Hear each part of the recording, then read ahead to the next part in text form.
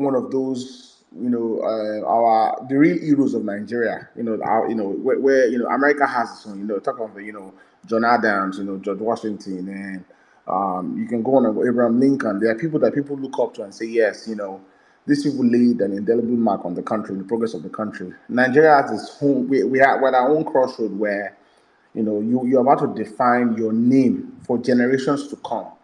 Will people remember you for good or for evil? Will they remember you for people that stood up for truth, for justice, for righteousness? Or they remember you as someone that kowtowed to this drug dealer that we do not know his heritage, we don't know where he's from, we don't know his father, his mother, we don't know what he did, but we know he's a drug dealer. We know he didn't go to school in Chicago. We don't know what primary school he went to. We know he had a double nomination. We know INEC did not follow their guidelines. We know, there's so many glaring that's visible to the blind and audible to the deaf. So to me, it's a simple choice. It sounds complicated, but it's a simple choice. Are you going to be on the path of righteousness or evil? Pick your choice. It's yours. So this is my submission. I can't wait to hear from people. I know we have distinguished Marshall. Ari is back. Ari, I don't know how you take verify your account, though. You need to give me pointers. That was so quick. Because I know you lost your account not long ago. So thank you. I can't wait to hear from everyone. I yield my mic back to you, Sadan. Oh my goodness. Thank you very much, my brother Otumba. Thank you. All right, guys, let's get the conversation rolling. Please, if you're out there and you want to say something, you have a message to the judiciary. Today's space, as you guys always know, they come here. So we're trying to make sure that we go beyond speaking. We are also tweeting with the hashtag. I'm going to put it up on the Jumbotron one more time so you can just follow the whole conversation. The hashtag we're using today is simply message to the judiciary. It's just a simple hashtag. Make your tweet and attach the hashtag to it. Let them know how you're feeling. They will be reading so that they can understand when the Abado general told them that there's going to be anarchy. I don't know whether anarchy they sell for market, because I know the only thing that he can give is what he can buy. But if he cannot buy it, he cannot give it. So I think we have it. I don't know if he's going to buy it from us. So please, it's important that these guys understand what we're saying here. So please do that for us on the tweets. Make tweets for us. If you cannot request the mic or it doesn't get to you on time, because I have a whole lot of people that want to speak. Okay, let me come to I think I'll come to Wellman Nigeria, so I'll come to Jimmy, then we can take the roll call and everything. Wellman Nigeria, good evening. If you can hear me, my brother, how are you doing today? Yeah, Emir Saddam. Good evening, Emir Saddam. Good evening, Otumba, Jimmy, distinguished, one of my favorite person. Good evening, everybody. Ari, I see you. Madam Clarita, I see you. I see everybody on the space. Miss Barriat, I see you. I'll just so first of all, personally, I want to just express how happy I was yesterday at how Peter Obi's birthday went. In fact, it has not ended, and like Saddam said earlier, although anyway, that's another one. Like Saddam said earlier, there's still giveaway today, and we'll see how we can go about that. And I mean, people on the space, you can also increase it. But that's having said that, yesterday looked very much like I think personally I had the feeling I normally get on festive, like when on Christmas or maybe New Year's Day. I don't think I felt like that for a long time, especially a huge part of my adult age. I usually don't farms those days, but yesterday felt really, really different. All right. I'll just come like this for the judiciary, because personally I'm very, for how much I follow this, I don't know how to put it. So I've told a couple of people that I speak with in person that for me it's not. I emphasize that it's beyond whether or not the judiciary will do the right thing or not. For me, at this point, it's really about just knowing whether the judiciary will destroy Nigeria or not. So for me, that's how I see it. It's either they make the right decision, keep Nigeria afloat. The way Nigeria is currently, Nigeria is a ticking time bomb that is set to explode anytime soon. Anytime soon. And I'm really concerned. I'm really concerned for Nigeria as a country because I'm just praying that people will be able to hold it back to get Peter Obi there to at least stabilize things. APC is fast plunging Nigeria into. Nigeria is thinking. I don't know why people don't see it. Some people may think it's just inshallah and vibes, but Nigeria is sinking, and that's not an attempt to exaggerate. That's not an attempt to scare anybody. It is the fact. It's a statement of fact that Nigeria is sinking.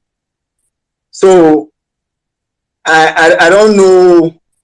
The only faith I have is that I strongly believe that, with the emergence of Peter Obi, when the mandate is restored, maybe people would have a lot of faith to just hold on. I'm begging for people to hold on. But I don't think if that would work if the judiciary fails to do the right thing. So for me, if the judiciary does the wrong thing, it will be equivalent to just a whistle for anarchy or, an outright revolution. And I really don't want us to go that route. So that's why it mostly come off like, I'm maybe begging the judiciary. But I really am not begging them. I really just want them to think it through. That's really what I want to say. I've spent time, and now this is really strictly to the judiciary. I've spent time trying to go through the written addresses for, there are a lot of written addresses. So currently, as it is now, I have the written address for APC to LP, Tinubu to LP, INEC to LP, the one between APM and Tinubu. As in, I want the one for PDP to the one for Tinubu to PDP. So I have like so many, written address, thanks to people like Yusuf Maxwell. For that OneDrive, you get it. If you go to Yusuf Maxwell's timeline, there's a link to OneDrive there. Almost everything is there. So I've tried looking at the different written address, and I want to first of all tell the justices that even on the surface of it, if I were you, this decision would be so easy for me. I probably would not even need to, do a lot of very easy. Do you know that I was just so some of all these lawyers are outrightly lying, even on the written address. But the funny thing is, I don't know if it's just God confusing them. I don't know what's happening to them.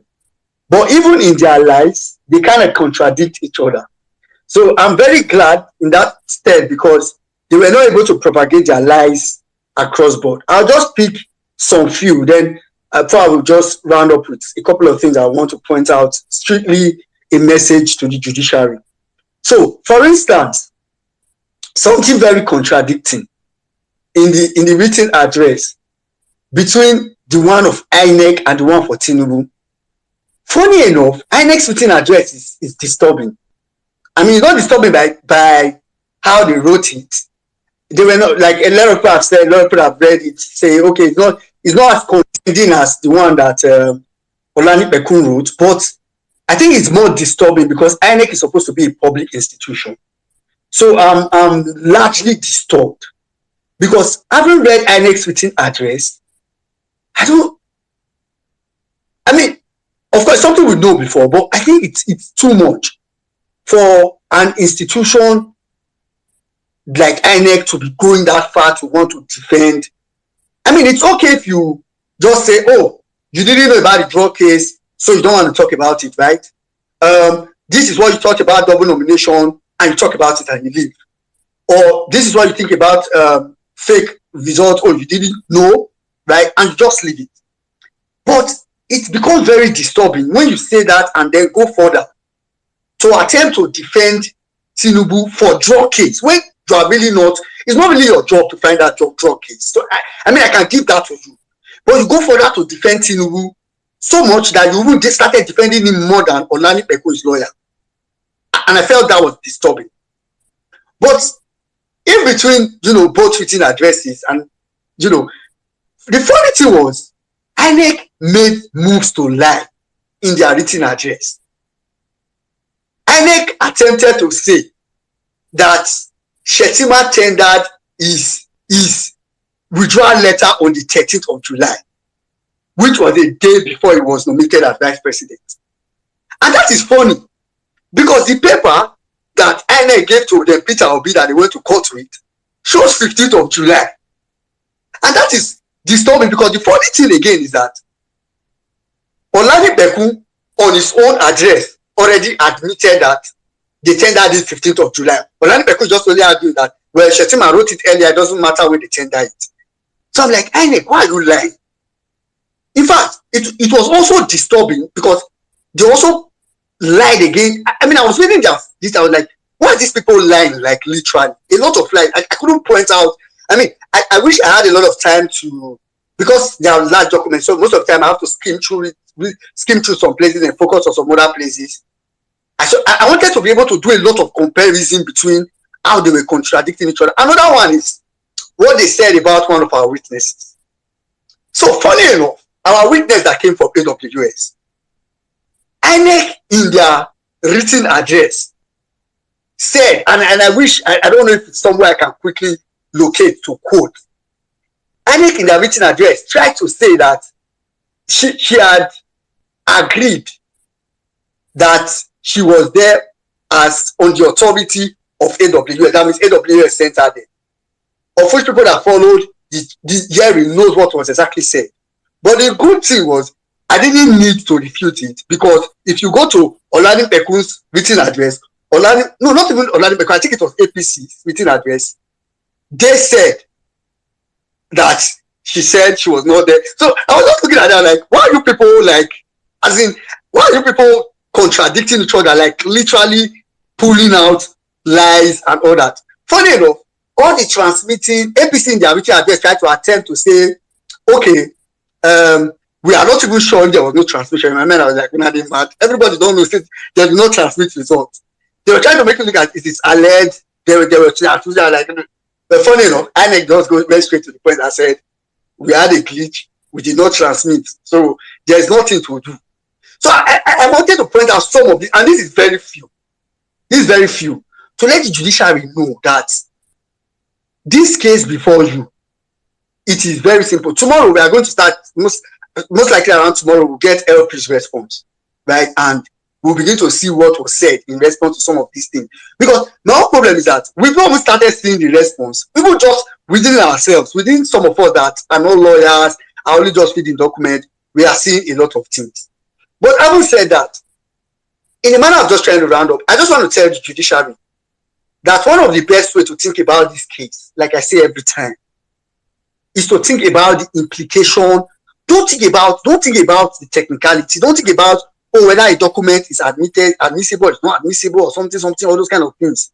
But I really need you, don't try to over-explain yourself out. I really need you to think about the implication of every allegation against Tinubu that normally should disqualify him. And I've come and, I've listed about 6 of them. First of all, the implication of not disqualifying Tinubu on the ground of that forfeiture is that so many years from now, we have them currently in the system, a lot of ex-convicts in the system. But the truth is, a lot of them are not doing it to their full chest, because we have to dig to find it. But if you allow Tinubu pass on the ground of forfeiture, what you'll be doing is you'll be opening a big doors for people, for ex-convicts, to with their full chest come to run for posts, for positions in Nigeria in the coming years. If you pass Tinubu on forged documents, I don't know what kind of example you want to give to people. It simply means you've told everybody, you don't really need to go to school. right? Just get yourself some group of thugs, right? And once you do that, forge yourself a certificate, give it to INEC. INEC will not verify anything. Get your thugs to win you the election. You become anything you want to be. That's a deadly precedent. If you pass him on the case of, let's say, dual nomination, I've said it every time. What you'll be telling people is that one person can be running for so many positions, and they will use the loophole that you create. Any loophole that you create. If you want to create the loophole of, he was not nominated, he was not elected, they did not do primaries to get him, blah, blah, you will create that loophole. If you pass him on NYSC certificate, which is very obvious, you will also create a loophole for fraud document. If you pass him on, coming to the APM's case now, APM's case is invalid nomination.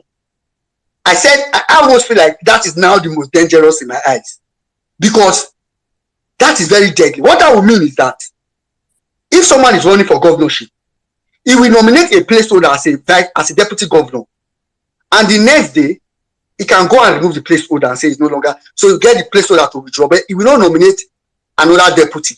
So he will probably run till like the election and not nominate deputy, and he will be right if the judiciary says Tinubu passes on that particular order. So it's why I just think, and I want everybody, and I want really the judiciary to think about it, that okay, we can go ahead and do this, but when we do it, what will happen when people start to do it? When people start to take off from this precedence. So I'll just end on that note and tell the judiciary that do not set Nigeria up for failure. Nigeria is already a failure as it is, and it's a painful thing to see. But do not seal it. The only reason why we are still here today is because we have hope.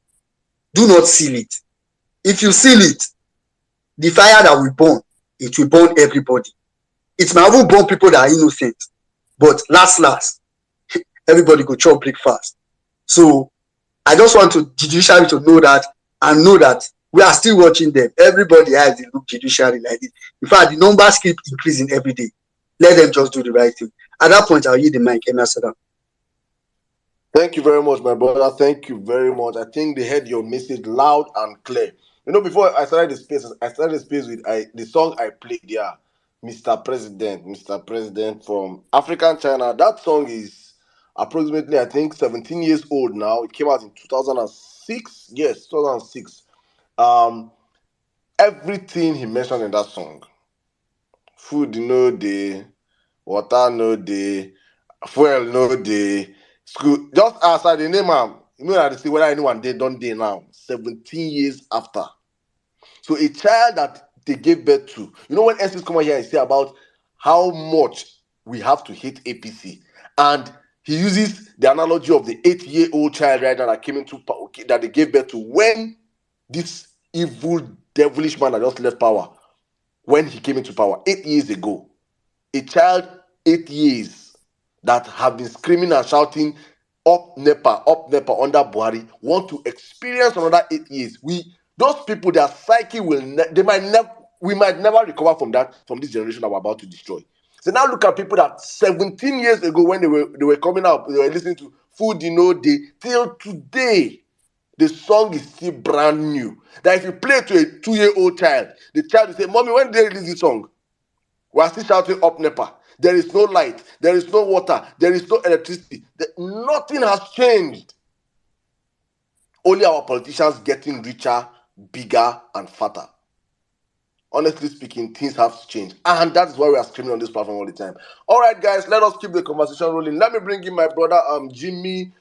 Jimmy. How are you doing today, my brother? How are you doing? Bro, thank you, Emir Saddam. Thank you. Let me start this way. Good day, Saddam, Otumba, distinguished Mr. Kolade, Savik, Ari, well-meaning in Nigeria.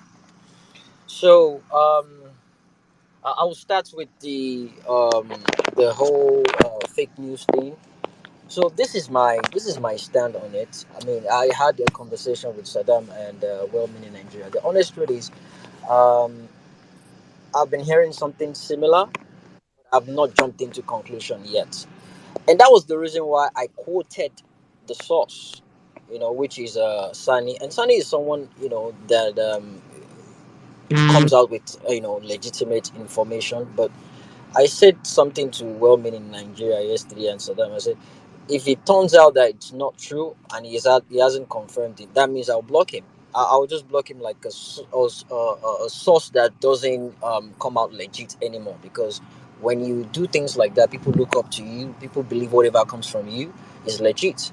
And from the conversation, someone made a very compelling point that the Jackson guy was the one that gave the expo about the bans on the judges and everything. So um, the only reason why I retweeted is simply because I've heard something similar, but I've not just confirmed it. But that being said, the point is, the judicial system now understand that all eyes are strictly on them. Nonetheless, it didn't stop the celebration of what happened yesterday. Yesterday was a beautiful day. It was the best birthday celebration I've actually witnessed for someone I've never met before, and it was on an international level. It was ballistic. It was, man. It was at a point in time. Today is Mr. Valentine Ozibo's birthday, and I can almost feel like Peter Obi's birthday is still ongoing today. But that being said, happy birthday, sir. God bless you. Long life and prosperity. We love you, and I now understand the reason why you're like 5 and 6 with Peter Obi right behind him all the time. You're a day after his own birthday. That's beautiful. Thank you so much. God bless you, sir. Let me recognize the presence of Mr. Kempela as well. I'll do the roll call after my submission. So here is the message I have for the judicial system. Right. Um, the first duty of a society is justice. Anywhere you are in the world, justice. That's the number one duty of any society. What is justice? Justice can be defined as the ethical, philosophical idea that people are treated impartially, fairly, properly, and reasonably by the law and by the arbiters of the law. That law are to ensure that no harm befalls anybody. Where harm befalls someone, the remedy of the action is taken. That is justice. Who is a judge? A judge is someone that's been tasked with presiding over trials and maintaining order. They also review whether or not there are any illegalities, issues per the evidence submitted. And who are the obedient? The obedient represent change agent who firmly believes that trusted and tested Nigerians should be given a chance in governance of our country, Nigeria. We stand and we represent what is right. Transparency, credibility, great track record, and we stand for what is just. Those are the obedient. That's the definition of obedient people. And to the justice, this is my message to you. We are the obedient, and this is our message. We have crossed seas.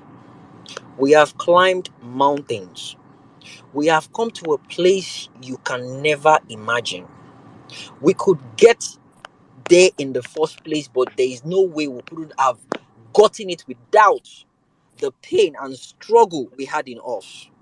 We have with us the strength of our hurricane. We bear the weight of the whole world on our shoulders. We have the hopes, the dreams we want to achieve through one simple person that we've chosen. We've put our hope and trust in that person. We are very, very powerful. Our voices are loud. Our voices matters. We are strong as a community, one that can change the world. Our community consists of our brothers, our sisters, we are fathers, mothers. We've come together to make a better future for our country. Our work is not done until we have our country back. We are stronger than our differences. We are one community, united through love and judgment. We are capable. We are brilliant. We are unique. We speak for those who cannot speak for themselves. We stand against injustice and we unite when we do this. We've come together to speak up for what is right. We are a community of empowerment. We love what is right and what is light.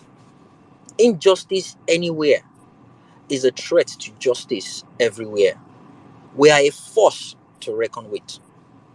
We are not going to tolerate any judicial error, any injustice, any travesty, or unfair ruling. We will not tolerate any injustice, regardless the case or the ground at which you will be bringing it. No matter what had happened, no matter what is happening, no matter what is still going to happen, we, the obedient, we are desperate to have a working country, and we will get a working country. That is a fact. That is my message to the judicial system. Obedient, Elofo Kombale. We're on the right side of history. I keep lamenting it. I keep saying it. Yesterday, something interesting happened. I had a video chat with a couple of my respected friends, and one of them, the mom was right next to him, and he wanted us to say hello to her, and he goes, "Mom, say hello to my friends," and he was introducing us to the mother one by one. And when he got to my own part, he said, "Do you know him?" The mother said, "No, no, no," and he said, "That is Jimmy." And the mother screamed, "Hey, Afepe! They don't sabi me for You don't cast, all the They cast. don't sabi me for person where they cause. Now waiting the mama talk. The mama say, "Hey, Jimmy, Afepe." I was ashamed of myself. I was embarrassed. But she said something that really hit me. And this is where my message is. She said, "My son, you are doing good. You guys are fighting for the right cause." This is from a mother. She said, "We are way behind you guys. We are right behind you guys because what you guys are doing, you're doing it because it's the right thing to do." That is a mother speaking. They listen to us all over the world. People are listening to every word that comes out of our mouths. They know when we curse, we mean it from the depth of our, and she justified the fact that they deserve it. Wọ́n mọ̀ pé ọmọ èpè ni wọ́n, èpè ló dẹ̀ yẹ wọ́n ti ń hùwà èpè. Ẹni tó bá hùwà èpè ó máa gbẹ èpè. I told her yesterday, iron sharpeneth iron. Ojú lásán kọ́ náà fi ń wo wèrè. If you think you have to be mad to handle a madman. But guess what? If you are a pastor, if you are an imam, traditional leader, as long as you are not on the right path, wàá gba èpè. Wọ́n máa rín ẹ fín. They would disrespect you because you've disrespected the Nigerian people. You've disrespected the constitution. And you see some useless pastors. You want to come out today. That one no even want to stay one place. Stay one place, make thunder fire you. Stay one goddamn place. Now this one talk say Tinubu's presidency is from God. Now they talk say APC will still suffer. Do not see me kára sán pa ẹ́. Àwọn tára máa sán pa ló pọ̀ jù. Wọ́n máa ara máa sán pa gbogbo yín. Una wey be say una no dey see the kind suffer wey go hit people before they inaugurate am. Rí. Na when they inaugurate am, ìyà máa jẹ gbogbo yín. Ìyà akọ ìyà ó máa jẹ gbogbo yín. There is something that happened yesterday as well. I got a call from a friend, old-time friend in Nigeria. Then they hospital. They say they get person for hospital saying get anaplasmosis. That's the first time I'm hearing that. Anaplasmosis. So I told him to send it to me. I said, which one be anaplasmosis? When they sent it to me, I read up about it. You know what happened? Now in Nigeria, for abattoir, where then they kill cows. When they kill cows, they drain the blood of the cow in a big bowl and they put it under the sun. That one go come turn to pudding, go come hard. They go come cut and it go be like kidney. Then cut and now wait till people they chop with that. I know they've been eating it for a while now, but now this is what people are eating as Wait, Jimmy, yeah, that's like blood sausage, but that's not. So wait, bro. did they drain? They will drain the blood of the cow inside bowl. They will now put it in the sun to dry up. When it's dried, it gets very sticky and gets very jelly. It has this jelly. Yeah, I think it coagulates all the But yes. they will now cut it into bit. Oh my, that be kidney or a dog. They chop it so that way people buy it and they cook it in soup to chop. But guess what? The cow, the anaplomosis is a disease. It is a blood parasite found in cow bloodstream. The disease is commonly found in cow and drain and blow. Okay, yeah, that was the research I did, and I realized that was what happened. And now they needed money for hospital bill. Ṣé ti orí burúkú tẹ kóra yín sí? Ẹ ẹ̀dọ̀ ẹlẹ́jẹ̀. When I was saying it, Emma, she fi bread Jeru, people thought I was being funny. And she ma fi bread Jeru last. I'm telling you guys, fufu Emma fi jewa. That is even if beans is available. You guys don't understand what you're doing to yourself. Right now, people are queuing to get sawdust. Sawdust. People are queuing to get sawdust just to cook. Sawdust. And I saw a video yesterday. Hey. People walking. Ẹ máa rò pé wọ́n ṣe parí ìsọjí. You go think say they just do closing prayer for Redeem Camp. People they waka for Ikeja. Hey! Àwọn Legidis Benz. Wọ́n fẹsẹ̀. Kó jìnnà máa fẹsẹ̀ gbá lọ. Tó bá ti gba kọ́nà yẹn, tó bá ti jáde wà bọ́ sọ. Kó jìn máa fẹsẹ̀ gbá lọ. Ẹ má worry.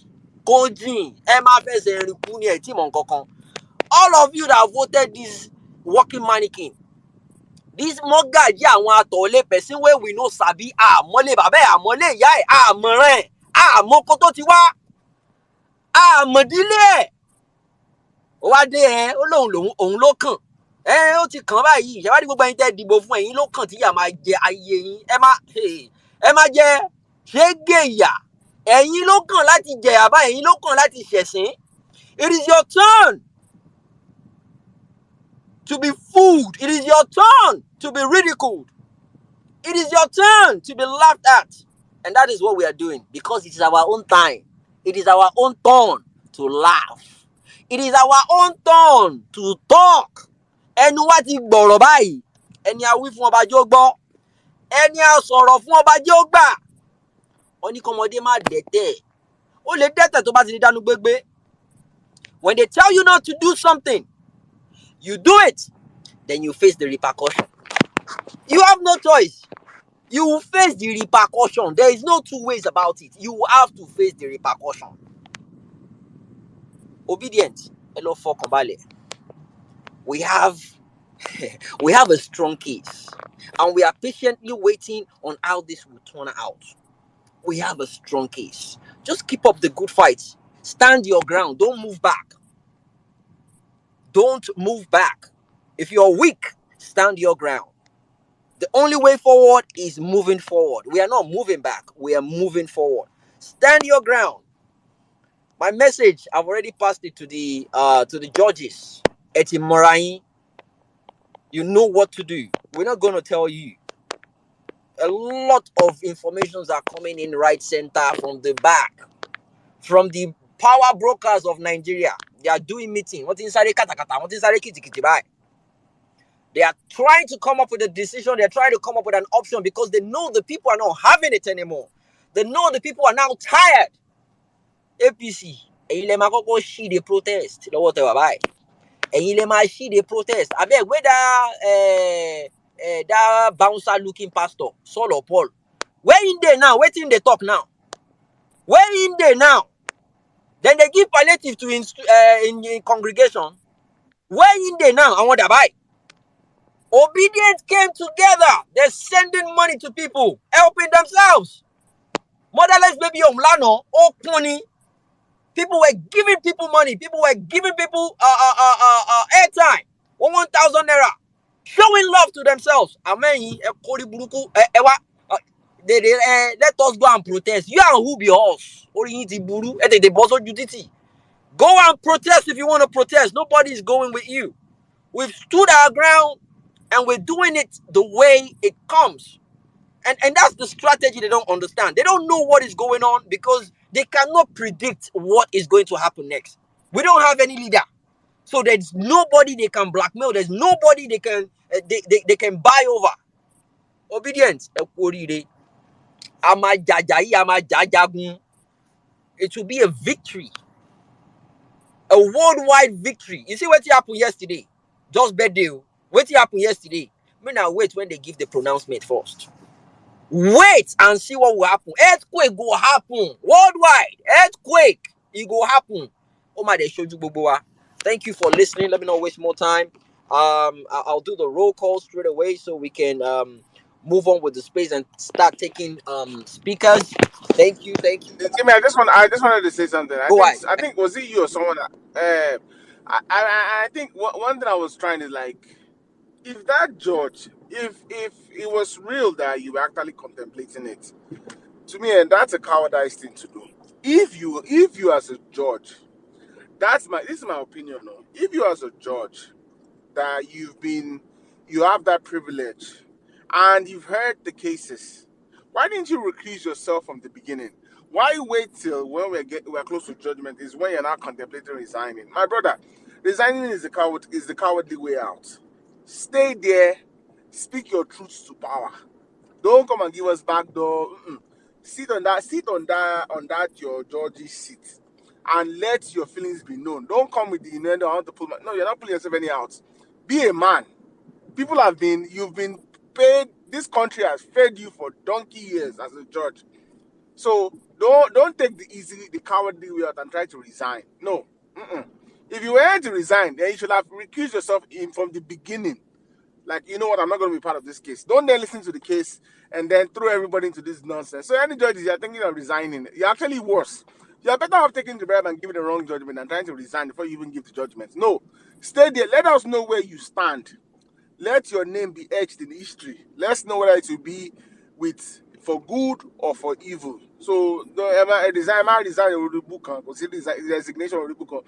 I think what you said, see, I know I complained about my parents being here, and I've spent, just like the funny thing is, we've talked more about the poverty, and see, one thing I've noticed is disinformation and media.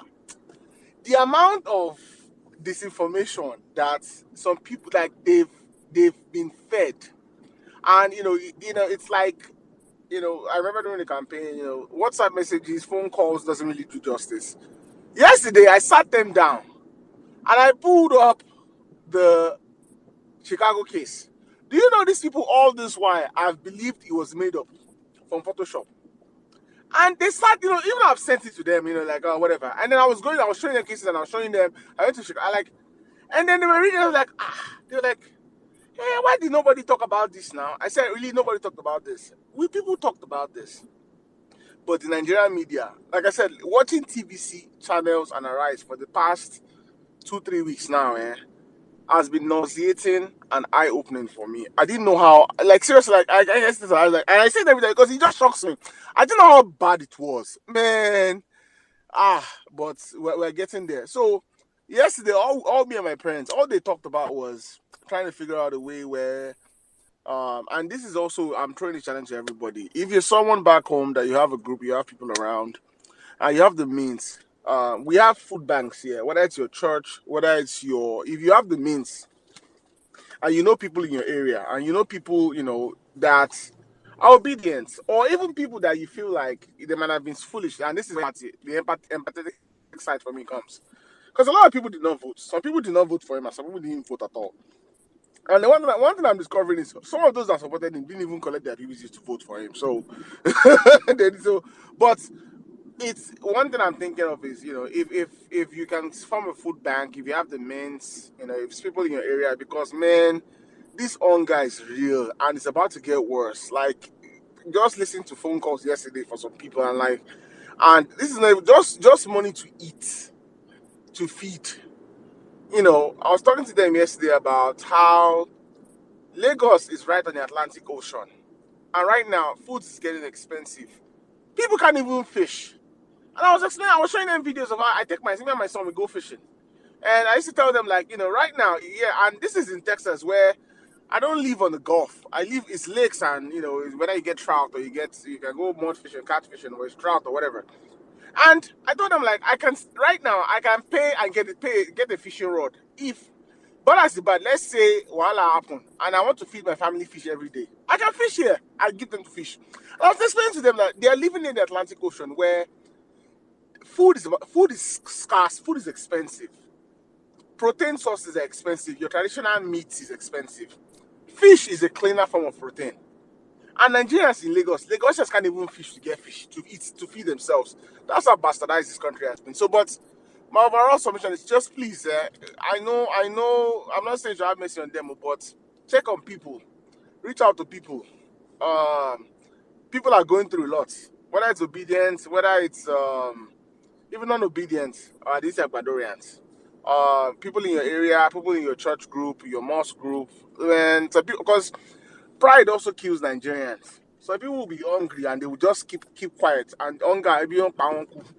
So please reach out to people, check on them if you have the means. So form food banks. There's something I'm working on personally, trying to figure out. We at this point in time, we have to find ways to support people, man. The hunger is real. Back to you, Sada and Jimmy. All right. Thank you, Otumba. Someone just sent me a DM now. A couple of DMs I've entered, but this one is more important. So I've been told that one of the judges is listening right now. Hmm? One of them is listening right now. The person is actually um uh near them. Just put on his phone, put it on violence space, and next to the judge, and they're listening right now. Just one of them, I can confirm one of them is listening. So this is to you, sir or ma. Èmi ò tiẹ̀ fẹ́ mọ eléyìí tó jẹnu yín. Tẹ́ ẹ̀ bá fẹ́ ṣòfò, tẹ́ ẹ̀ bá fẹ́ gbọ́mọ sí. I beg, speak the way they go here. I beg you, God, I beg. Bro, no, see, they go translate. Don't worry, they go translate.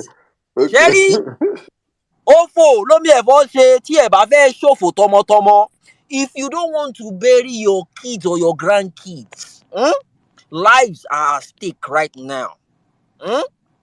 Lives are at stake. Do you see what is going on in Nigeria right now? You see as people they waka as if they just come out for redeem camp inside Ikeja. Una dey see? Ṣé ẹ̀ ń la ojú yín mọ́ agbárí yín sà ọmọ? Esma, ẹ bá fẹ́ ṣe kó orí burúkú bá yín lọ́sàn gangan. Ẹ ṣe dáadáa o. Ẹ ṣe dáadáa o. Your name will be either in the black book or the good book of that country. Your decision will either make that country or set that country on fire. If you are listening to me right now, you can pass the message, because I know now when I get recess, now they follow na talk. Tell the remaining people, if you make any stupid judgment, ayé yín bàjẹ́, súyà ń gbogbo yín, wọ́n máa yan yín tútù ní, súyà. The citizens of Nigeria can protect you. I can guarantee you that. The youth of Nigeria can protect you. The obedience can protect you. But if you're on the other side, Tinita, you won't go scot-free. Because what you're about to do now, you're going to single-handedly ruin that country. And every single one of you, which one said yes or which one said no. Gbogbo yín pátá la máa kó mọ́ lógà. Gbogbo yín pátá ẹ máa ṣorí burúkú ní bẹ́ẹ̀ ṣe wà yẹn lẹ́yọ kọ̀ọ̀kan. I'm saying this with respect o, Esma. Ṣé ẹ ṣí èrè? Ẹ tètè máa gbọ́ báyẹn o. Ẹ máa gbọ́, listen carefully. I'm saying this respectfully. Ṣé ẹ ṣí èrè? I beg, collect mic was Jimmy. Mo ń sọ Esma, I dey put ma. Ẹ má ṣorí burúkú o. Please do the needful. Emma, don't hard to it, don't take out of it. Emma Shuri Buruku. Emma, see, we are hungry. I want you to know that. And this is me speaking to you. I know they pretend. We are angry. Eh? We dey para right now. But we are doing it in a very, very intellectual way. In a very calm manner. We're not on the streets. They never started stone una. We are just telling you to do your job. Do the right thing. Do the needful. Do the needful. Aijebe. Emma Kandinu yo. You guys won't be able to withstand what's going to hit that country. There will be no more country for you to even rule over. There will be no more country for you to carry out judgment on. Please. Emma Shireo. Edionitinho. I'll let other people speak so they can make use of the time now that you are listening. So Saddam, let me postpone that hailing first because I don't want to even hail them. Make people speak, make them hear for the Yeah, it's main better. It's better. It's better, brother. Thank you very much. Thank you. I think it's important. Please, you can call your colleagues, let them understand that we are having serious conversations here. You are not listening to just one person. You're going to listen to Nigerians in our numbers across the country, from the north to the south to the east and the west. Everybody's going to come exactly. out here Now where and they speak skip to you the guys. something. So Yeah. you understand what we are doing here on this platform. So I think I'm going to open up the floor right now. Thank you to every single one of you on the platform listening. Thank you, my brother Jimmy, for that amazing submission as usual. We are going to go take the space up now and allow people react. Let Nigerians hear Nigerians, because this space, whether one thing I'm certain of, that this space will be played to every member of the judiciary. Every member. That's why our spaces are recorded. So you're going to listen, whether you don't hear, you don't hear them, you can't run. You must hear them. If you don't hear them, your children go hear them. Listening to Nigerians speak to you guys. I'm going to open up the space as usual in our normal behavior, because this space is gender equity. The same men have been speaking for so long. So we'll start with ladies as usual. I'll bring in my big sister here. The general. General, you have been doing a whole lot of hard work for the movement. I don't have to even say much. I know very happy. I know very happy because obedience is here. That video you made in pidgin English alone, God bless you. Thank you. That's what I say, being proactive and being creative and taking this message out to the grassroots. Thank you so much. Let me allow you come in right now. And please, what is your message to the judiciary listening to us right now? Good evening. Sadam, my brother, how on a day? Good evening, good afternoon, good morning. Utumba, well meaning, my dear. I heard when you said hello earlier, but I had to hop off quickly. Jimmy, I beg, try to change this picture. I don't know waiting be your own self. Harry, how are you? Savik, Kolade, MJ. I feel name all of una from now, but it be like saying I 1,000 people there before my minute go finish, but I did greet all of una, my obedient people. I see all my favorite people in the room. How are you guys doing? So, Saddam, you know, say to speak pidgin no be small work, especially when you live for diaspora where you know they speak pidgin. But no, you know how many takes it take for me to finally come out that final copy. Now action cut. Now so it be oh, but we thank God say it was a success and people liked it. And I'll make more videos when I get the chance. It's just a matter of time. Now, time they make me know the to do so many things way in my mind. I just want to quickly let everyone know, like you've seen on my timeline, you guys know Violence Space has been sponsoring a lot of interesting concepts, a lot of projects on how to push this all eyes on the judiciary thing to everybody. And when I got involved in almost at the finishing product, we had to do some of these things around, tweak some things here and there with a special friend of mine. I do not want to mention him here because he get as he go be, but Saddam, you na know who he be, and I know he's probably here, and I'm saying hello. One day una go know him, but no be for now. We still dey court. But anyway, we worked on that, and we finally came up with that final copy that ended up on the billboard. And I didn't even know he was gonna insert my video there, Seth. The thing shocked me. It shocked me because when I scanned the QR code like everybody did, I can't they see myself they talk for billboard. The thing you get as CB, but It was really it was really interesting because I didn't expect that to happen. But I'm also grateful for that. But anyway, what we're doing now, because we also talked this morning on my way to work, and I explained to him that it's important for us to take this out of the internet because it's been on Twitter for a very long time. We've been doing this all eyes on the judiciary hashtag, Facebook, and all. But now it's time to actually put it directly to Nigerians that are not on the internet. And we came up with different ideas. We came up with that. I don't know if you go to my page. I haven't tweeted a lot today, so you won't have a hard time finding it. If you scroll for a few seconds, you will see new digital new screenshots and assets that were added. You have to go to the Google Drive link to download. There are 8 of them. You can download the copy that was used for the billboard. You can put it on a t-shirt like some people recommended. You can put it on a cup, you can put it on a sticker, you can give it to your friends who drive keke, you can give it to your friends who have cars, paste it at the back of the car.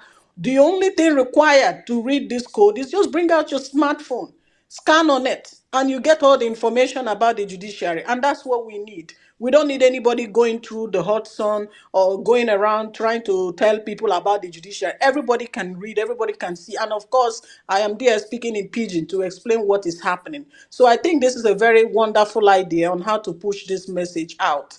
The billboard in Benin City is actually very great. It was a very good intro. We want it in Abuja, Lagos, and other metropolitan areas, but billboards are expensive, which is what brings us back to this aspect of you as an obedient, you as a Nigerian, taking it up from here. Go to the printing store. If now 500 naira print you fee afford, great. If it is 1,000, 2,000, 5,000, even if it's just the t-shirt alone you want to wear, we want to make sure that you have that message around. To the students in the room, those in the university, you can do it. If there are any college, secondary school kids in here listening, at least adults, I'm not talking to children, adults 18 years and above. If you want to talk to your family before doing it, great. If it's not a good idea, great. I'm not going to ask you to get yourself in trouble. But these are the things you can actually print out on a piece of paper. The QR code has to be readable. Once you print it out, share it to your friends. Those in the university, share it on campus. Give it around. Let your friends understand what's happening. And I'm telling you, if you consistently share this, by the end of this month, everybody, now people say go they call your house, they ask you whether they keep eye on judiciary. Now them go remind you even your neighbor go remind you, say may you keep eye on the judiciary, because this is how the obedient movement was also done. If you remember last year, people did campaign in this same manner. They used decals, that's stickers.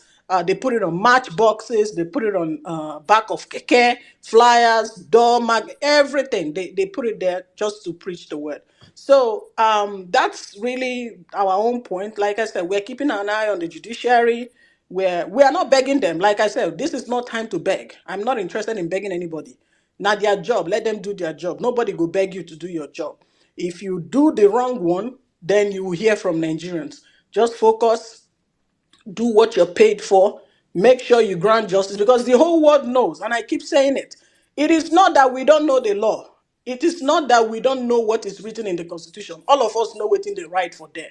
All of us know what the law says. So we're not looking for somebody to teach us English or to help us speak. We know, or what we want is the judiciary to uphold the law. So make it not be like say person, the bad person may do what no one do.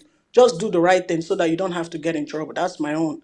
And lastly, to the men with guns, the soldiers and police, I was going to make a video this Saturday to address you people specifically, because when I don't understand, I not to understand what's going on. I don't know, maybe it's because of illiteracy, lack of opportunity, or whatever. Where be say person, some the people you're running around with their handbags, holding umbrella for them in hot sun, they have not paid your salary, and you cannot open your mouth and complain. The people you are calling sir, madam, they are owing you. You have not paid your rent. With your salary right now, you cannot afford to take your family to a decent vacation in Ghana. I'm not even saying go overseas. Carry your family, go to Cotonou. You cannot afford to do that. Put them in a hotel for at least 5 nights. Let them enjoy fresh air in Ghana. You can't afford it. Your salary cannot afford it. And I don't know how long you've been in the force. Is this how you intend to live? Is this how you intend to carry on with your life? So if your only desire is when they say shoot, you cock your gun and shoot, They say beat, you beat somebody who's struggling with you, forgetting that your own case is worse, that you are also a suffering Nigerian. I think you guys need to open your eyes and do better. Do better. You are on the side of the people, not on the side of those who have oppressed you and your family. If you cannot afford to pay school fees, man, you are wrong. You're wrong for all these things you're doing. If you cannot afford to pay house rent, if you cannot afford to even send money to your family, if your salary is less than 100,000 naira, you are wrong. And I'm talking to the first men. I'm not talking to every other person. I'm talking about these police and army guys. If your salary is less than 100,000 naira, you are wrong. What is your benefit? If they shoot you right now, what will be the benefit? How much they go give your family? Some of you are injured. They will not even visit your family. Anyway, let me not even waste too much time, but at least you get the drift. Do the right thing, because when the judiciary starts acting up, it is going to be up to you guys to take care of things. And you know what that means. Thank you, guys. Oh, thank you very much. Thank you very much, my sister. You know, I've been saying on this platform that we'll also have that space on after Chude broke out that news on how much these guys are being paid, and you see where Nigeria is just a cesspool of nonsense. You give somebody AK-47, arm him with enough bullets that is enough to start a war, and you pay the person 50 something thousand naira every month. How? In all honesty, that's why most times I try to, like I just try to just look at police are brutal, I try to look at the foundation of the problem. I just don't focus on the problem. I always look, why have you been to the barracks? Have you seen where these people live and stay? Well, but I don't want to. Let not be a space of security. I think we'll have that space where we address our security operatives. Where they, as we're talking to judiciary today, that now we will come on, probably on Saturday, we'll now come and talk to security apparatus. Make themselves here. Because as I say, this salvaging of Nigeria is going to be a holistic affair. Everybody must be involved. We must all put hands together to pursue this 1% that has kept us in abject poverty for a very long time. All right, let's keep the conversation rolling. I think I'm going to open up right now with my brother, the man that keeps to time. I'll come to you, Kolade, next. Then Mommy Bolanle, then Savik in that order. And hey, see Harry, you go wait. You don't think we don't come, you don't come this temple. So you go calm down for us there. Your fans plenty for you too. So I'm going to come with, I think I'll come to Kolade, then Mommy Bolanle, then Savik in that order. Then I'll take it from there. Mr. Kolade, good evening, sir. How you doing? Good evening, my brother, the Talk one to the and judiciary. only Emir. Yeah, trust me, I will. To everybody out there, I salute Otumba, I see you. To everybody, Jimmy, well meaning everybody. Distinguished Field Marshal, my one and only sister. God bless you, real good. Oh, so this is it. Let me just be straight. Let me go straight to our people. We've heard you on this platform. Listen and listen well. Hmm? You are old enough to be daddies and mommies to some of us, or uncles and aunts to some of us. This is it. We are not begging you. I am not begging you. I'm only asking you to do your job. You are being paid with our own money. All we are asking is do your job.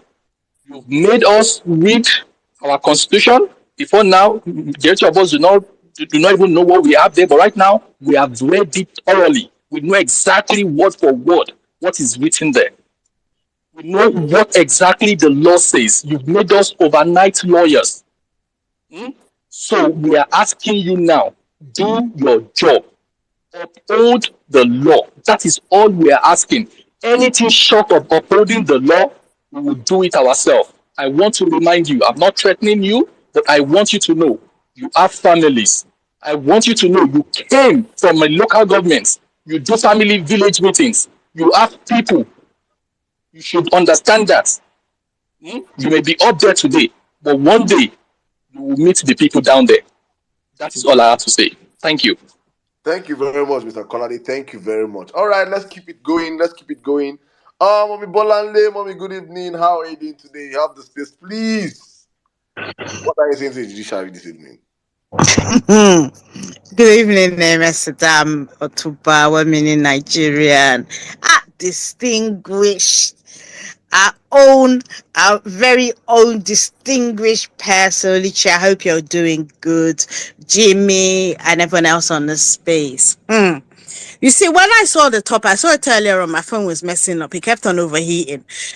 And nobody should talk to me about iPhone. No, they should leave me with my Samsung generally, but it was overheating. But I was really reflecting on the topic, because sometimes, you shoot from the hip, and you allow anger, and it kind of muddies the water a bit, but you then finish off and then realize you have not said all you wanted to say. Right. So I thought about it. My message to the judiciary.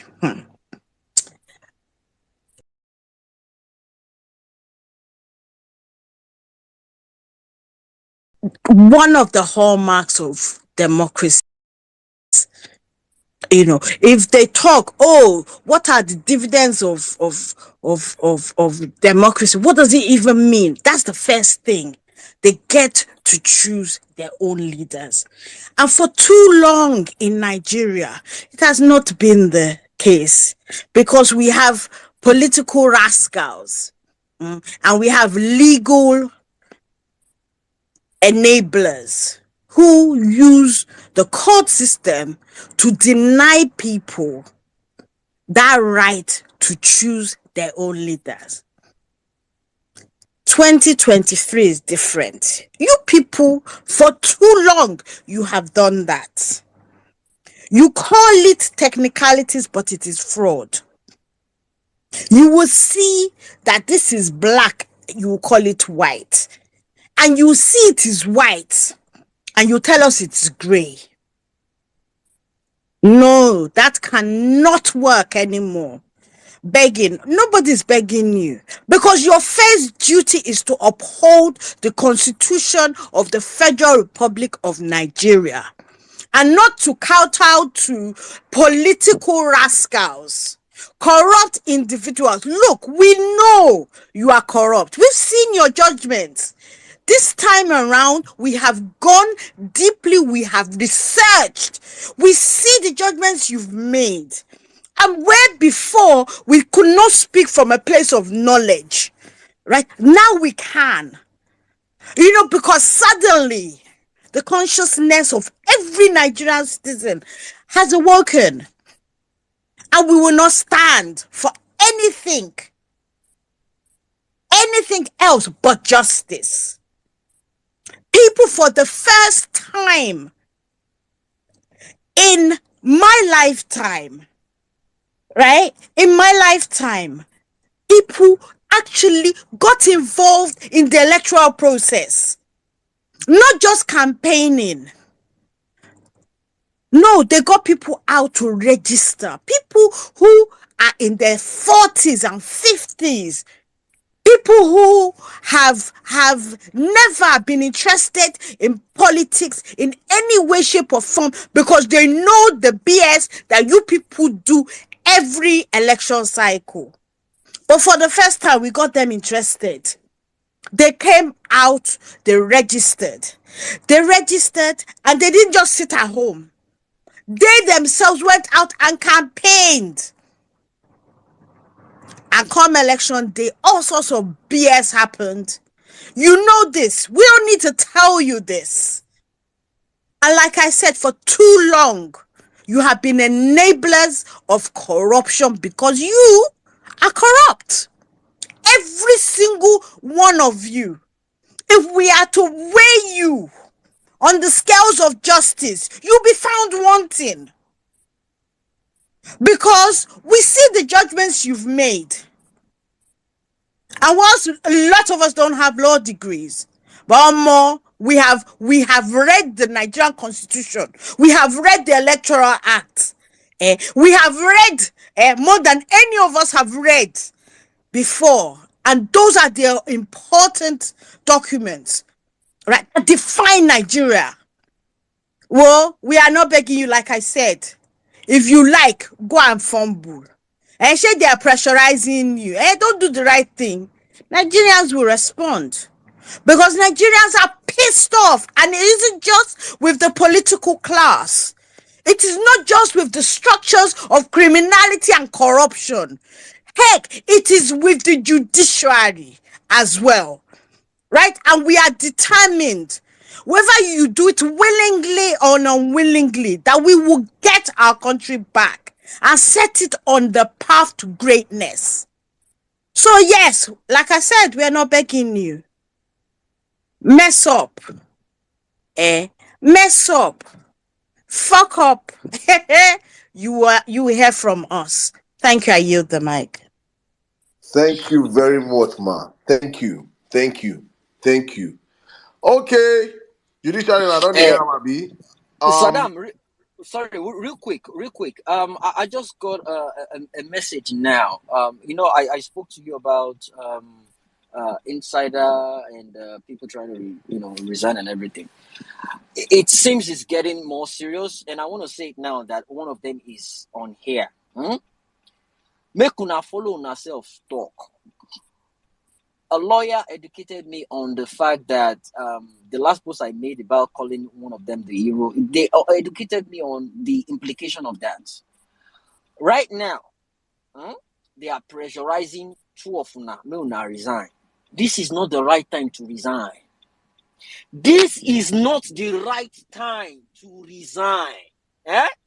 You've listened to all the cases in court. We don't have time to start all over again when they will replace two people. And the two people that didn't know what happened all along will now start.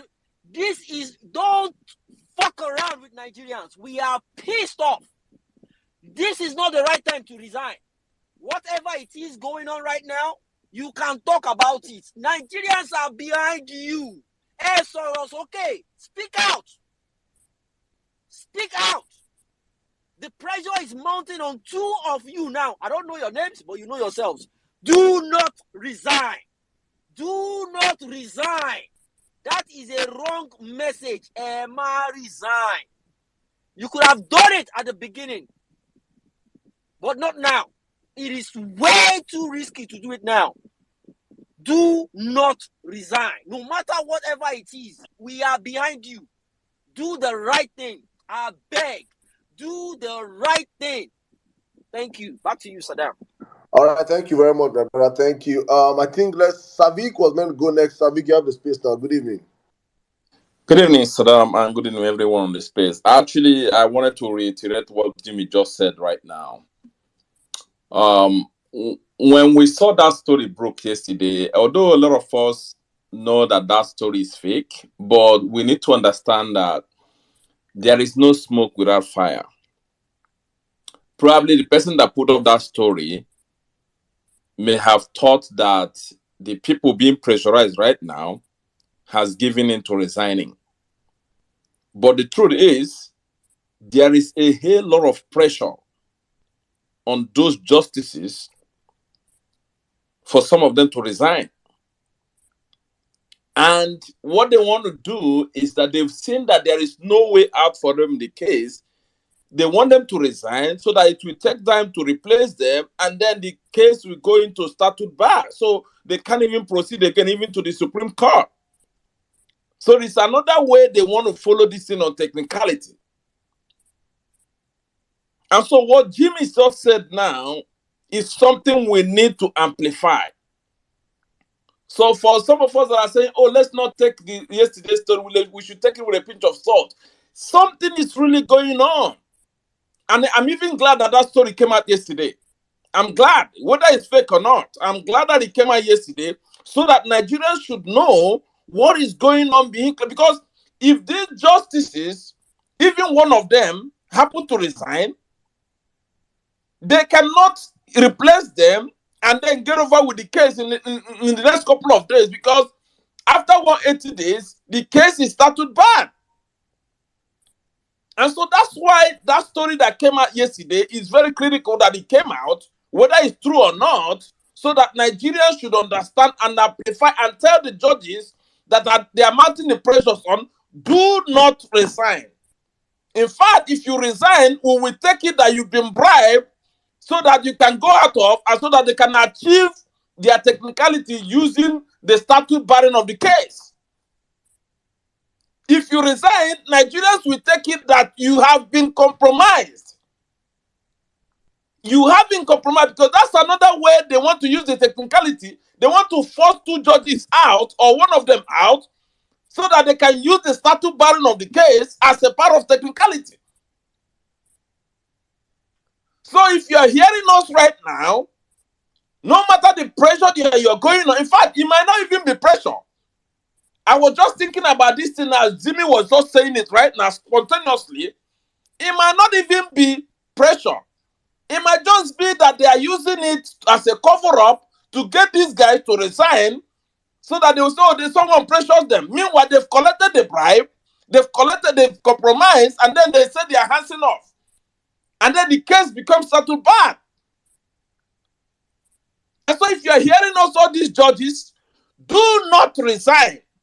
If you resign, Nigerians are going to treat you that you have compromised the case. That's where we're going to treat you. So whatever is going on, if it's APC that is cooking up the resignation thing, so that make it look as if the judges were forced out, meanwhile, you have compromised in order to give them leeway to find their way, Nigerians are going to treat you that way. Hear it and hear it now. The case before you is between the Constitution of Nigeria and the single man's ambition. The Constitution of Nigeria and the single man's ambition. Which one do you prefer to uphold? The Constitution that serves over 200 million people, or just a single man's ambition that is over 80 years close to his grave? Which one do you want to uphold? Someone that we don't even, I know God gives life, but we don't think the next decade is going to be there. But you want to mortgage 200 million's life over one person's ambition. You want to throw away the Constitution of Nigeria to the dustbin because of one person's ambition. Hell no, it's not going to happen. So if you are using this resignation as a technicality to give these guys leeway, we are saying no, it's not going to happen. You have to finish this case and actually rule it on the merit. Saddam, I'm getting pissed off right now. I hit my mic. Thank you very much, my brother. Thank you. Are you meant to be happy before? You have to be pissed off, my brother. Whatever, Nigeria is not a place of happiness. We have to be pissed off. Let them understand how we feel, honestly speaking. So, but thank you very much. I think it is important that message is pointed out that there's no room for resignation. You have started it, you must finish it. You must finish what you started. Wait till make you become justice of Nigeria. You go school, finish, pass through school, 5 years or 6 years, went plus strike. When I went to do an exam bar school, go pass through the bar. I don't know how you guys do bar before NYC. I don't know how it is. Still went to NYC, finish NYC. Your cumulative years spent is over. You've spent close to like probably 9 good years of your life in Nigeria to this country. And you want to trade on the altar and now come and practice for over 30 years or some of it 10, 15 years. You now trade to the altar of a freaking criminal that has no background. Honestly speaking, you must stand up. You don't come, say don't come. No going back. No going back. All right, let's go. Saddam, you mentioned criminal now. You called him a criminal now. You know, America released, FBI, they released a statement recently that due to some bullshit, they cannot release his criminal record. That they don't confirm say the criminal. He's a criminal now. They hide him. They're not talking we can't release his record. They say we can't release his criminal record. So he's it is a criminal now. He's criminal. If judges they hear. He's a criminal. Criminal. He's a criminal. There's no hiding it. He's a criminal. That's who he is.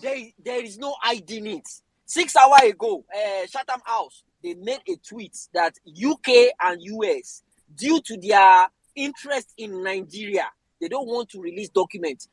1 hour ago now, they don't release Biden documents. Biden bribery documents. We have for 2020 waiting. They don't release all in document now. And they cannot release document of one useless working mannequin. They know it's a criminal. So make judiciary they hear now. We don't want a criminal as our president. Period. Back to you, Saddam. All right, thank you very much. Oh, please, our ladies. I think I brought up Hesley and you fell off. Okay, let's go on. Harry, coming right now. I've kept you waiting, my brother. Welcome, welcome, welcome. Good evening, everybody. I don't know whether they hear me or Saddam, they They hear me. use earpiece. Yeah, they use No, earpiece. My they come have to use earpiece for this temple though. This temple, it doesn't like say you wear slippers enter mosques. They go vlog you can come out for mosque. Now they hear So me if now. you enter this temple like this and you remove your Now they hear me now. you know, say you know they Better, feel how they Correct, feel. better. correct. Okay. Make I go like this. Saddam, I beg. I go like correct one impression or something you talk now. I beg. No, they talk am again. See these people suffer like us because most of these people wey dey destroy this country. Now them enjoy the better way Britain even live remain before them come out. Most of these people go school free. Most of these people they no strike. They no strike. Then go school. Then graduate. Wetin dey abeg bro, mo leave that side. My other side na say I wan talk about because and na make me no dey like to dey talk because small thing I don dey vex. I wan talk about one Italian story. Most of us don hear about Mussolini. The Second World War, it take 1 year later after e end for the world, 1 year after before e end for Italy. Why? Because one group of people wey dem dey call Partigiani, then rise up against Mussolini, say man, this guy dey fuck up. They wan treat him fuck up. Now people, na Italians dem be, they no come from outside, they no be soldiers. Na farmers, people wey dey weld, people wey dey sell bread, people wey dey sell potato and yam. Omo, see ma just chill because I wan just make an appeal to the person because I hear say person dey here wey no person wey dey lis ten. See, George, Sama, Papa or Mama, whoever you be, with all due respect, I dey talk. See, I might just still use the opportunity to take clear one impression about or wetin these Agbadirians dey talk. I no use flight come Italy o. Na Libya na me I pass come. And I believe say as I dey talk here, I dey talk on behalf of the people wey be say me I see die for my presence for Libya. People wey dey for prison till now wey I dey talk. Then they there dey suffer. Just because say no be say dem kill person, just because say dem be Nigerians. You wan go dey tell me say you wey dey live fine, you wan dey ruin our lives for the rest of your life. Man, na God go punish you and that office where you dey. But I just chill. Now that one be wetin I wan just talk. This one na my message to these judges and whoever you be. Even if you be lawyer, you no fit tell your oga, you be police or you be soldier, you no fit tell your oga say, oga, this way you dey do so e no clear o. Me I wan relax o. You no fit talk come outside. See as the breeze dey blow dey come, e go blow you join them. No worry, just relax. Just relax. I yield my mic. My brother, Harry, God bless you. See, you just talk something that will just pinch me. Yes, so bro. Na Libya take come Europe o. Bro. Otumba, this is you see, I want to narrate something for Nigerians to understand. If you have not seen any Nigerian before, with the diaspora, meet person will follow Libya, come Europe. Saddam, I have 4 documentaries about them. I will start posting them now. Bro, I know they won't. I don't even. I've heard the stories. I've heard the stories. Yeah. See, if you meet these people one on one, you understand that there's nothing like fear again in life. There's nothing like fear again in life. There is nothing like fear again in life. I met one. God, if he shake you first, if like say he shake rock. If like say he shake rock, a very young boy in 20 something, here and there like stone. These people pass through. You know, say they sell human beings. As we speak like this, Nigerians are being sold. They sell Nigerians like clothes. Our girls, our women are sold in the. It is crazy what Nigerians are doing. The guy told me that Saddam, the guy left. He left in 2016. 2016 actually. So he even left when things were even relatively calm. Right now, you are passing through Libya. Then they enter. I'm trying to paint the picture. They like he told me that they were like 100 go inside one boat, balloon boat. I said, you're mad. Saddam, I don't know if I fit talk something, man. I My just say brother, may I please, take a breather first please, before I come back please, because Harry, like please, say please share for Nigerians your it be story. like say I won't call the vex too much, you understand? I just my happiness today be say, man. I thank God for life because I don't leave waiting carry me come out from house. As I just from the first time where I come down from that ship like this, I just like see the road one follow. And till today, I've took that step and I make sure say, man, anywhere I enter, as I bring my documents come out like this, Nigerians still there because I tell them say, man, I'm not hold a passport first because I don't need them. I get hope say this my Nigerian passport will carry me go anywhere where I need for this life where I did. So Mona own a passport first. I could go there in 3 months, or because of their bureaucratic system for here they slow. So might just say it will take some time to get my Italian passport. But it not be like that for a whole lot of other Nigerians who are there here. People they suffer, bro. People they suffer. In case Nigerians don't know, anywhere where you there today, they hear my voice. Forget say Harry Day, he get internet, he talk, he get 9 to 5 where they do. Boys, girls are suffering in Europe. People are sleeping hungry. People are sleeping under bridges in front of shops, man. Man, oh fuck. Bro. Harry, See, I just want Nigerians to understand what Nigerians are doing to just pass across and leave the shores of the wicked system. A country so blessed. I was on a train with one of these white men. The man, I said, "Where are you from?" I said, "Nigeria." He said, "Oh God." I was going out. I don't want to discuss. But all he was saying that the country where I've been there then was built with the oil money of Nigeria. He said, your leaders are so wicked that they make you people spend big money and come over here. Many of you go through the water. Guys, please go and Google Mediterranean Sea. Saddam, Nigeria is a past sea without lifeboats. People are dying. Pirates will come there. can you guys hear me? Can you Omo, guys hear me? Harry, Saddam, I don't believe Harry, say go ahead, I go don't ahead. believe say some of them I don't like. Okay, let me just like the whole shit started from Nigeria, because the person where go come meet you tell you say this thing where you want go because the truth be say I was on my own when I did Nigeria. I learned how to repair phone with after I come out from secondary school. As I write my work finish, I go learn how to repair phone. I stayed in Benue State. I don't know whether this guy will ever hear me. Buchi, may God bless you. That guy, he took me up from when I go stay with my stupid uncle. Where be say today itself, I mean even they help him live. He took me up from there and taught me how to repair phones. And then I came back to Benin City. I was like, man, it's all about coming back to this shit, courtism, what you do from secondary school, come back, come they represent what you know real be. Just get the fuck out of this place. Go look for something else. I did for my own where they play game for my guy house. That person tell me, say, you don't hear about this Libya stuff. I be like, bro, you serious? Okay, no wahala. Now I go carry money or carry see money or savings. How far? I want move or whatever it takes. Mote package this thing. My dad was against it. My dad is still alive today. My mom is dead. She died in 2020. May her soul rest in peace. My dad was 100% against it. The day I left, my dad didn't know. I called him for the first time when I was in Agadez. That's in Niger Republic. I got to Agadez. I left Nigeria on a Friday. I got to Agadez on Sunday evening. And then I called my dad. And my dad said, "You're very stubborn. These were his exact words. You are very stubborn.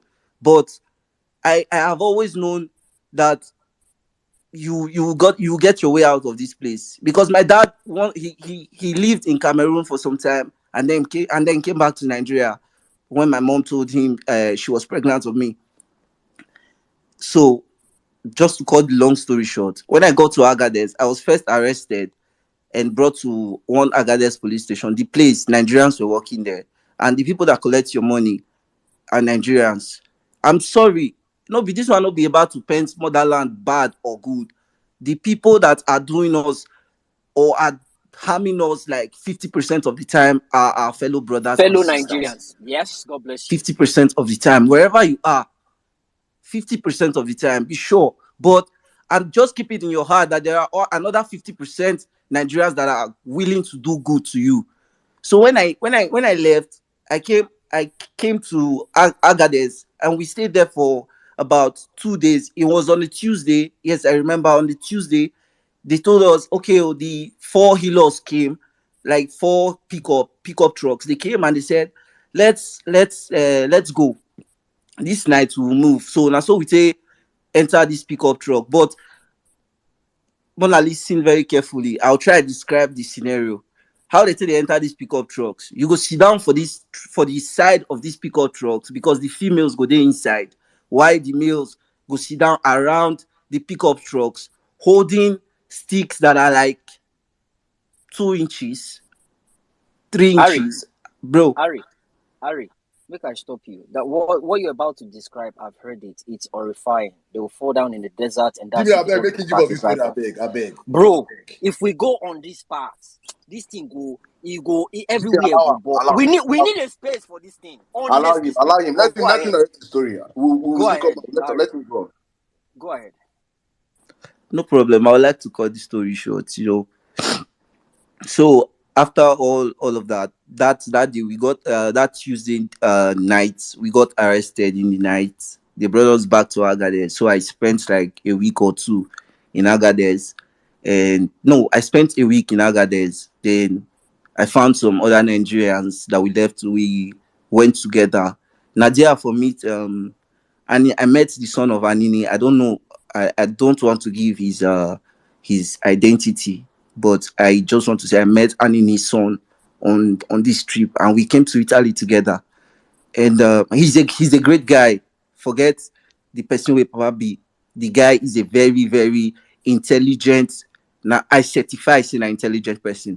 So when we got to Agadez with this guy, we created some kind of bond with other Nigerians, a group, and we kind of revolted against the people Nigerians who chop our money. Now, so we take collect the other money we did because they keep us under one Niger guy guard. So we can't beat the guy up, open the gates. Now, so we take move, come on from there. We found our way back to the original person where we see the Arab man where they do the waka. We go the guy place. The guy come assure us say no wahala him go carry us go, but we know we need pay. So this guy carry us. At the end of the day, we crossed the desert for I think about 4 days, yeah, in this truck and under a very scorching sun because it was in August. Um because and the thing be say for this desert, so you get where you go, where they go try, where they will drive reach with this truck, everybody go need calm down, use leg pass another side so that una go fit escape these soldiers wey dey for road. God, I'm shaking. Abeg. So from there, when you get to the place is called Saba. No, you get to Gatron first. So after this, on the 6th day, I got to Gatron. This city is on the outskirts of Libya. Uh, that's where they group everybody back. Then everybody starts going to the center of Libya under the names of they call them pushers, something like that. So when you get to like when you leave this is where it gets real because when you get to Saba, you could be uh, mistaken for another person, and then you lose all the money you have paid. You get to be kidnapped because where you are staying, you cannot go out. You're inside there 247, except you're trying to escape. And when you're trying to escape, if you get caught, you're you're you're going to get beaten, probably get killed. If the It depends on the mood of the guard on duty that day. I'll give you guys a story, a scenario. There was this day a Nigerian guy. The guy is in Italy here too. Great guy. Uh, Yoruba guy, very very intelligent. One of my Yoruba friends. I really love that guy. He he somehow found a phone from one of the guards. He brought it into the cell, and he said he has a phone. And we said, how did you get the phone? He said, "Don't worry about it, but don't tell anybody I have a phone." So he kept the phone, and after a few days, he was able to acquire a SIM card from his friend, and he started giving this phone to Nigerians in the place to make calls. And everybody started calling their family. This is where I am. This is where I am. A lot of Nigerians got out during those few days, and on I think about a week later, they caught him, and he was beaten like hell. So one of the Nigerian guard, the guy is from Delta State. I love Delta State, but I'm not going to judge the state with this person. The guy is from Delta State. He was one of the guards there. He came to the cell and pointed me to the Arab man and said, "I am the leader of the group that stole the phone." So the Arab man came and he put my hand and called me out. I was like expecting the beating of my life, but this guy came in front of me. He looked me in the eyes and said, "Open your eyes." I opened my eyes and he looked me in the eyes and said, "He's not the one, just let him go." And for real, I didn't have a hand in that whole matter. I knew about the phone, but I didn't even call my mom with the phone. So the Nigerian guy refused. He beat the hell out of me that day. He broke my head with a block, a piece of block, because the place we were living was like a construction site. And uh, I still hold this against him. I know the quick forgive person, and my problem be that one. If you don't do me, you don't do me. So I still hold it against him. Let me continue the story. So that place we were, after a few months, I got in there in September. No, I got in there in the beginning of Ari, September. Ari, are Bro, you okay? yeah, Are you okay? yeah, I'm kind of I shaking, can but I can yeah, feel the shaking in your voice. You're revisiting a trauma that you went through. Just take your time and be calm about it, okay? yeah, yeah.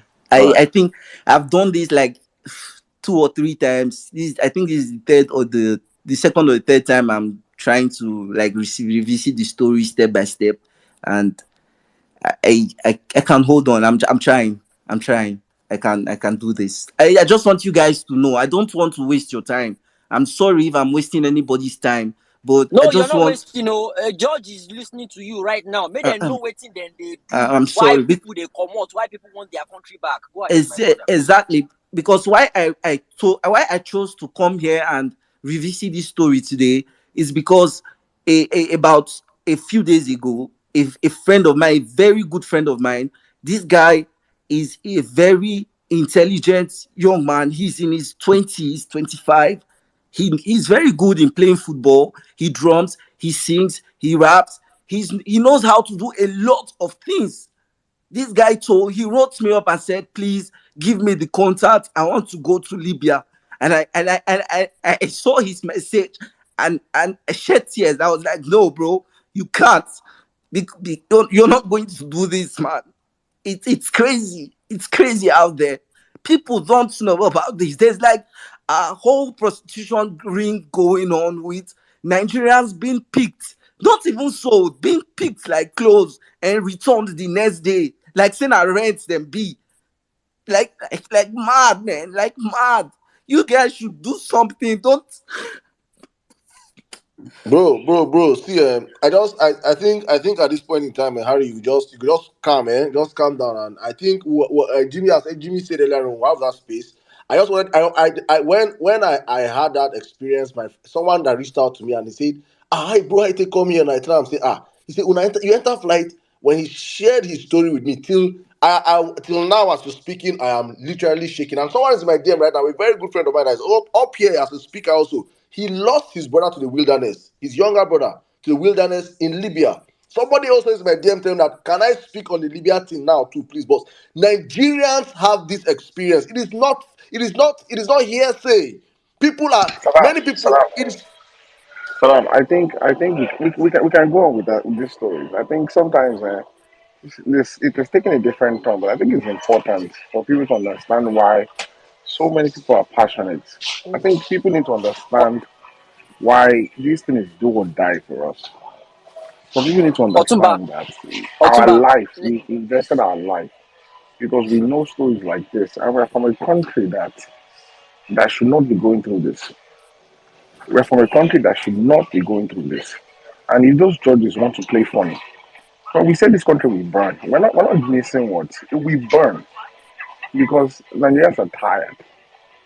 So I think we should continue. At this point, I don't mind. I mean, I know it's let's See, let people understand why some people are passionate. It's not just because of. It's not You know just when just about Peter Obi. it's about those boys come up and talk and they look at and I'm looking like you guys don't even understand what is happening. You guys you've not traveled, you've not left your local government. You don't know you don't know what Nigerians are as we are speaking right now, Nigerians are boarding this same bus. This guy just came out from God out bless to you. leave God Nigeria bless through you. Libya. They believe that God they will bless you. survive. This guy, if you Otuma, I swear, if I tell you where this guy they run from, they come walk where they walk. Where this guy they run from, I see. Even what they call this man, who run pass, who do long distance pass. If you Usain get where Bolt. this guy they run from, come where they walk. And they fear, I go say, guy, how? So Alex, the guy they walk over time. I go, what does say, but don't be saying Nigerian this guy come from? What kind of body will he get? Till he sat down there and told me how he came over. God. And I said, Saddam. no, no, no, no, no, no, no, no. I'm thinking Saddam. of, I'm gonna, because of this, I'm gonna try and make sure and find out time to go to that camp. We have Nigerian women that have 20 children. Did you hear me? Some Nigerian women have 20 kids.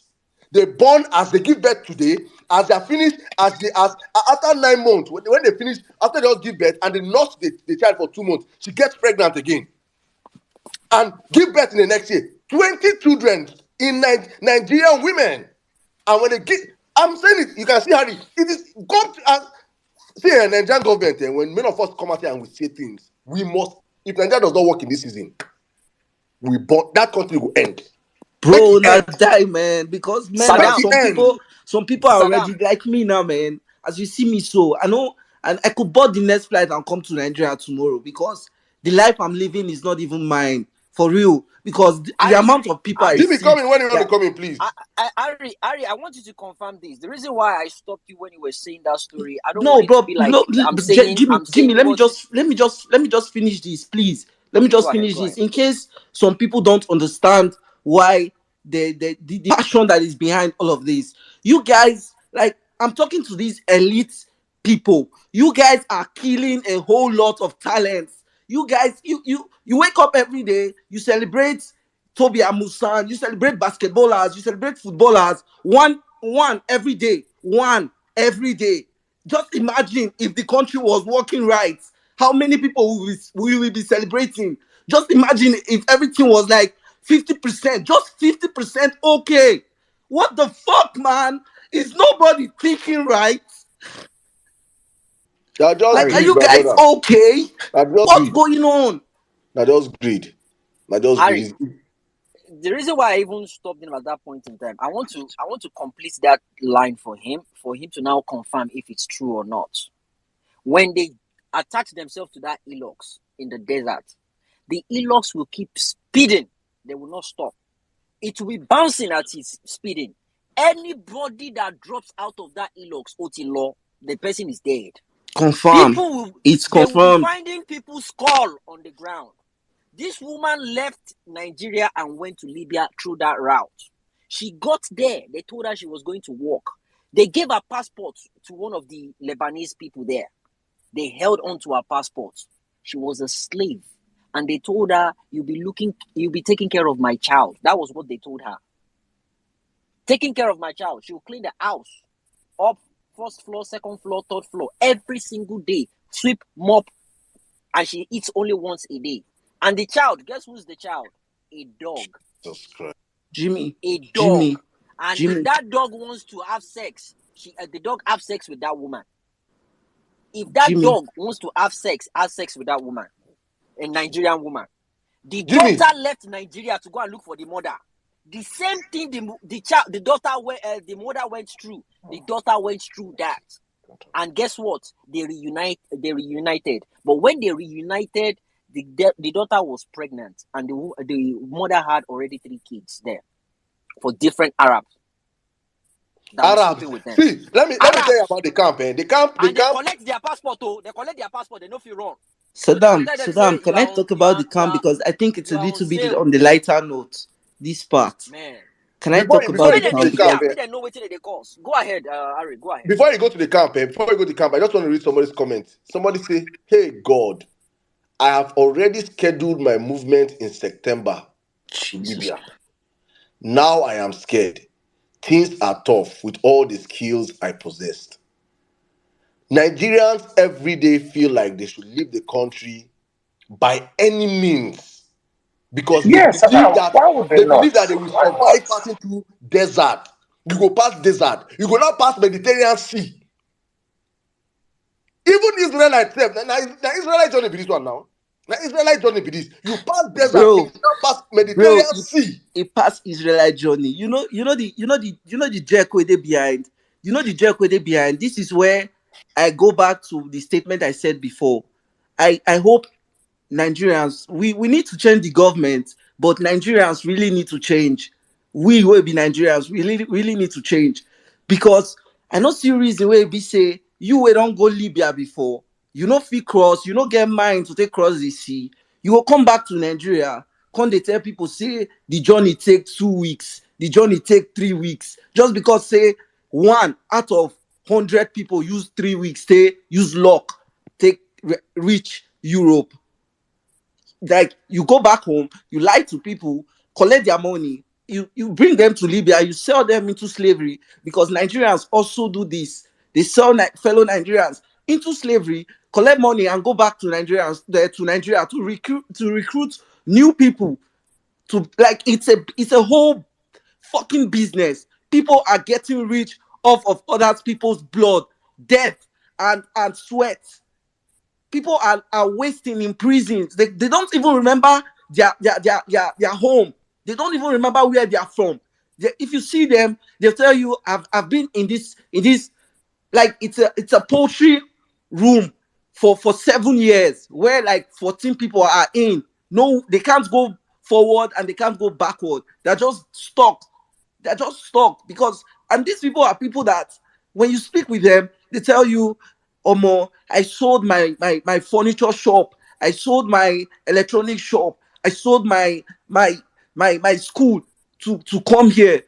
I used like, okay, I know that the country is hard, but sit and think for a minute. Omo, it's like this. And there's another part, people that are old, you're over 50 and you're getting on this journey.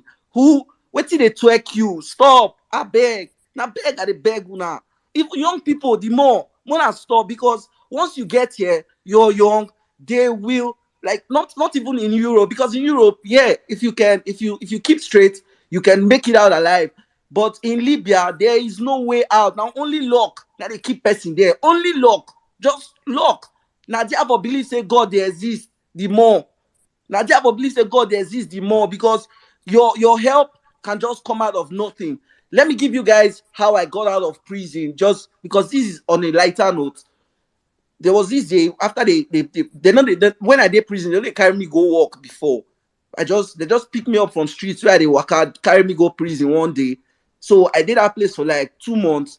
They know they come pick people, go walk for outside, carry them, come back, give them food stuff. You'll see people come with biscuits, with juice, because now and I be the max, so they'll forgive you. They can never give you money because they're not saving. They give you money, then you feel they plan your escape. So they'll give you food stuff, cigarettes, those kind of shitty things. So one day, I just woke up in the morning after the first, I think Muslims do their first prayer around 5, if I'm not mistaken. More than no vex if I mistake. So I just woke up that morning. I said, yeah, this is after this prayer. I woke up and I said, I'm a Christian, but I said my prayers. Then I went to take a shower in the bathroom, this public bathroom where we say, I don't want to describe, but I might not discuss to now this evening.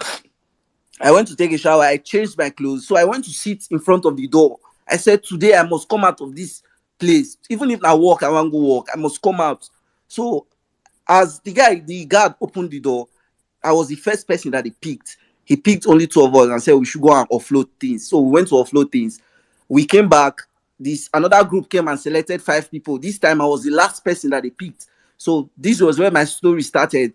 These 5 of us, they took us to this army barrack. They told us to first of all, they told us to wash a car. That's the only job that we have to do there. Say okay, we start the wash motor. After these guys give us food, we chop. They be Libyans. They give us food, we chop. After we chop finish, like time don't they go, wetin dey happen? We no go back to there, say no more work day, make we relax. So when sun don set, they come open one storeroom like that. No be like na storeroom. They never even build and finish. All those filling level storeroom for Nigeria. They say that there we want sleep. So we slept there that night. In the morning, they came, they opened the door, they said nah, we go begin clear grass. So to cut the story short, after like 4 days, on the fifth day, the guy came in the morning and said we need to go offload some documents for one office. He needed two of us, so me and one other guy, we went. As we dey go, the guy we could ask the guy because I was speaking Arab not so fluently, but I could hold a conversation. I i can't tell the guy, say where we dey go. He say man, no worry, he say na simple job we wan go do. We wan go offload, no, transfer documents, enter this truck. I will say okay. So as we reach the place, the vibes for there no clear. People, like when you enter, say people they vex. They even if they understand the language, whatever, you understand, say man, people they para for this scenario like this. So as we enter, this we just see one man, the man just begin vex like that. I can't tell my guy, the guy in Nigerian. We were four Nigerians and one Cameroon guy. The one Cameroonian. I can't tell my Nigerian guy, say this man be like saying the vex. So what did happen? The guy we just can't laugh over the matter. We begin offload the documents.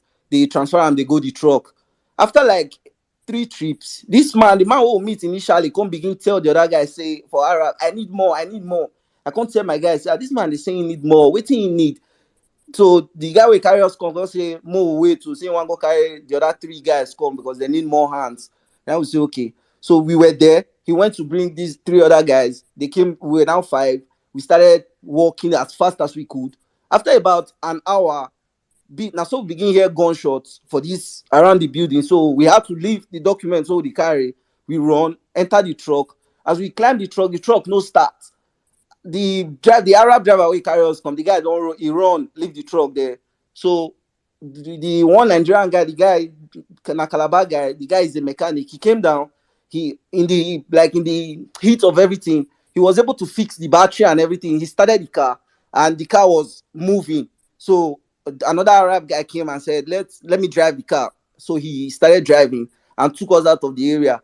He took us to a police station. When we got there, they were not really concerned about the documents or nothing. They were just arguing. So they just left us alone in one side. So after about a few minutes, this Cameroon guy said, what are we doing? Let's run. Let's run away from here. How are we going to run? But finally we got out, and we while walking around the area, we met one Yoruba guy that took us to Ghanaians that house stores. And about 4 days later, they put us in a car that took us to Tripoli. And that was how, uh, after about 2 months, I was able to get on the boat, and I got to Italy after about 14 hours.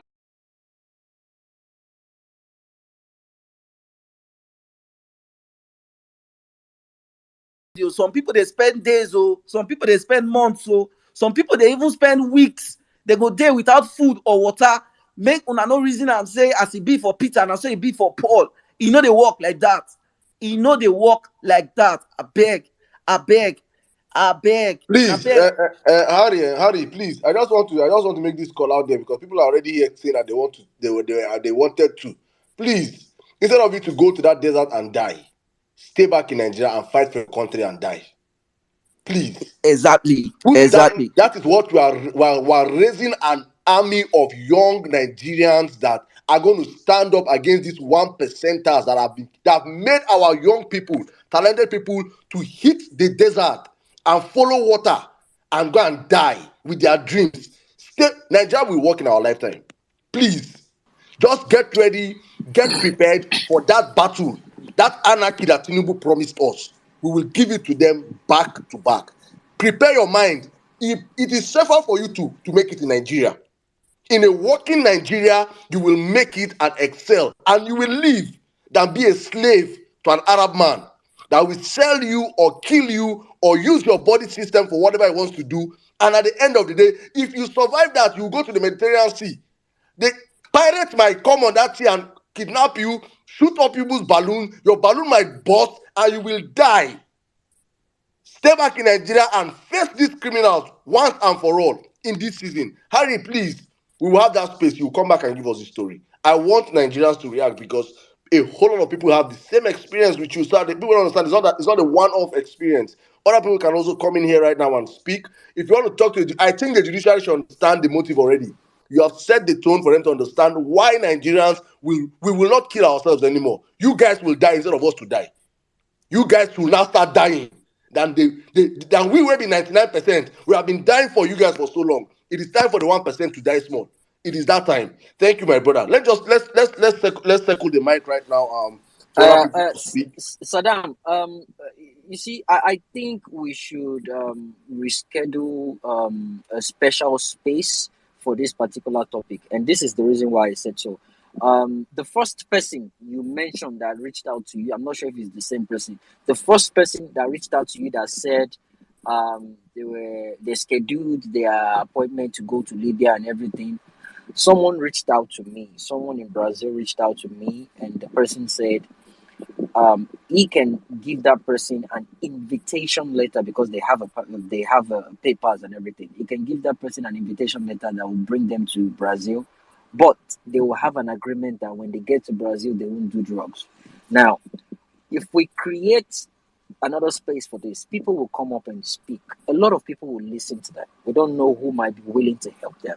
But for now, I think we should reschedule the space. And for people that are trying to, jump into Libya, as Saddam says, not everybody will get sponsors or whatever, but it is better to stay back and face these people and fight. If you see the kind of death people go through trying to go to Libya, at the point in time, I've spoken to people that they actually drank their own pee because there was no water. They were drinking, they had empty water bottle. They were pissing in the bottle. And they told them from experience, that's the only way you can survive. And as they were going, they had to drink their own piss just to stop dehydration. And they will be marching on people's skull. Some of them, they will get stung by snake. Poisonous animals in the desert before they even get to the Mediterranean Sea. We need to have a space for this. People have a lot of stories to say. But for now, let's get feedback. Back to you, Saddam. Thank you very much, my brother. Thank you. I think we will schedule that space probably next week. We'll have a space. Probably it should be a long space. It should be a Saturday space whereby we can have people really come out and talk about it. I don't think we'll do this Saturday. If we want this, if people say let's do this Saturday, I don't have a problem. We'll just use our this Saturday to do the space. Or might do it. Let's do this Saturday as the host. Well, yes, we'll do this out there. And Let's do this Ari, Saturday. thank you for the courage to relieve your experience. It's not easy, man. I think it's trauma. I hope you've found a therapist or someone like just my brother. You've been through some shit, man. Just find a way to talk to people. Get it as much as as much as you can. So thank you, my brother. God bless you. Back to you, Salam. Thank you very much. Thank you, guys. All right, so I think we have a date this Saturday. Our space this Saturday will just be all about talking about the experiences of Nigerians sharing their experience, their travel experience. If you know people, I know many of you are in this place now. This thing, many of you want to share your experience. So please, let's try and make this space in a way that we are still speaking to the judiciary. You might want to come and talk more about it here, but the time is limited for us on the space tonight. So we're going to try and keep our submissions. While I will give over the mic right now to Wellman Nigeria to create the space. I think we can all agree that on Saturday we'll be back here 4 p.m. Nigerian time. So invite people, come out and see. I want to say this, please. That space should not be a space of Nigerians want to Japan. And I'm not saying it like I'm a wicked person that you're in a good place, you don't want other people to come. No. I'm saying this because if Nigeria begins to work, I can beat my chest and say that 20 million Nigerians in diaspora, if we are 20 million, 18 million want to go back home. And not just Bro, because I they're already go suffering. back. Thank you, you understand? Not be saying we dey suffer. Not be say we have those that are suffering, we have those that are doing very well, but there is no place like home. I used to use that joke that I say, how much I miss Oha soup, how much I miss my porridge jam, how much there are some things that you cannot get anywhere than home. So we want to come back to our country, and that's why you see that there's a reason why diasporans are solidly behind Peter Obi. Because when we come back, Nigeria to fix, let me tell you something. To fix Nigeria, no government can fix Nigeria. Who will fix Nigeria are Nigerians. We in diaspora, the good and the bad, will come back and invest. If I come back home now and I say, about 10 people I feel employ you, the one where I don't hustle, God bless me. Maybe 10 people I feel hustle. Otumba come back, Otumba feel employ 20 people. Jimmy come back, Jimmy feel employ 50 people. Rotimi come back, Rotimi feel employ 100 people. Harry come back, Harry feel employ. That is the ripple effect that will happen in the economy. It is common sense. That is about those foolish people cannot understand. So when you see us in diaspora shouting, because we are the ones that will change that system. Oh God, the foreign direct investment that will come back home, you cannot beat it. And that is why we say Peter must come, whether you don't like it or not, or that country make everything just scatter. Let me open up the floor right now. I think let's take a lady and I'll come to you guys. 1 minute, Nigeria, please. Help me. You have the temperament for this right All now. right, Thank you, thank you bro. very much, Saddam. And good. No, wow. As in, thanks, Ari, for that. I mean, the courage.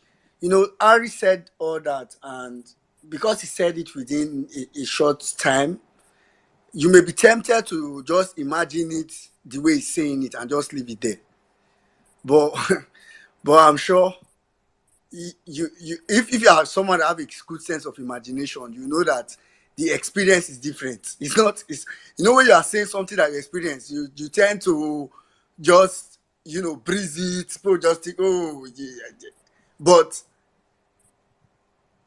you will, if you are experiencing it, is something different. And if you listen to what he said, you will know that even in all these things that he went through, is invariably saying that he had it like one of the best ways you could have it through that method. So it simply means there are people, the chances of you having it that way is probably 1 out of 100. And I like the tone of that. That's why I even sent you them that. I mean, I don't even think this is the kind of conversation that you have just in one space, or it's a conversation that people need to keep sounding because people have different experiences. So even Saturday might not even be enough. God bless you when meaning And Nigeria. and So I know this is how today go do sef. so and I want the judiciary or whoever is here that is close to them, or I mean whoever just really knows them. Because for me, this is a two-way message. Whoever is here that knows the judiciary or the judiciary, them, if any of them they are here, they should just know that the place Nigerians are in now. I just hope they don't think, oh, it's the usual. We they done before now. Forget they go soon tire. It will just. I just hope you are not thinking that. And for Nigerians,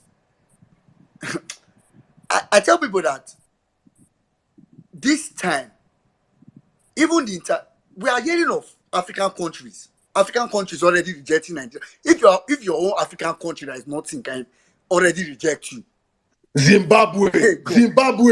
If your own African, you know when they say Zimbabwe, Seychelles. Do you know that Seychelles is not more populated than Buhari local government in the FCT? Buhari local government. Seychelles has a population of 107,000 people. That is so the population of people is not more popular than the voters. The voters in some local government in Nigeria, the registered voters, not general population or people that are registered voters. Yet they could yank Nigeria out of their visa system. So you think I tell people that people don't know what's coming. The international community are just looking now and waiting for Nigeria and say, okay, by the time you guys are done, we will know if we will take. Buhari gave us 8 years of nobody taking Nigerians serious. And people think, oh, because you see a white man come to Nigeria every now and then, oh, they are still dealing with you. You are joking. The only people, one thing about the international community is they will still come.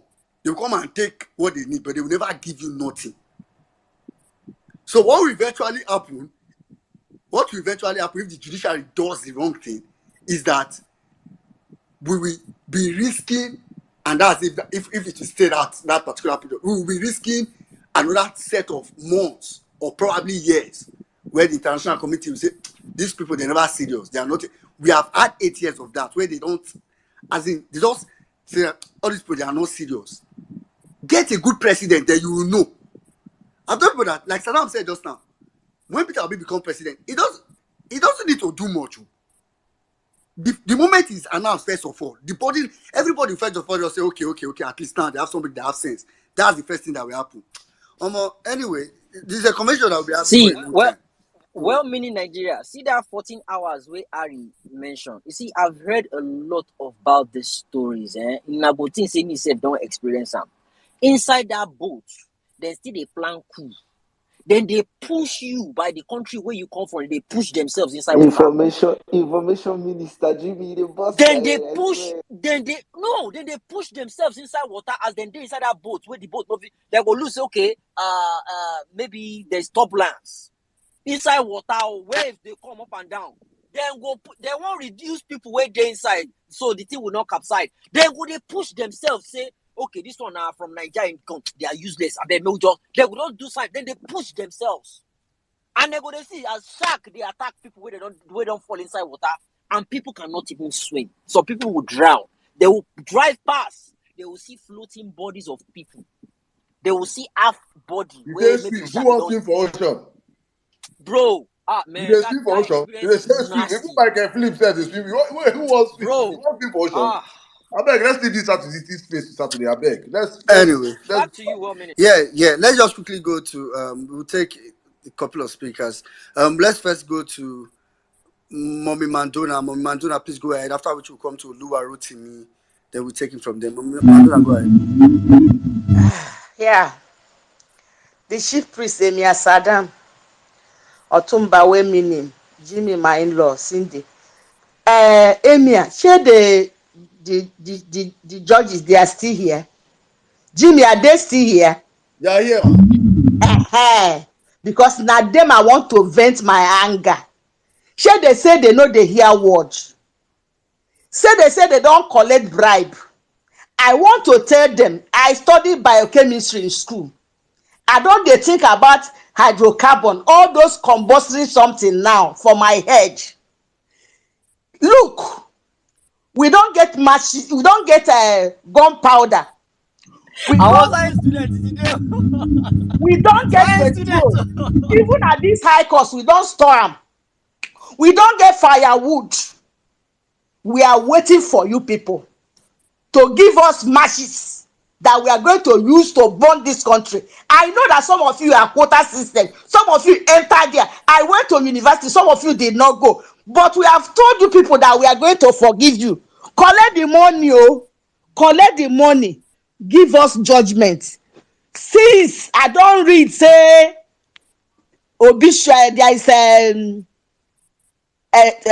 obituary announcement that somebody brief illness, they died after a protracted illness in a pet hospital in Abuja, and the chief mourner is popular to Escobar, Tifubunubu, Shetima, Batidos, and APC. But there is something where people with the hear say, oh, now where be just the where be lordship. Una want to resuscitate the dead person, and the dead person na illegal mandate, the mandate that they've stolen from us. He don't die, he don't resurrect on our own side, but the carcass wey dey for una still dey for una hospital. They say una wan collect bribe. Una no dey fear. See, since my life I've not voted. It was this election that made me to vote. I collected a lot of things on 25th. On 18th of March, I collected slap. I am 60. I was 60 on the 15th of January. I don't know your age, but what I want to tell you people will say, you see this anarchy wey una want, I go be on the forefront.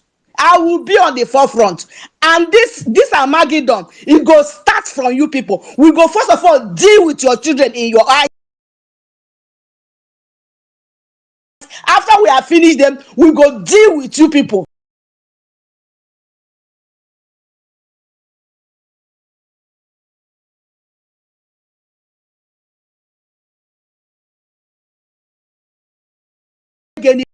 my husband when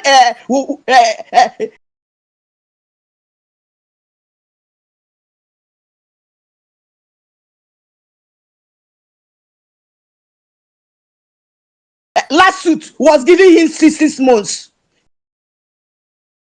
and you people are say you are make bribe kill all of you there. Just do anyhow, and you go see Nigerians. Yesterday I cook food, I call my people, they ate, they are preparing, they just want to hear whistle. Una go see, una think say una get mansion, una put a security. Before you know, we go dey fly from anywhere and come, and by the time we meet 2 people there, una go that money wey una chop, una no go see am.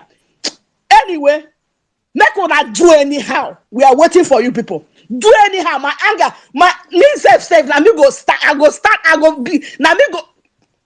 I don't prepare everything. Make una do anyhow. We are coming after you. Go and eat. Just go and revive that Soli Monday that don't die. That is in your PEPT in Abuja. They say you people are planning to revive it. Revive it. And when you revive it, you go see what thing go happen to una. When I think say we are joking, una father dear. I yield the mic. Thank you very much, Mommy Mandona. Thank you very much. I mean, I'm glad you said your age, because I was going to say that God bless you you. you God would bless you would you. Me think say one mention now. so no. Me they I'm don't I'm say all glad. of us be Just youth. Justice Saman is just. Well, I think the oldest of them is 63. Many of them are around 61, 60. So I'm glad it's your age mate that is talking to you. So it's not this is not you shouldn't think there's one youth that came to tell you that it's someone. She's even senior to some of you. So that's left for you to decide. All right, quickly, let's go to Lua Rotimi, please. 4 minutes, sir. Yeah, good evening, everybody. My brother Saddam, Ochumba, Jimmy, Wemini, Real Level Base, and my brother Ari. I have a brother that died in the Mediterranean Sea while traveling to Europe from Libya.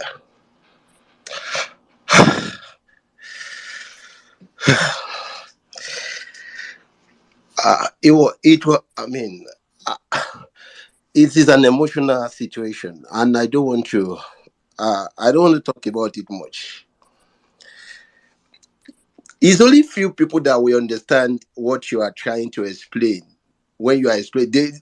Many people that has not traveled from Nigeria, they will never understand what you are going through. I'm not going to say much about that story because I'm going to leave it for Saudi, because right now I've been crying when you,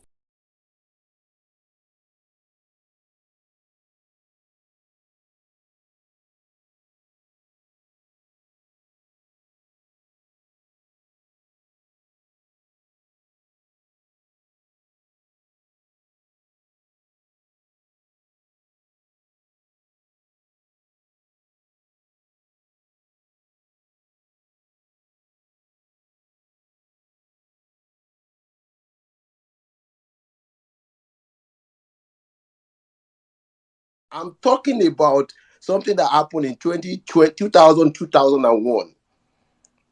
Look at then, 2001, and we are now in 2023. How many years? So I was like, no, I'm going to travel to, but I can't go by the road. I can't go by the sea. He said, no. He said, somebody has to do that. Somebody has to do that. But there are two in number that went, but he didn't make it. The other person make it.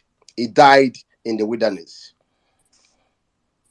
So when you are sharing that experience, I know because of him that I have to go through Doha in Qatar. If somebody has been to Qatar before, I went to Qatar because I'm looking for the way out too. In Qatar, 4 a.m. in the morning is already sunny, heavy sun. Sometimes people don't know what God does to Nigeria. What God really loves us in Nigeria. 4 a.m. in the morning while you guys are sleeping. It's already sunny in Qatar, in Doha. I'm talking about 120 degree. Worse than Kaduna or not. 120 degree hot weather in Qatar. I mean, in Doha. Like Saddam always said, I can tell you today, white man will not come to Nigeria to fix Nigeria. Nigeria will fix Nigeria. If you are expecting America, Europe, all these things to come, they are just lying. They're not going to come. Because the nemesis of Africa is the gain of the European. The nemesis of Africa is the gain of European. I promised my brother then that because I said, because of you, I'm going to try to join a navy because to help people, especially people that are trapped on the sea. They will throw somebody out from inside the boat. They will throw you out to the shark. These people, I don't want to go too emotional on this because I've been crying when you were sharing your story, when you were sharing your experience. I can feel it. I know about it. I'm a victim of it. So I said I'm going to join the Navy. So I put for United States Navy. I'm not supposed to be disclosed. This is my personal story.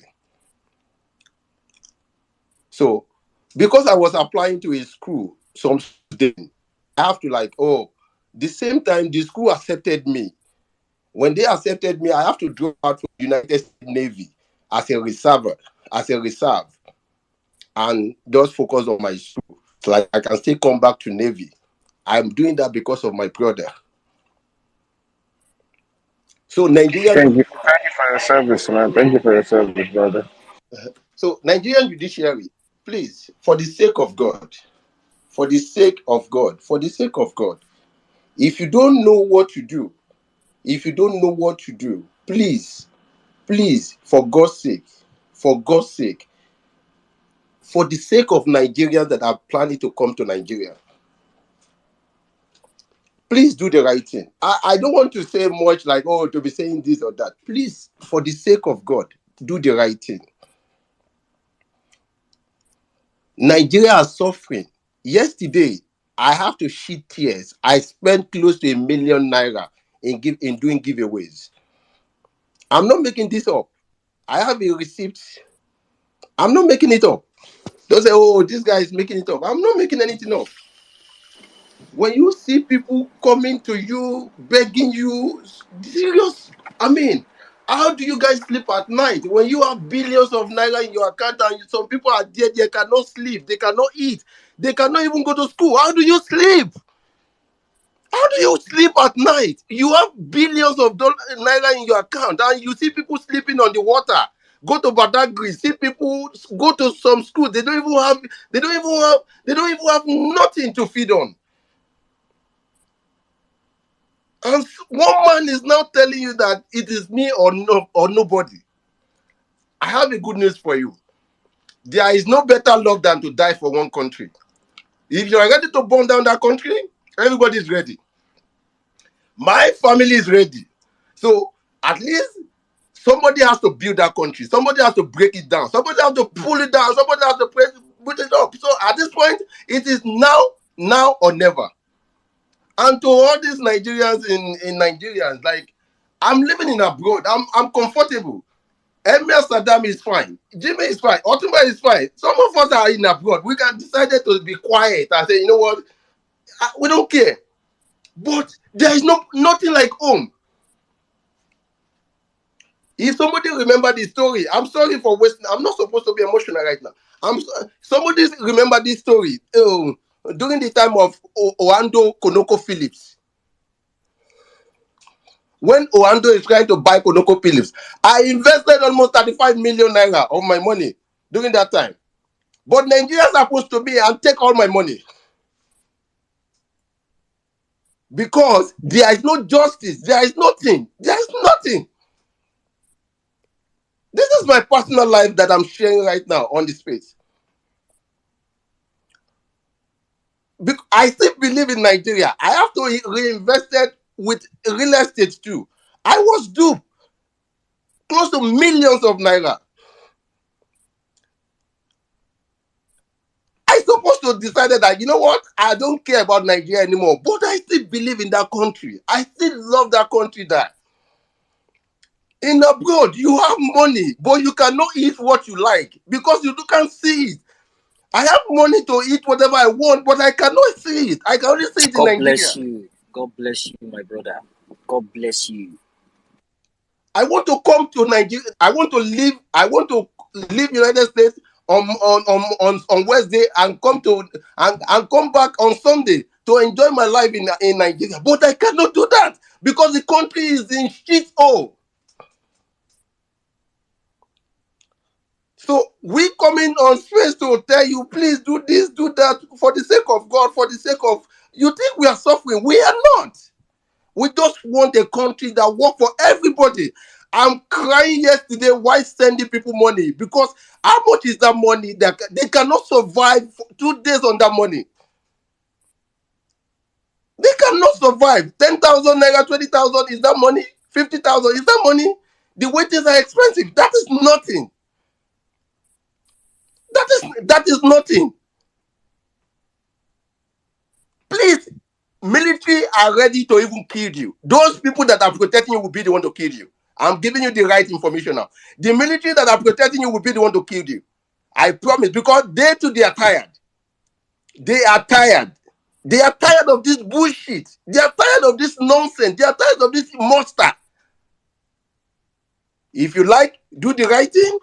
If you don't like, don't do the right thing. The thing is like the Sodom and Gomorrah is already there. It's already here, and it's going to consume everybody. I yield my mic. Thank you very much. Thank you very much. Omar, today. Well, meaning. Let me say this real quick. Thank you, Oluwarotimi. God bless you. I know what you've done in this movement, and I know your capability. God bless you, my brother. And I know the pain. I know the pain you're going through right now. You see, there's one thing for you to. Yoruba man sọ pé, "Ọmọ ẹni kú, ó sàn ju ọmọ ẹni nù lọ." A dead child is better than a lost child. Do you know what it is for you to hear your child is dead and you can't even bury them? They died in the sea. You can't even bury them. You don't know a place you can go to and do a remembrance about them. It's bad enough that they died. You're not even there to pour the last sand on their grave. It's terrible. But for them to die and you can never see their body, or there's nowhere for you to go and say, I want to put a flower there. It is disgusting. It is terrible. I feel your pain, my brother. God bless you. Thanks for all you've done. They are still listening. That particular judge is still listening.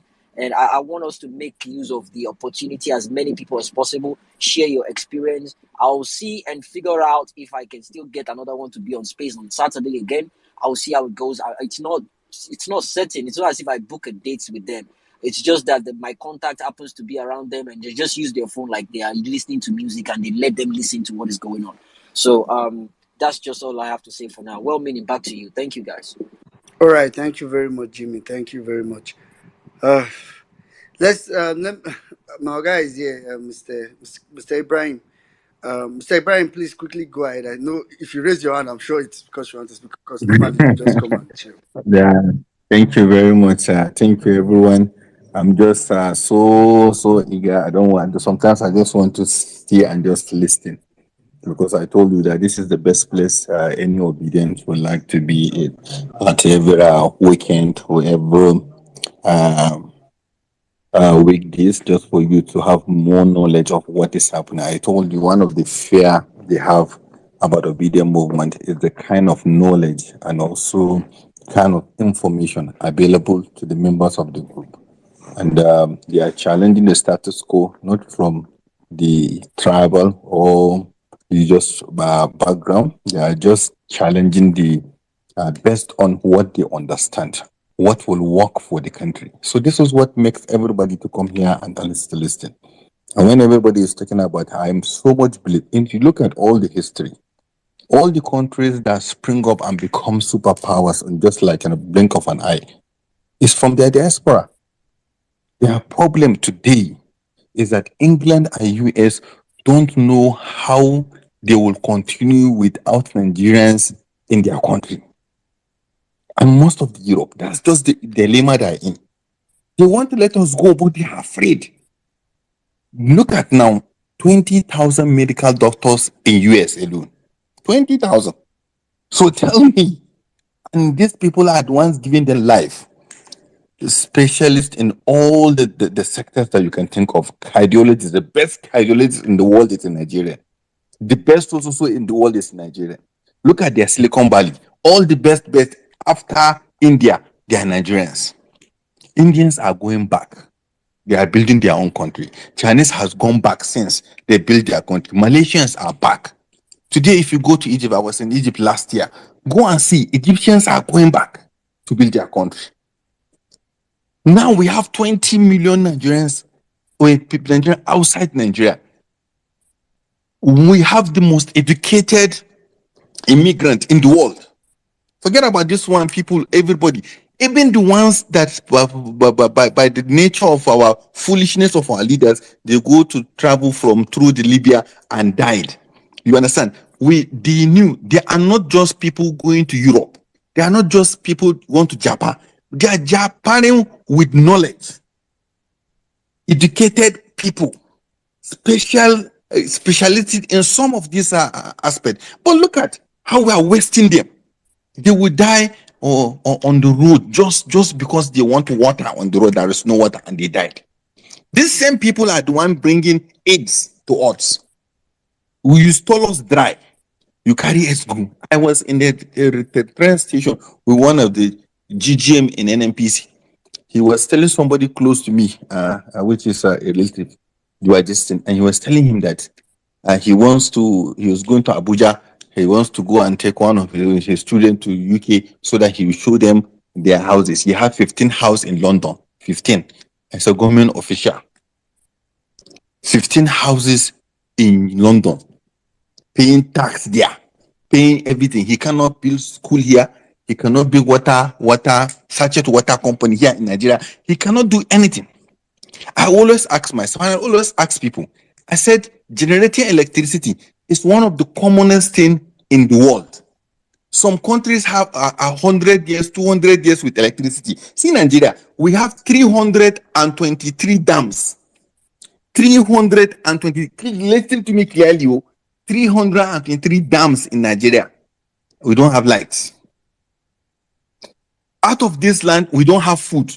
None of this dam is being utilized to farm 3 times. Now, as I talk to you, in the north, everything is in this area. Everything I can tell you.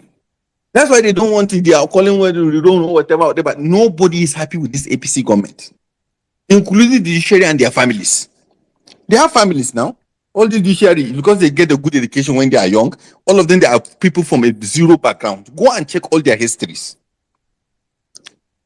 So why will they deny us what we want for our children? If they are okay at 70 or 75, their children to sleep Japa through this and die in the Mediterranean Sea. Also, we can't do that to our children. I will put my blood, my child and our grandchildren will not die in that Mediterranean Sea. There is no way we will allow that. Whether they also will die, but them, they will not die.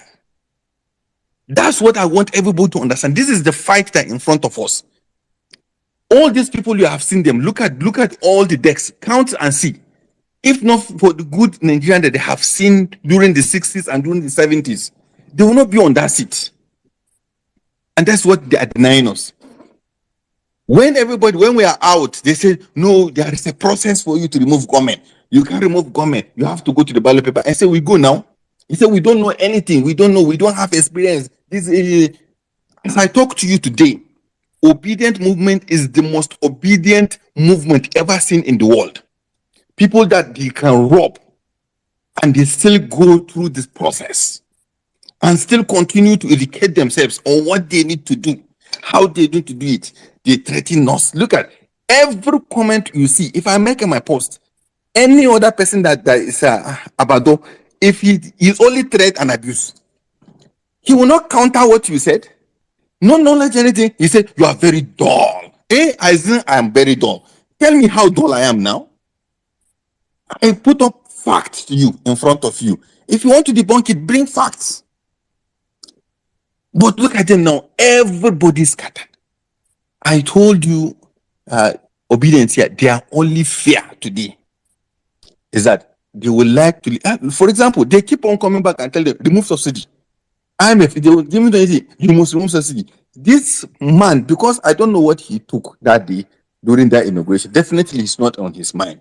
Because all the people in his team, Colos, because all the guys on his team told him, remove, don't mention this one, it's a trap. This is the only subsidy that is reaching Nigerians. If you want to remove it, it's simple. What's the definition of subsidy?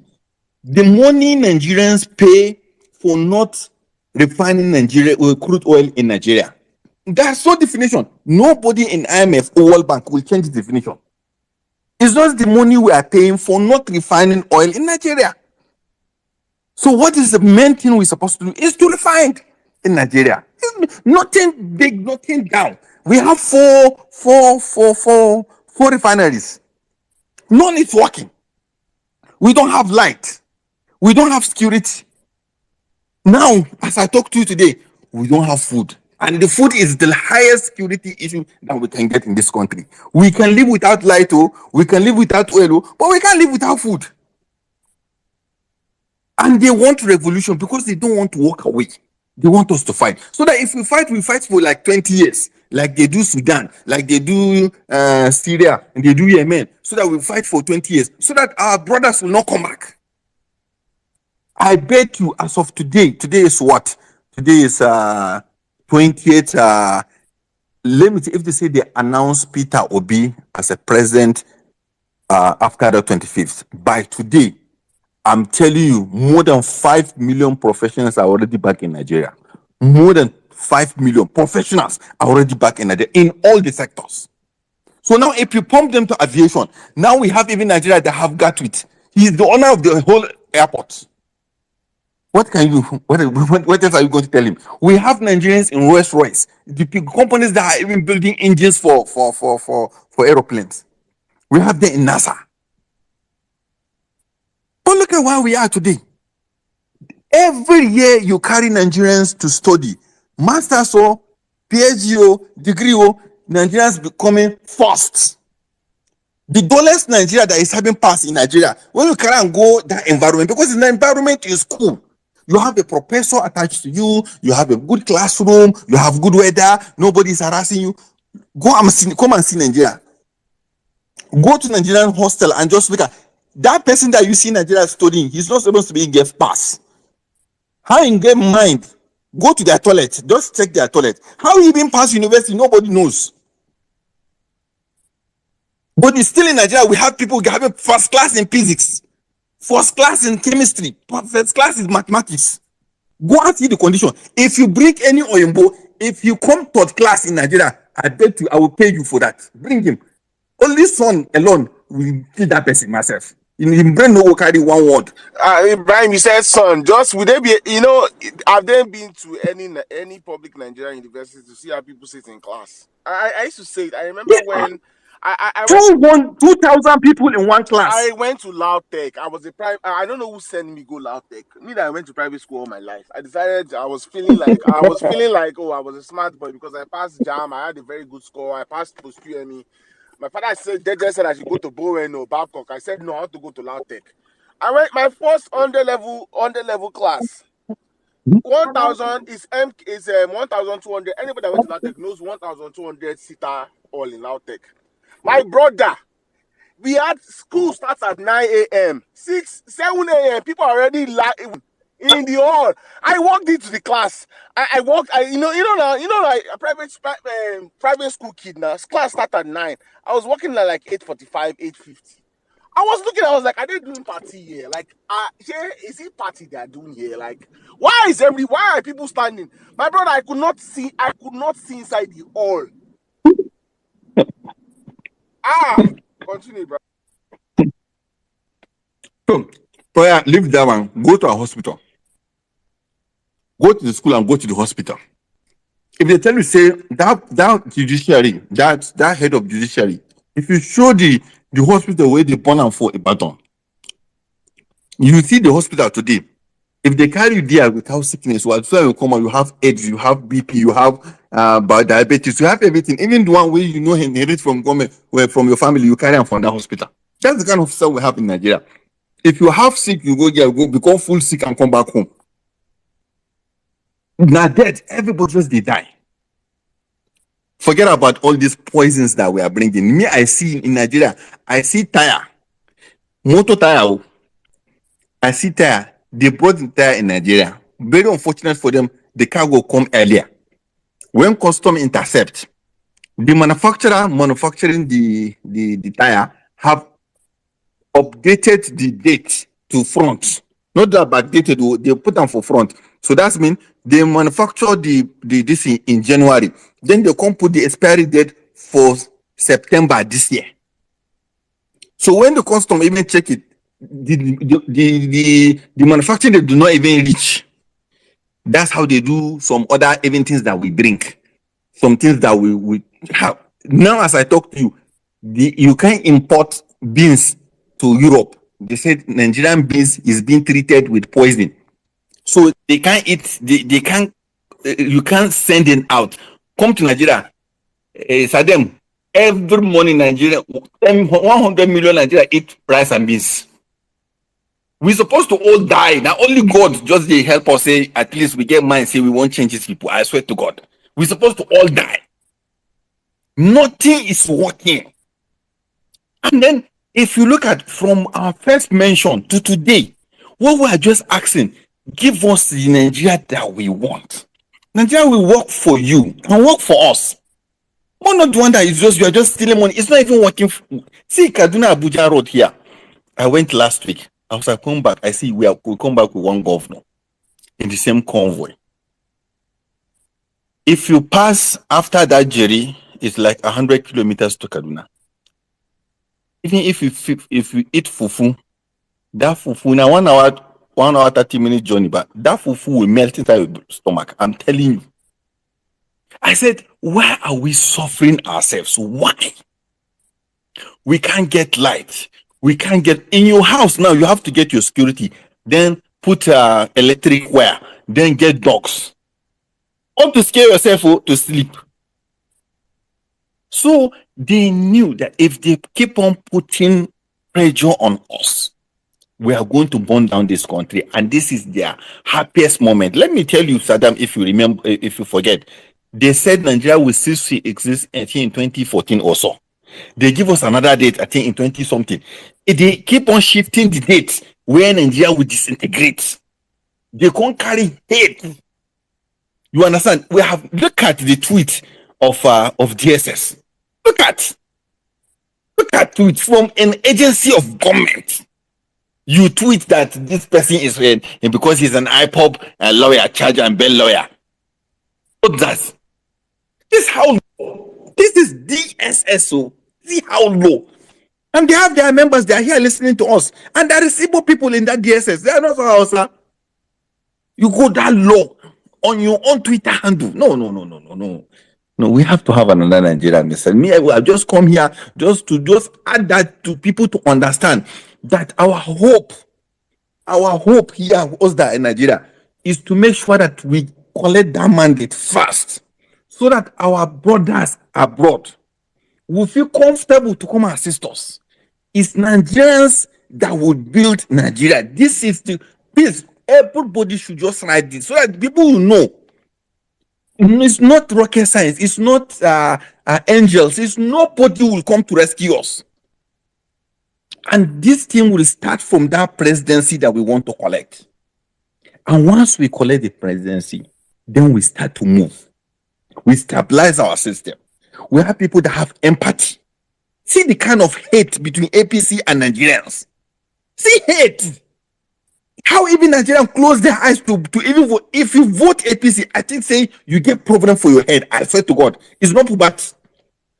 It's not because you don't have money. It's because you don't even know the wickedness you are doing for your children and your grandchildren. This is the highest level of wickedness. See, how will a party come together and Nigerians give them a favor to rule them in 2015?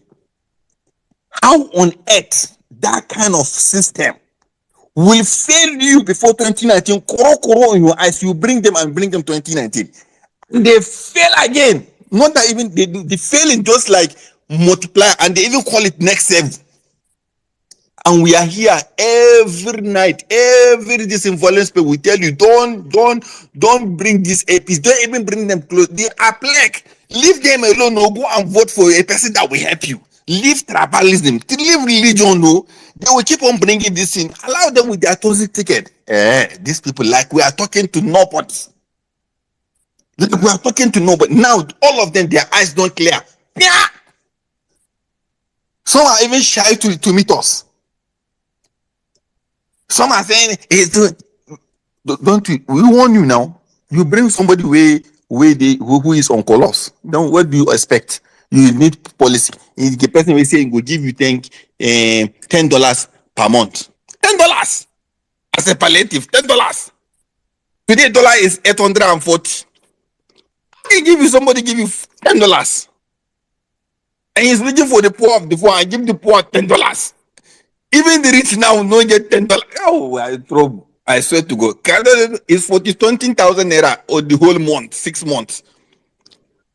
What? How can we do that to ourselves? In a country where we have gold, this gold, Sadem, I'm telling you, in Zamfara, go and see the gold. Every day, people are taking drugs in bus to Dubai. They will go to Murtala Aminu Kano International Airport. They pay custom 250,000 naira per bar, 5 kilo bar.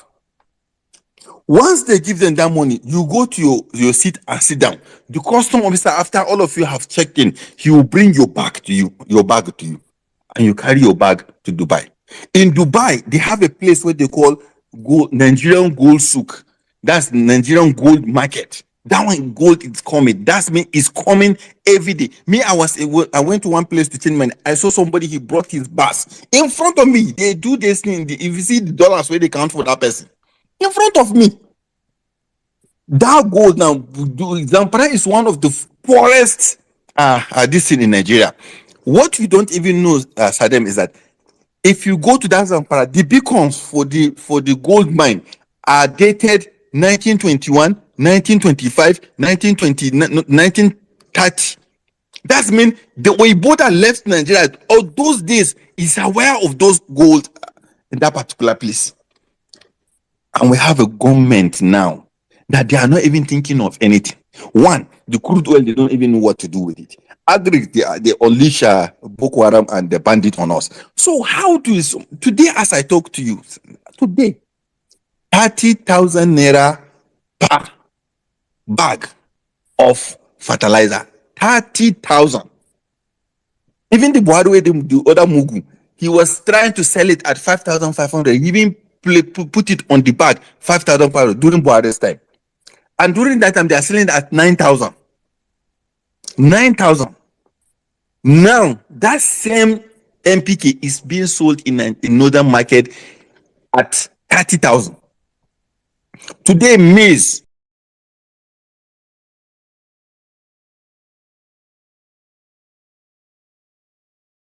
As I talk to you, I mean, if this is peaceful, what they just want to do is that to push Nigerians to revolution, to put Nigerians to burn their country, so that more people will run away from Nigeria and go to their country. I saw the advert from Canada. I saw the advert from Australia. I know all of them are looking for more people to migrate, to Nigerians to migrate, people that are educated, people that they know how we are committed to our jobs. Go to all these food acres in US, go to all these other places. You see dedicated and everybody want to employ Nigeria because Nigerian will stick to his job. He will come to job. Go and see our nurses, how people like them. But look at where we are today. Everybody is leaving this country. And I yield my mic. Thank you. Thank you very much. Oga Ibrahim. Omo, see, it's now or never. As in, it's now or never. TK, I'll come to you now, but before you come up, it's now or never. Because, Oga Ibrahim, you said dollar is 840. See, that person that sold for you 840 cheated you. Oh, the person that Well, in Nigeria, maybe I only send money when people donate. I dollar. send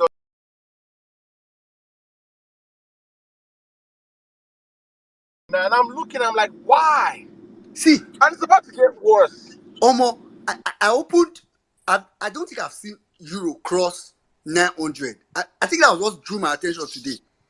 Euro is over 900. I don't want to even talk about pounds. And people don't understand what is coming. That's when Oga Ibrahim was talking. I was left to imagine. I just imagine if Peter Obi had been sworn in, Peter Obi and Dati were sworn in May 29th. I was just imagining how. Oh my God, Omo. Hey, wait a Nigeria, please, see, the thing that pains me and pisses me off, and I was telling my friends yesterday, is the food part. See, I get that sometimes, forex, exchange rate, fuel, all that. Please, people, go on YouTube how they farm in Israel and how they farm in Netherlands and how they use warehouses and how they had to force themselves to innovate and get there's the Israel irrigation, one of the wonders of the world, and how they have to go and pipe water, how they have to go, is it the Mediterranean Sea, how they have to spend billions of dollars to get water to land. And we live in a country where you will pour tomato on the floor and in 2 weeks it will be germinating, and we cannot feed ourselves.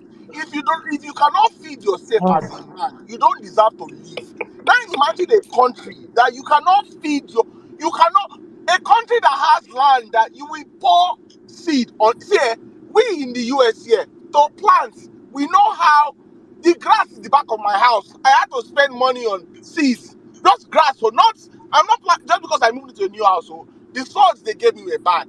So I had to go and plant seeds. I had to pay money for soil. Mexican collect $800 to put sand in the back of my house. I had to go and pay him another $800 to go and do seed and fertilizer. Then I have to wet the grass twice a day. So my water bill is going up. Just to go grass. So I'm not growing tomato. It's grass at the back of my house so that my house, when the rain falls, it should not go. And I'm looking at Otumba my country. grass. And this people, Nigeria, Hey, yeah, when you, you go come Okoro for Benin, you it's go grass, collect grass so tire. it's Bermudia grass, so it's Bermudia. You can go and Google it. It's grass. It's grass I'm trying to grow. That I know how much I've spent to go grass in the back of àwọn my house. kòkòyè ti gbowó ọ̀túnba. Yes, because I have to, because I step out of my yard. I don't have money to do it. I'm looking at the list like I'm seeing, and I'm spending money just to grow grass.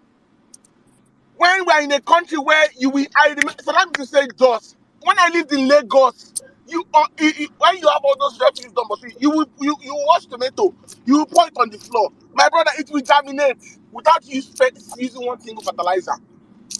And we Okay. cannot afford to feed ourselves. We can't. You have the stupid Tinubu, Bola Tinubu, Olori Buruku. You put money for palliative. The money you assign to the judiciary and national assembly is more than what you assign for agriculture, and you cannot even pause and say, "Wait a minute, does this even make sense?" Like, wait. These people are hungry. You want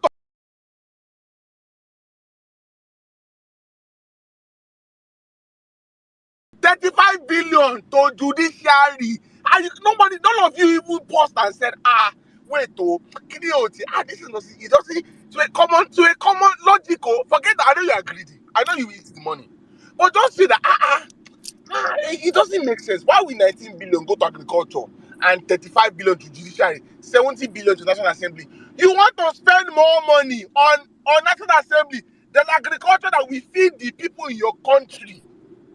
Extra for a mini.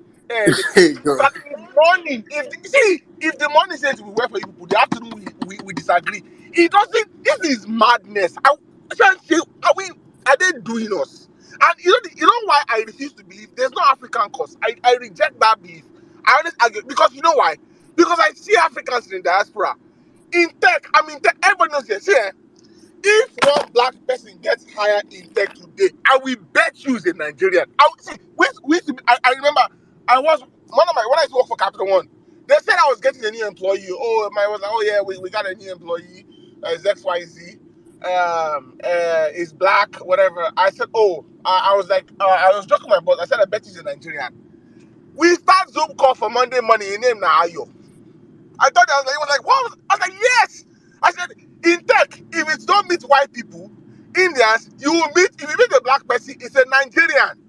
Nigerian for Houston, Nigerian boys for Houston and Dallas. Don't collect name, not tech boys. If you don't, if that tech boy is not becoming insulting because everything is tech. It's for this country. So the hospital is even another case itself. Yeah, so man, so that's why I say it's not an African cause because you have Nigerians that are coming here and are excelling and are doing the best they can. It's not African cause, it's leadership cause. And we will talk to them out. But see Nigerians doing scrum, handling 4 5 different companies at the same time, and they'll be subletting it to another person. There's virtually Nigeria, no Nigerian. There's no Nigerian in tech that does not work multiple jobs. See, we Nigerians be the problem. Why work from home? They don't want to come out. Why they won't go back? Not going to come back office? Because they don't. We don't cast ourselves. Why Nigeria they work 5 jobs and they work and well? Man, God bless this country, man. God give us the brain, the manpower, the resources. We don't see the people in Texas today. The heat today is 101. The heat is 101. 101 Fahrenheit. But about is it 40 degrees Celsius or whatever? It's scorching hot. We don't go out. See, people just don't talk. In Texas here, see, right now, between 12 and 6, you won't see really anybody outside. So the heat that is killing you. My parents are complaining that in the evening, 8 o'clock, they will come outside. It's still hot. Now, America, I go see where they say 8 o'clock, 9 o'clock for night. You know, see, Nigeria in the evening, you get cool breeze. No, who they Texas? Please, 9 p.m. It's a hot, like say, wait, see happen. You I'm in AC, Texas, so be a lot of shit. it's so hot here. I mean, Houston is really hot. Who's actually in Houston? I'm in It's Houston TK. too. It's I'm TK. yeah, I'm in Houston. Yeah, I'm in Houston too. It's hot like mad. I walk to my garage and I'll be sweating. AC is not. I'm tired of AC because sometimes you get too cold. You like it just why?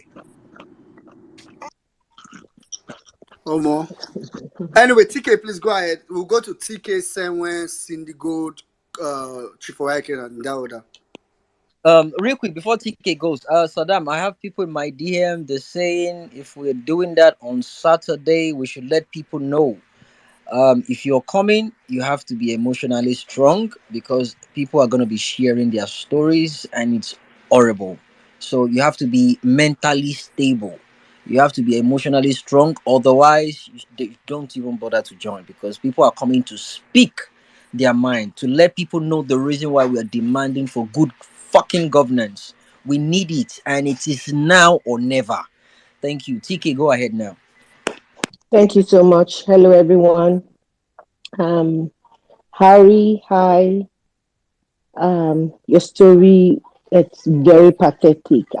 It's. I was literally crying when you were, sharing your story, and I know it's worse than that. And I know you're just trying to make, not go in there that much. I could feel you, and that is why to our judiciary, please, we are begging you in the name of God. Madam TK, sorry, say please say I.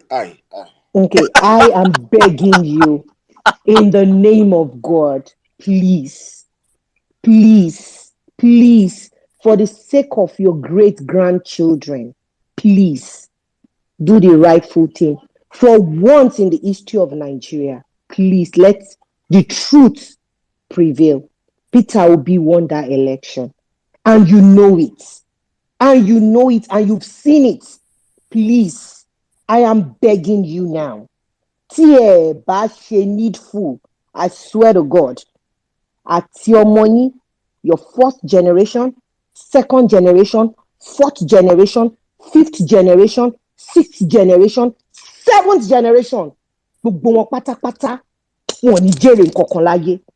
Nǹkan tó ń mí nínú ayé wọn àti tí ò mí nínú ayé wọn gbogbo wọn máa parẹ́ ní lójijì. If you people don't do the needful, because I am begging you now, I am truly begging you. You know the truth. Just for once in the history of Nigeria, please, I am begging you, do the rightful thing. I yield my mic. Thank you very much, TK. Thank you very much. Judiciary, person we don't beg una. Don't beg una. The one we don't want una, don't want una. People can not say that. Don't say you were not That told. last submission, how do we beg? Now beg we trap. We trap them without I'm begging me. telling you. And I just want to quickly tell these judiciary guys that, because I know one of the things they will be telling you when they want to bribe is, don't worry, do it, we will deal with them, we will handle them. Don't worry, they've moved on. You'll be joking. If you, I want to give you an assignment. If you have any of your tech guy, this is violence space. You can go to a Saddam's TL and go and just review all the violence space that we've had, maybe from before election, right? Because I know they would have told you they've lost interest. Don't just move on. Go and review it. Twitter keeps record. You will see the number of attendees for each violence space. Tell the person to tabulate it for you and draw a graph for you. Just tell the person. I don't want to tell you in my mouth. Just go to Saddam is here now, is the host. Go to his timeline. Go down, down, down, down, down. Tell the person, just take some samples of You violence don't space. forget. You don't forget. Say I don't lose. This are No, like third Saddam, or even fourth. the one where you don't lose. This one, I think where you lose the one where you take this one. Yeah, yeah, true. Yeah. Now during 100 million match, then you lose the one where you take open this one. So it was still before election. Make the I just want to make them go before election. Take like 3-4 space. Come after election. Come like the last 3 months, or sorry, like the last 1 month. Just take some samples. Tell the person, say, look, what he needs to do is very simple. Each space, he picks the date, he takes the number that Twitter says as attendees. Each day, pick the date, then he will draw a graph of date against attendees and give you, so that you will see that people that are following now are way more. That's the point I want to tell you, but I don't want to tell you my mouth so that you will go and use data to find out. So don't let them deceive you and tell you that people have moved on. Don't worry, don't just do it. We will take care of Well, meaning, yeah, people need to go and read about. You know why it's hard for Russia to beat Ukraine. Apart from the fact that the US and other countries are giving them money, it's because I work with people that are working in Ukraine that are engineers that have said they will laugh. I'm like, you're in Kiev. I'm like, yeah, they're in Kiev. I'm like, you don't run from bombs. They're like, no, that's my home. And I'm like, you have the means to. I know you work for an American company that can move you in a heartbeat. He said, no. He said, this is my country. Because if it's time for me to come pick up AK-47, I'll pick it up. Read about Vietnam. The reason why the US could not defeat the Vietnamese, was because the will. See, there's something they're not getting. You are dealing with people that the fight is not resources. It's not that's not, it's will. See, the will of the obedient movement, man, I don't think they know how strong it is. The conviction. See, you are making mortal enemies of educated people that have access to resources, that spend their hard-earned money when they did not have to, when they could be buying, I love Jays, when they could be buying Jordans and buying everything, when they could be spending money taking their family on vacation trips and so many, even Nigerians. And you want to make an enemy out of these people. We see, one thing is, number one, we don't forget. Number two, see, we will fight you every way we see. It's gorilla. We will fight you the way. Or I would. Shall I continue? Thank you very much, Otuma. I just let them to know that, because now what I go to tell them, say, oh, don't worry, don't worry, don't worry. I just they laugh you, just they play. Samuel, please go ahead, after which we'll come to see. Worry you, worry. No, maybe just they play. Just they play. Samuel, please go ahead. We'll come to Cindy, then Chief Michael. Good, good, good evening, everybody. Good evening, Emir Saddam Otumba, well-meaning Jimmy. Good evening, especially to Harry. See, I've not cried in a while. I don't know how to cry anymore because I cried so much as a child. So I don't really know how to cry. I just maybe well up, but it never comes out. But that was torture. Like, I've known these stories, I've heard of these things, and honestly, this one touch house, it touch home.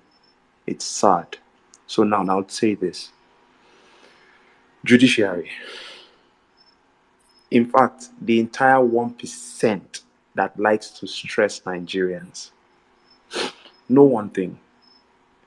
You have successfully done this for years because we did not send you. We just went about building our lives, creating avenues to succeed, just trying to make ends meet, just trying to make our lives make sense, trying to make the people around us enjoy.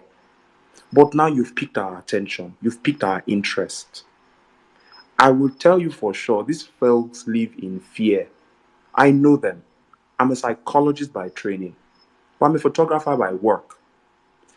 Not only by choice, but because of the access it gives me. These guys live in perpetual fear.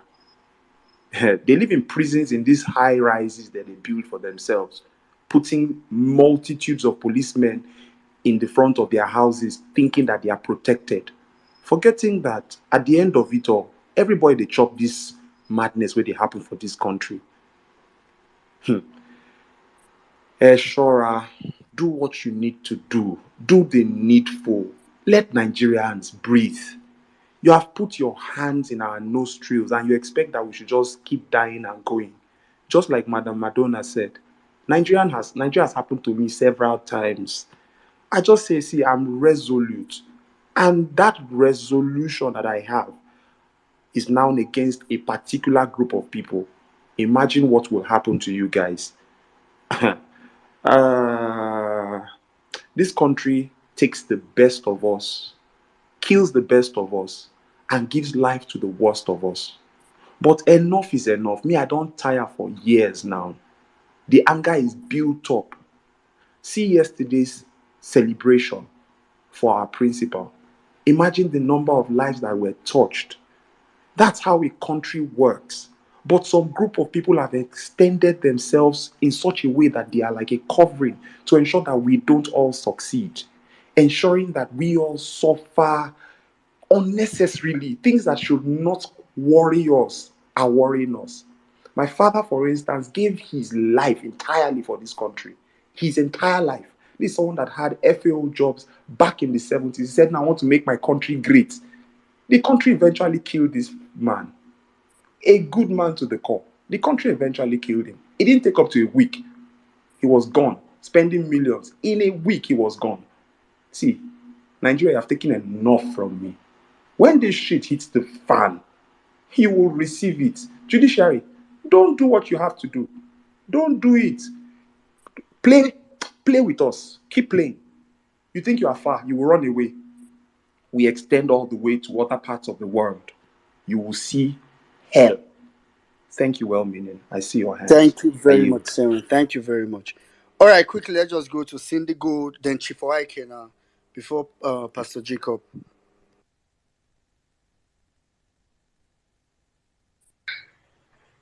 Good evening, everyone. Emia Saddam, Otumba, well-meaning, Jimmy, Oga Ibrahim. I was surprised when you requested for Michael because I know your voice is golden voice we hardly hear. Good evening, sir. My message is to the judiciary straight. I pray they don't push Nigerians to the level that they won't listen to Peter Obi again. On the streets, they should read people's body language.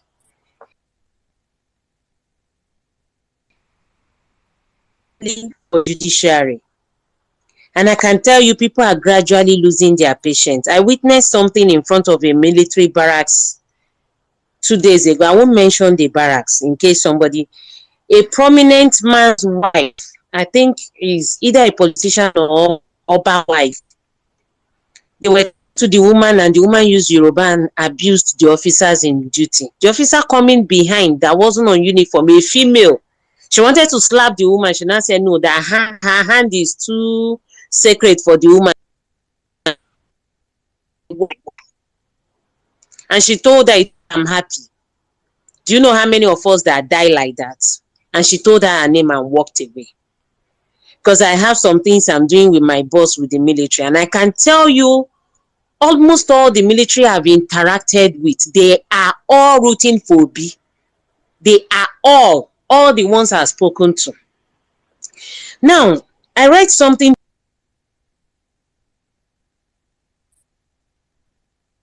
The one that run for us, she was complaining bitterly in that article that she has missed 3 dope tests back to back. That she was even complaining that the way they are subjecting her to dope test, that is too much. And they now slammed a fine of, I think, now $9,000 on her. She said she will go to the tribunal. But in my mind, I'm like, I think suspension or something. The article, president, will this have happened to Toby Amusun? This is the humiliation she has to face because of the image we have as a country. Now, a lot of us, for the very first time in our life, we are supporting a particular politician.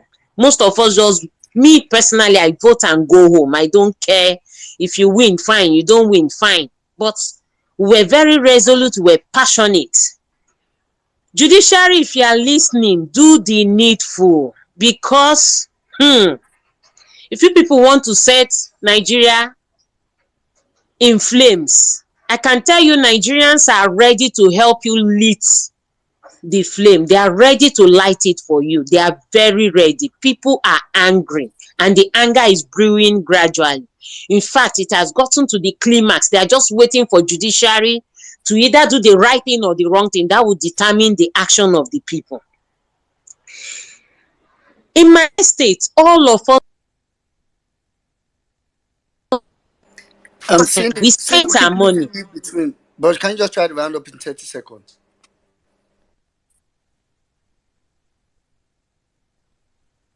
Judiciary, we did it voluntarily. We even spent our own money. I think that should speak volume to them, that this person the whole country is rallying round about. They should use Peter Obi's birthday that we celebrated yesterday as a case study. Somebody, he just came out and said he doesn't want to celebrate, that we should visit orphanage. And I'm rounding up now. Just give me a few seconds.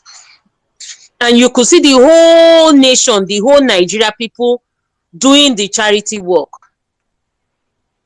If the judiciary, they have common sense, they will do the needful. Just we say, Imana Esu, suo n'ikwe, Imaha Esu, suo n'ani, meaning that if you know how to pound inside the mortar. You don't know how to pound on the mortar, and you know how far. I yield. Thank you. All right, thank you very much. Thank you very much, Cindy. All right, quickly, let's go to Chifuaike now. Please, let's do 3 minutes. I mean, so we can take a lot of people. Yeah, good evening, everybody, or good morning from my end. Emia Saddam, 1 minute Tumba. Jimmy, I'm glad we finally aligned or something. I say that, yeah. Good evening, Nigerians, and good evening, Supreme Court and Appeal Court fraudstitists and justices, or fraudgies. That's the name I give to you guys now. I added fraud to your name. You gave a judgment on Hope Uzodinma, who came forth and became first. In Imo State, Nigerians didn't care because it was an Imo problem. You gave a judgment on Akpabio. It was an Akwa Ibom problem. Today, Akpabio is sitting as the Senate president. You went ahead to give a judgment on Lawan, who did not contest the primaries as well. It was a Borno problem. Nigerians did not complain. Dear Judiciary, Obi is not an Anambra problem. Obi is a Nigerian project. Let that sink into your head. And in those judgments you gave, you told us that it was based on technicalities. I am not a lawyer, but I went to Google, and Google told me technicalities is a point of law or a small detail of a set of rules as contrasted, and they underline the word contrasted, with the intent and purpose of the rules. So, dear judges, you lied, you were fraudulent in the judgment of Hope, Akpabio, and Lawan, because you twisted our rules and told Nigerians that it was technicalities. We are not stupid. And let me tell you, patriotism is loyalty to country and constitution, and not to a politician or a political class. So if you are patriotic, I have two demands for you. Number one, disqualify Tinubu because he is not qualified to even become a councillor in Nigeria. And number two, declare Peter Obi the president of Nigeria because we know we won the fucking election. We know we won it. I am not begging anybody. If you want to burn down the country, do the contrary and be fraudulent. You will hear from Nigerians. I yield the mic. Thank you very much. Thank you very much. Actually, Uberfact posted that earlier today. Patriotism means to stand by the country. It does not mean to stand by the president, or if you can put it in brackets, a politician. That was made by Theodore Roosevelt. So, anyway, let me quickly go to. I was going to go to Pastor Jacob, but since he's not here, Ekene, please go ahead, and we'll come after Ekene. We'll Pastor go to Jacob is here now. Oh, he shift for my screen, so I was like, Pastor Jacob, please go ahead. After which we'll come to Ekene, then call me Lexi. Sorry, before Pastor Jacob goes, it seems the next place we'll start there. We'll now say, please, your name, your age, and your reg number. So that these people will be that are listening to us, they understand that if they hear 20-something-year-old boy talk, the next person will hear 60 years, 70 years. They know the Tinubu mates they hear they talk. We are not saying only just young one demographic of people. We are every. Pastor Jacob, please let's start that introduction with you, sir. Thank you. Good evening from Nigeria Obedience. I'm Saddam, our chief priest, our prophet, our general overseer. Thank you. 1 minute Nigerian. Jimmy, I just love Jimmy. The other Yoruba Ronu space, I was there, I was glad. All the submissions I've been listening is touching. Ari's case was touching. At my age too, I got touched by God's grace. Yes. Okay. Now, I just did that greeting briefly in order to let these people know. I am, 61, and I became 61 about 2 days ago on the 18th.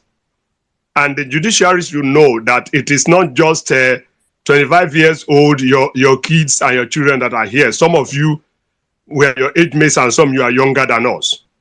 And if you are a judge and you are at the age of 50s, you know you have enjoyed some things in Nigeria. If my memory can still take me, I wrote WAEC in mid-80s, early 80s, 37 naira only we paid. We enjoyed free education. We were given, free books. We were given lockers, that's free. And we cannot do those things to people now, and we are corrupt. How many decades do you have to live that you cannot do the right thing? That's why I'm glad, even in the religious sector, the position I'm holding, I'm glad that I'm obedient and I stand for it. Listen, I also am not begging you, but the issues are clear. You cannot define to me, no matter how loyal or son you are, you can't define to me what the word "and" means. So I'm waiting. We are waiting. Even my wife was asking me this night, as the violence space is going. She said, hey, if protests and all those things will come, where will you stand? I said, I will be there. I will be there at the front because I want things to be good for us in Nigeria. Like Otoba was saying, you spend money buying grass. On my compound, those things grow freely. I have plantain, banana, without chemicals. I have coconut. I pluck from there. I just planted them and they germinate. I didn't apply chemicals. This is the nation. I tell you, from my spiritual understanding, Nigeria is like Canaan land described in the Bible. That's why some of us at this age who sincerely believe in this truth and in Peter Obi and his principles are almost crying. And that's why we stand for the truth. We are ready. I am ready. We are in Nigeria. We are waiting. It is the judgment. PO gave us instruction. He's our daddy. Yes, he's a year older than me, but he's my daddy. I see a person I can follow. A man with principle. A man, with character, competence. A man, if he's the one that is there, when he removes subsidy, he will not allow billions to be ascribed to himself and then allow the people to want to collect $10 for 1 month. In what sense? Look at yesterday, how the whole nation is having joy and gladness. Even at the prayer, obedience prayer space, led by Dr. Kells, is our coordinator. I mean, we're able to do given yesterday too, and a life was saved, which had a balance because we were able to gather about 300,000 to buy foodstuff, beans, and all that. Then Dr. Kels also gave free medical checkups, right? And his soul was to die because there was a balance. Sickle cell, kid was to die because there was no balance to be paid. 130,000, and Dr. Kels had to get to some of our bid and GRV space they were holding yesterday, and was able to get that balance paid. The receipt, was submitted on our platform. This is because of Peter. This is the person we need. Listen, I am not begging you to. Some of you, a few of you may be older than me, but some I'm older than you who are the judges there. So you must do the right thing. 25% and is and. You can't change it. For future, somebody is not ashamed. You forfeited $460,000. Ole long pay is a thief. You are not ashamed. We are talking about forged certificate. I mean, you are said you 71 or 72. Now, how many years? If you are truly that, you are just about 10 years or 12 years older than me. Why wouldn't you have certificate? I have my certificate. NYC is there. Everything is there. I know my classmates. In fact, my secondary school classmates 40 years ago, we have a platform we have created. I know them. NYC, those we did NYC, I belong there. Accountancy professional accountants, my colleagues, I belong there. Why would you not have classmates? Why would you not have classmates? 70? So where is it? When 80-something years people have that certificate. My daddy died at 83. He went to standard 6. He has certificate. Where did you come from? Judges, we are waiting for you. Madonna, I thank you for your submission, and I've had all submissions. It is not only the 30s and the 20s and the 40s that are here. Those of your age, older than you two are there. So judges, do the right thing. The right thing is to declare Peter Obi the winner. Tinubu is not qualified. He must be disqualified. I thank you all obedience, and I want to finally submit, rounding off. I was glad the way I was celebrated yesterday. Emma Saddam, I thank you. The day before yesterday, I thank you. Violence Space, IMC, 1 million match crew. I just appreciate you. My family is bigger than even when I celebrated my sister birthday that they invited pastors and others to celebrate with me when we just rejoiced. But this year own, not only national, but international, because I have diaspora family also. I love you. We are in this together. I yield the mic. Thank you very much. Thank you very much. Mr. Jacob, I've called. Mr. Jacob listed. There's no technicality anywhere in Oh God, this. the only technicality be say they don't already pour fuel for Nigeria. They just want to light them up. That is the only technicality. There is no way for this man. There is no way. There is no way. You can't tell me a man that has no certificate. The only class of his classmates he can call is 99 set of governors. Imagine Tinubu went to school. All his classmates would have been Aso Rock today. But instead, Asadi Dokubo, criminals, when they go meet him for Aso Rock. God punish that judiciary when go do any nonsense. When I go see hell. When I go see what to go do now. When I go see him. When Nigeria continue. Now what they vex people? Do you know if this person that is holding this country to ransom is one person that you can classify as a evil genius? Like maybe this person is so intelligent, is so well learned, is so people will say, oh more this person, how we want a bit. As in this is literally a riff-raff with money. Literally. Heroin trafficker. As in, now what did they vex me? You know, say if na one kind, na Adolf Hitler, this person is sharp, this person is annoying me. I beg. Hey, can I please go ahead, after which we'll come to call me Lexi. Hi, everyone. Good evening. Good evening, Saddam, Otumba, well meaning. Nigerian judiciary, I don't think you people understand what is brewing. I don't think you people understand. Even speaking about it, I'm shaking. Because every single day, Nigerians are angry. They are angry. I weep for people these days. Even going to work in the morning, you're looking at... I want to offer help to people, but I don't even have enough to even offer. You people sat down there. You've been doing all the rubbish with the other things. Let me just tell you, right? I read somewhere today where someone was saying something about a dream they had about the Nigerian um our election, and how Tinubu had missed his time.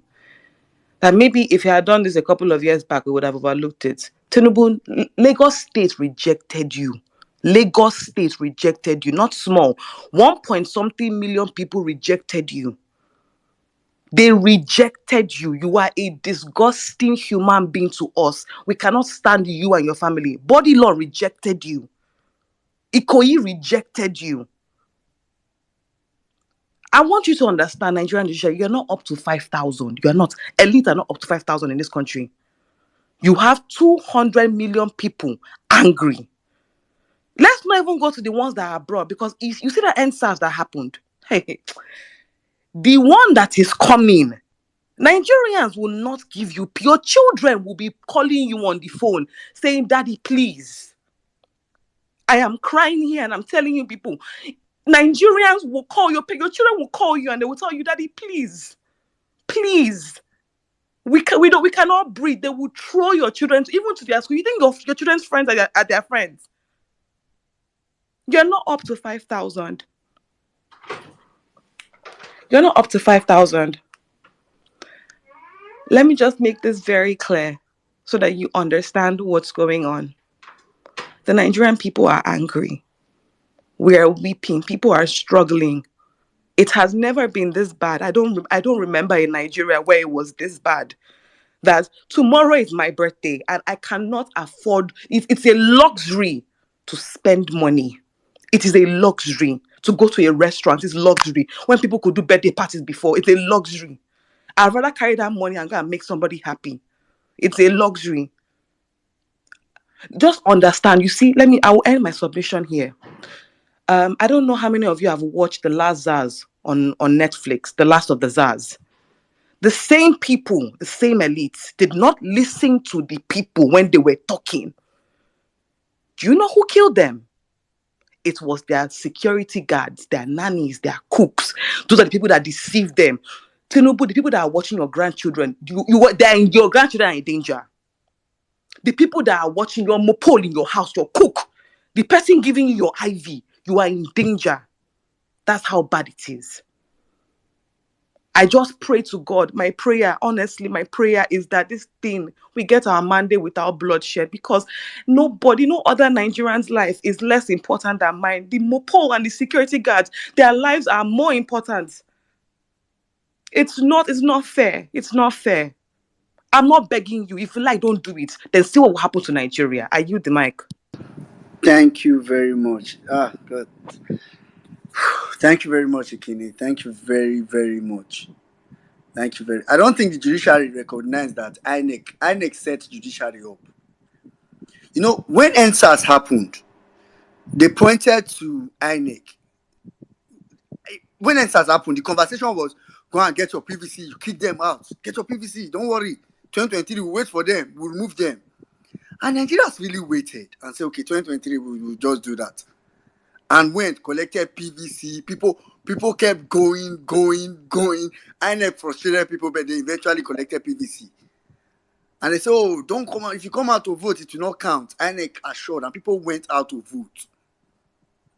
Then INEC played everybody and said, okay, it cannot be us. They pointed to the judiciary.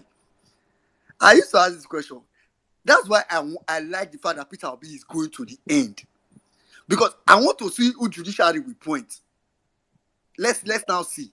Because if we had stopped at election, some people would have told you that, oh, don't worry, you people should have just gone to court. The case was very clear.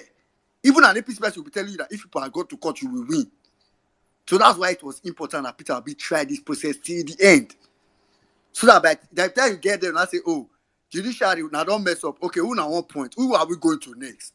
It will now become obvious that the last hope of the common man is really, really the common man. Call me Lexi, please go ahead. After which we'll come to we'll go to Otumba and Mr. Solomon. Okay, yeah. Good evening, my fellow violencer. Yeah, it's another beautiful day to be here again. Thanks for the opportunity to speak. I'm standing on all existing protocol. As young as I am, I don't know I'm going to shed tears on a day like this again. But it's good. It's good. Yeah, it's good. So that we know what we are facing. And for the judges listening, they will know that we are not joking. Please, we have come too far obedience than to give up now. It is just so sad that it is the learned elites are the one that they are trying to manipulate the word and just to suit their own narratives. What are you trying to tell our next generation the meaning of and? There's a reason why they call it rice and beans. It is clear. Don't tell us what is not. If you are still listening, please, we are begging you, fucking do the right thing. Do the right thing. Don't ever feel do pe funfun. Have it right. Wọ́n ní tójú bá ń ṣe pin, a máa yọ ọ́ ni. We have removed the pin. We have shown you. You've seen it all. Fucking do the right thing. My grandfather and mother have said here, matches are with you. I hold my gasoline. I'm ready. If it is not going to work for me, it's not going to work for anybody. There is no 2027. Ayé 2027 ò ní dá. Ayé 2027 ò ní dá. There is no fucking 2020. I cannot kill you. And let me tell you if you don't know, none of Nigerians voted for Peter Obi. We invested. We didn't vote. We invested. If you are listening, I didn't vote. If I went to vote, I would have come home. This is my first time I'm voting. You know the risk I took? I found myself to a sudden DSS. I began to walk around, facing all talks, saying, what do you want here? Not knowing that even me, I have come to vote, risking my life. I'm reading a story on the timeline today. Someone with epilepsy went to vote. Hold that man there. They wanted to take him home. That man said, don't take me home. I want to vote. I want to invest in Peter Obi. Can you imagine the risk we Nigeria have taken? I will put it on the Jumbotron. I was like, we are talking about somebody that bleed on that day and said, let me vote. Somebody that is dying and he still went to vote. Judiciary, fucking do the right thing. There is no 2027. We are going to burn it down. Make everybody just scatter. Let us just go. Year 2027 I cannot afford to lose this next 4 years. And Judiciary, let me tell you, if you are under prayer, let me tell you the reason why you are under prayer. It's because of their dubious acts you want to do. If you want to do the right thing, there is no prayer of you. My brother, say it again. Say it again. Say it again. Judiciary, let me tell you something. You are not under any fucking prayer. The only reason why you are under prayer is that shit, that evil you want to do. It's ibi tẹ́ fẹ́ ṣe ìwà burúkú tẹ́ fẹ́ olè ló máa wò hàn nínú oko òrèké. You will walk with majestically when you stand on truth. I will use that word that announced Abia State latest governor. She said she will never do evil. She was celebrated in her school. Nigerians will celebrate you. Don't worry, we will defend you. It is our country. We want to take it back. And let me tell you, these people have eaten enough. What it all? They are rich without enterprise. Oh, they have eaten enough. It's okay. Give me back my country now and let me do the right thing for it. And I have invested in the right man. Don't let anybody deceive you. You know the meaning of and. You understand the word and. Please, fucking do the right thing, or else that matches. We will burn everything down. Please. A common Nigeria right now is just, everybody has turned to go, oh, you don't know who is who. Everybody is just going, it's just going. You don't know. You don't know where to face. Please. I'm begging you for the last time. Please. Please, just fucking do the right thing. Because in 2027, I'm not coming out again to vote. Because in Nigeria, money, yeah. I'm not ready to abscond to anywhere.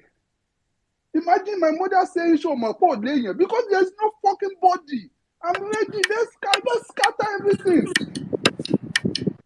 Please, judiciary. You don't have any pressure. Honestly, I can fight for you. You don't have any pressure. Don't worry. Just do the right thing and do. Who are they? Mélòó ni wọ́n? Wọ́n fẹ́ kú ni. I use the mic. Thanks for the opportunity to speak. Thank you very much. Call me Lexi. Thank you very much.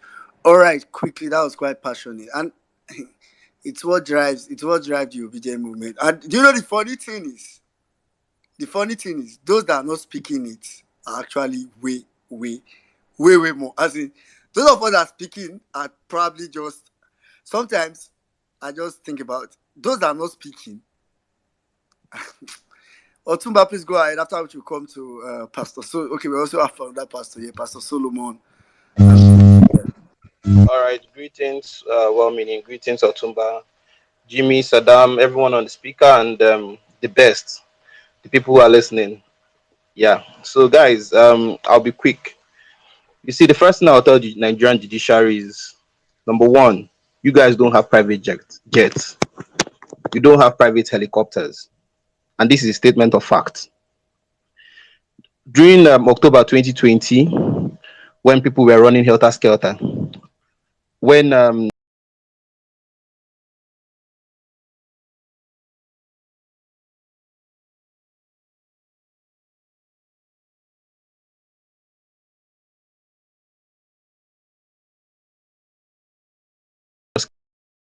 we saw videos of people, politicians,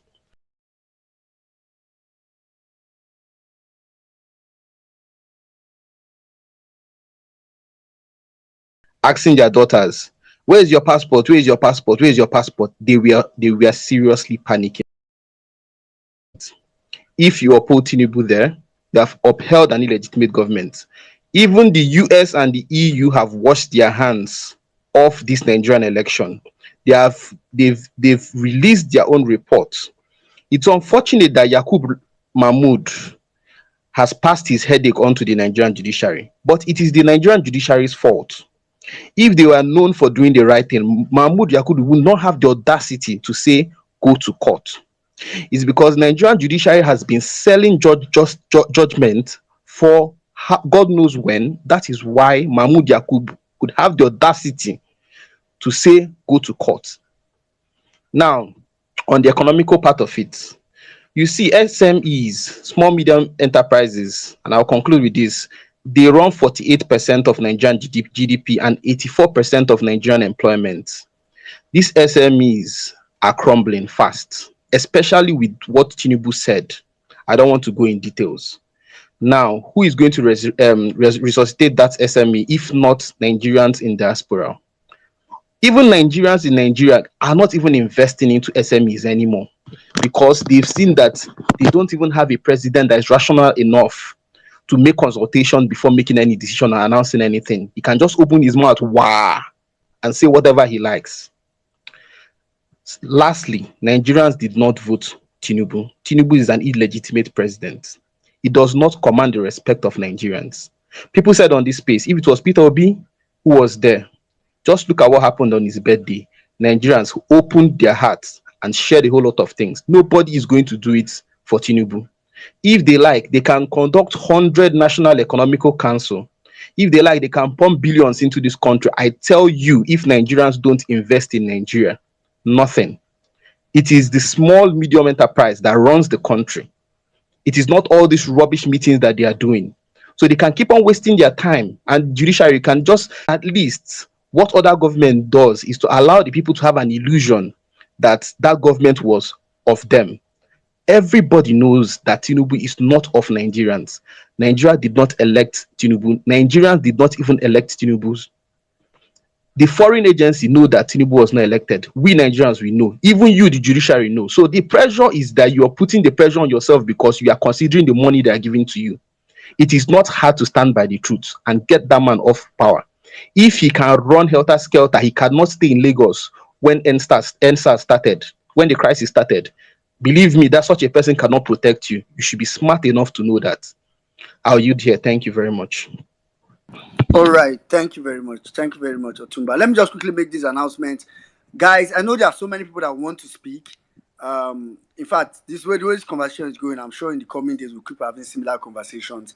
But In fact, I for do make today, the have to collect our mandate. yes, yes. For today, what you really have to say, there's an hashtag, even if you've said it already on the space, hashtag message to the judiciary. Hashtag message to the judiciary. It's on the Jumbotron currently. So please let's tweet with that hashtag, because I usually say this every time. These judiciary guys, they come online, they are here. They have people representing them online. If some of them will come themselves, Justice Ugo, that the rumor was going around yesterday, is 55. He's a young man. So I can bet you Justice Ugo has an account. He's probably here right now. He's probably listening to us right now. Probably aside one that Jimmy has even talked about.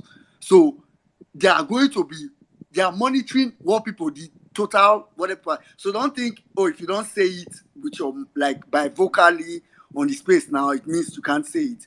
Please, if you want to make a trade, make a trade. Use the hashtag message to the judiciary. Let them wake up and hear that, oh, people are sending them messages.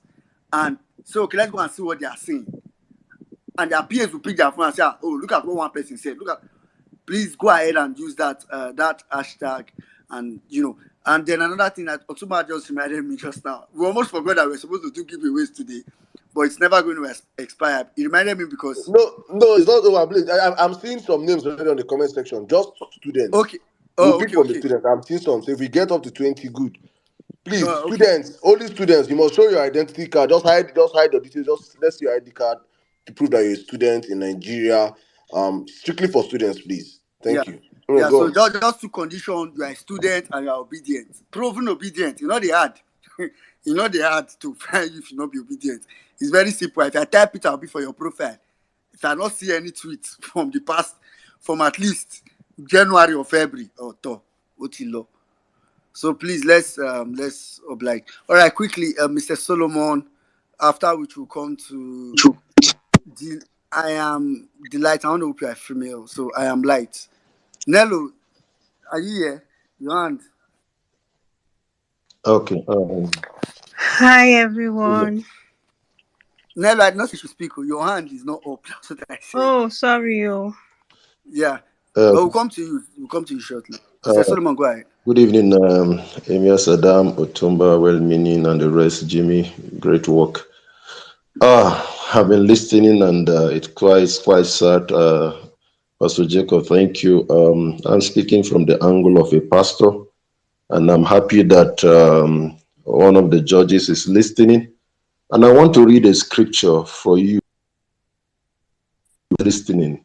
In Isaiah chapter 10 from verse 1, he says, it will be very bad for people who make cruel laws that are not fair.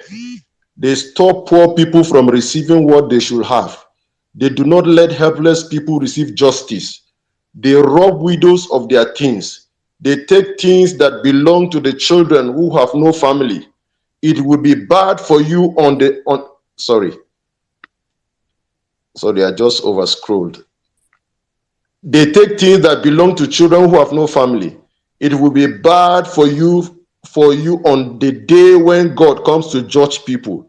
You will not escape the punishment that he will bring from far away. There will be nobody to help you. There will be no safe place to hide your valuable things. You will have to join the people who are in prison, or you will die with those the enemy kills in war. But the Lord is still angry. His hand is ready to hit the people again. Now, after the answers, I had a dream, and I've shared it over time to several people, that we need to ask God to help Nigeria, because after the answers, I had a dream and I saw another answers worse than it. It was not political. That means across board. People were going, destroying, whether you are PDP, you are APC, you are whatever party. I saw elites being attacked. As long as you do not impact the lives of Nigerians, it was terrible. I woke up frightened and I told my wife, I said, there is danger that is looming ahead. And I think that judiciary, you have everything that it takes to avert what is going to come upon this nation. You have everything. I want to beg you. Maybe there are threats coming from whatever angle. It's better for you to stand with the majority. It's better. You know, Sonny Okoso sang a song, and this is the song that he sang. And he said, you know, Nigeria.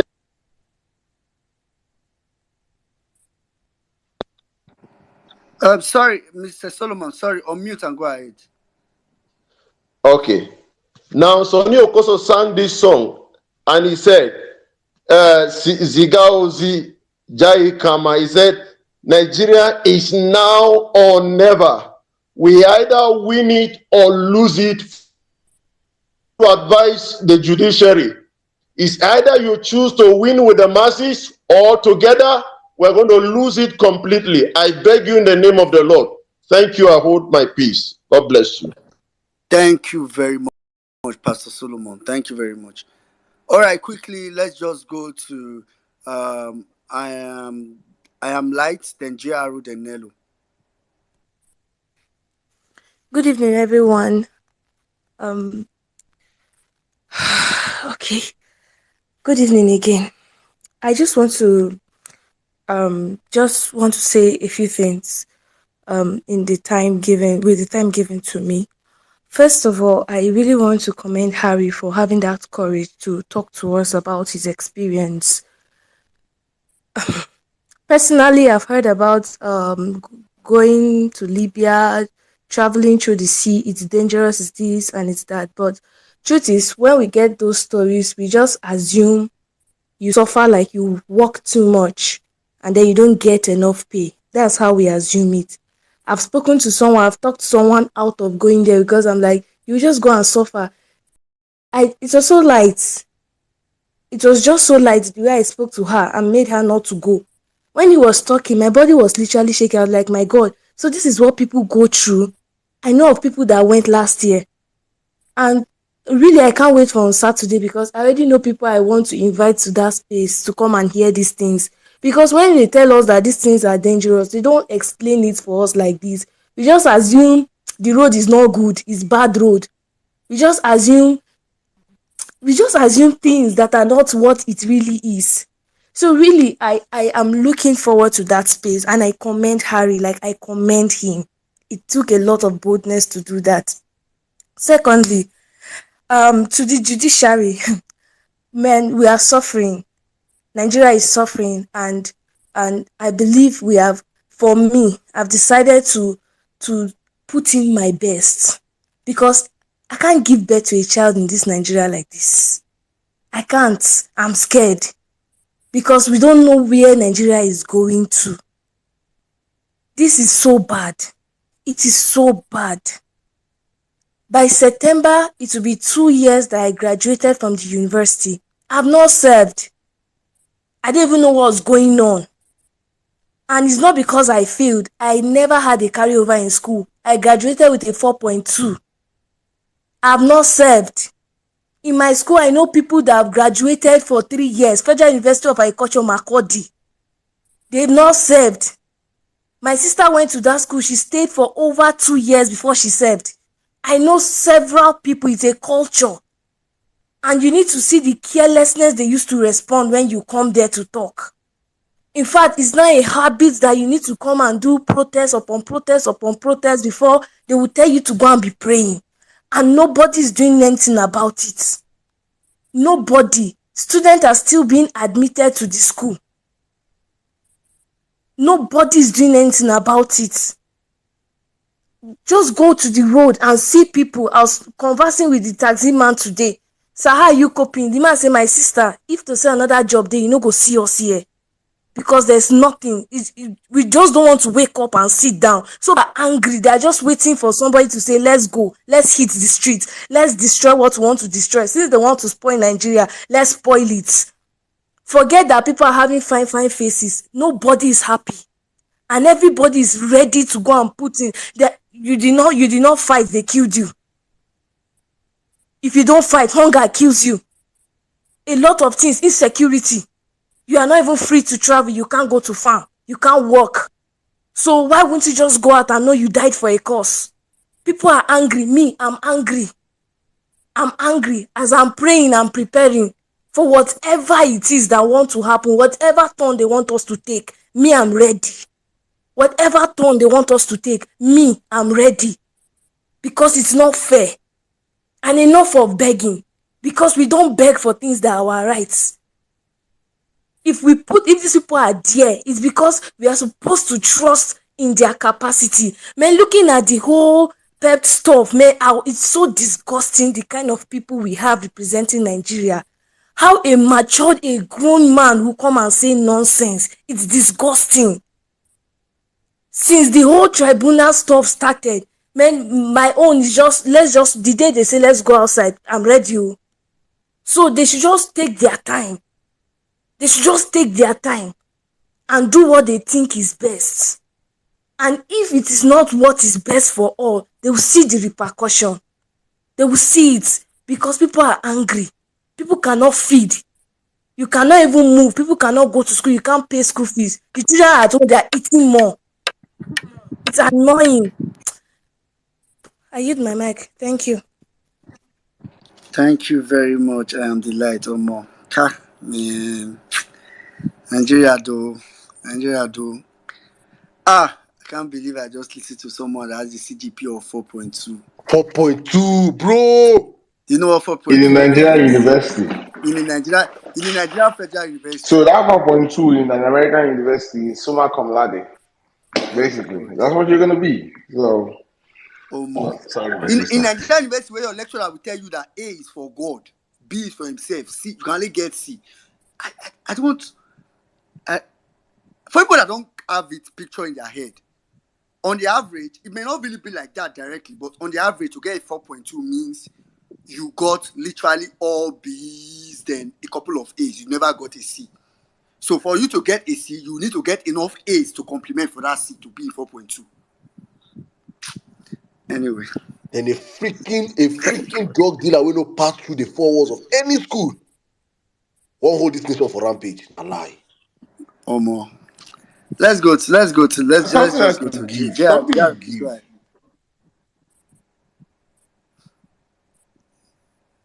All right. Okay. I am Delight. Please send me a DM. I'll link you. Somebody just said you should send them a DM. So just send me a DM so I can link you to the person.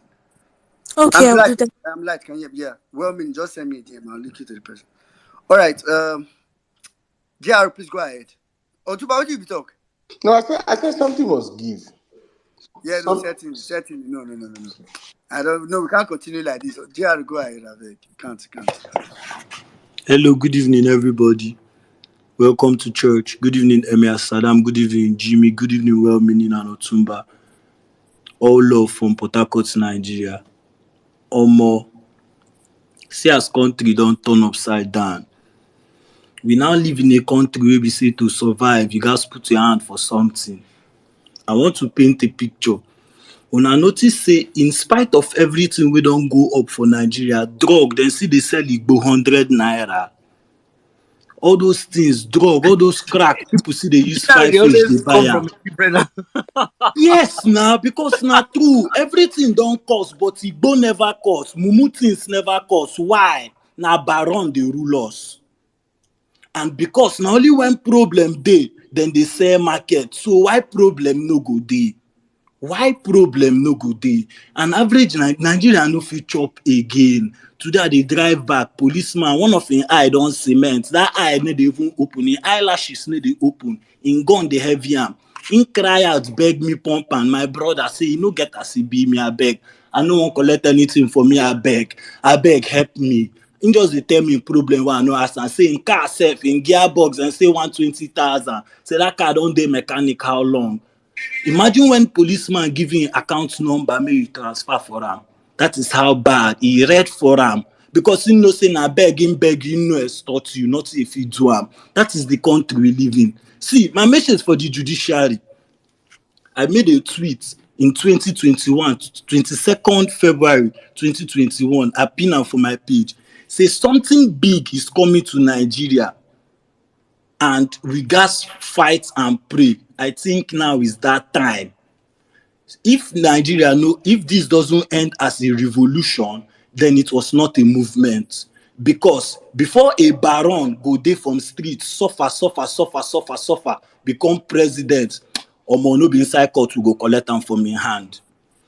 That is the truth. You see those judges, none of us want be them, but anyone wey wan retire, oga you no retire since now you wan retire. Now wey they don promise you say we go pay you off, say wait which compass you want one oil well, no worry, we will pay you off forever. Now you wan retire, oga army man dey die inside bush, if you go die for court, die na your work. You don't have any choice, because this Nigeria, a youth now cannot survive. There are three ways to survive in Nigeria as a youth. And I'm sorry. One, you either venture into internet fraud. Two, you either sell drugs, or as a woman, you begin prostitute, sleep with people where you no even dey expect. Our Nigerian girls are no longer aspiring. Now there they pay me pass. Growing up, you see a lot of girls. I want to be a doctor. I want to be like Okonjo Iweala. I want to be like Ngozi. I want to be like good people. But now, check out our Nigerian girls. Everybody want be influencer. This is a very wrong trend that is going on where we no know. Everybody now want be influencer as Nigerian girl. You won't find one Yahoo boy or anybody. Nobody even care again whether it be ritualist, it be anything. I beg, just give me money, man. I feel chop today, because if you no give me, I feel die tomorrow. And that is the country we are. No hope. As a young boy, I'm 6'10" with a wingspan of over 7'3". I play basketball, but no way. No way. I don't try to Wait, leave bro, you're Nigeria severally. 6'10"? No way. No way. Why? No be me they commit crime. Oh. Now our politicians they go there, go commit crime, come rob and for our head. They go come be like saying the citizens. A Nigerian citizen, Otumba, you were saying something. Nigerians they work for jam. 5 work, 5. You know what it mean? As US man no go work 5 work anywhere, you want kill him. You go ask whether you want kill him, but the Nigerian they work am happily. Why? You know get as it be. Now life be that. Our parents use survivor, marry, born us. Now we don't dey. Most of us don't grow. I dey my 20s. Now survival I want survive, marry, born. Now survival I want use marry, born as a Nigerian. No hope. If no sector in Nigeria they work, if you go agriculture, they don't ruin am.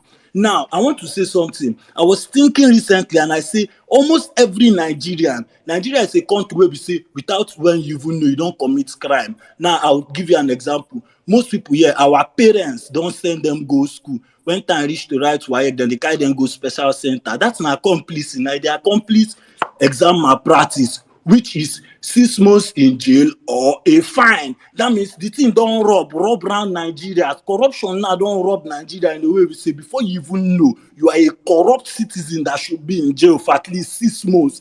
You never do. How many of us don't break traffic lights? Now, no way. A first class graduate for my school, they come out, they beg you, say, oh boy, the list, do me the list. My word to the judiciary, and with this few point of mine, I hope not to confuse them, but to convince them. If Nigeria no go work for all of us, oh boy, nobody go work for. Because no be like this, I want use grow my future. Thank you. Thank you very much, Jaro. Thank you very Omo. Jaro, the US now. Jaro supposed dey.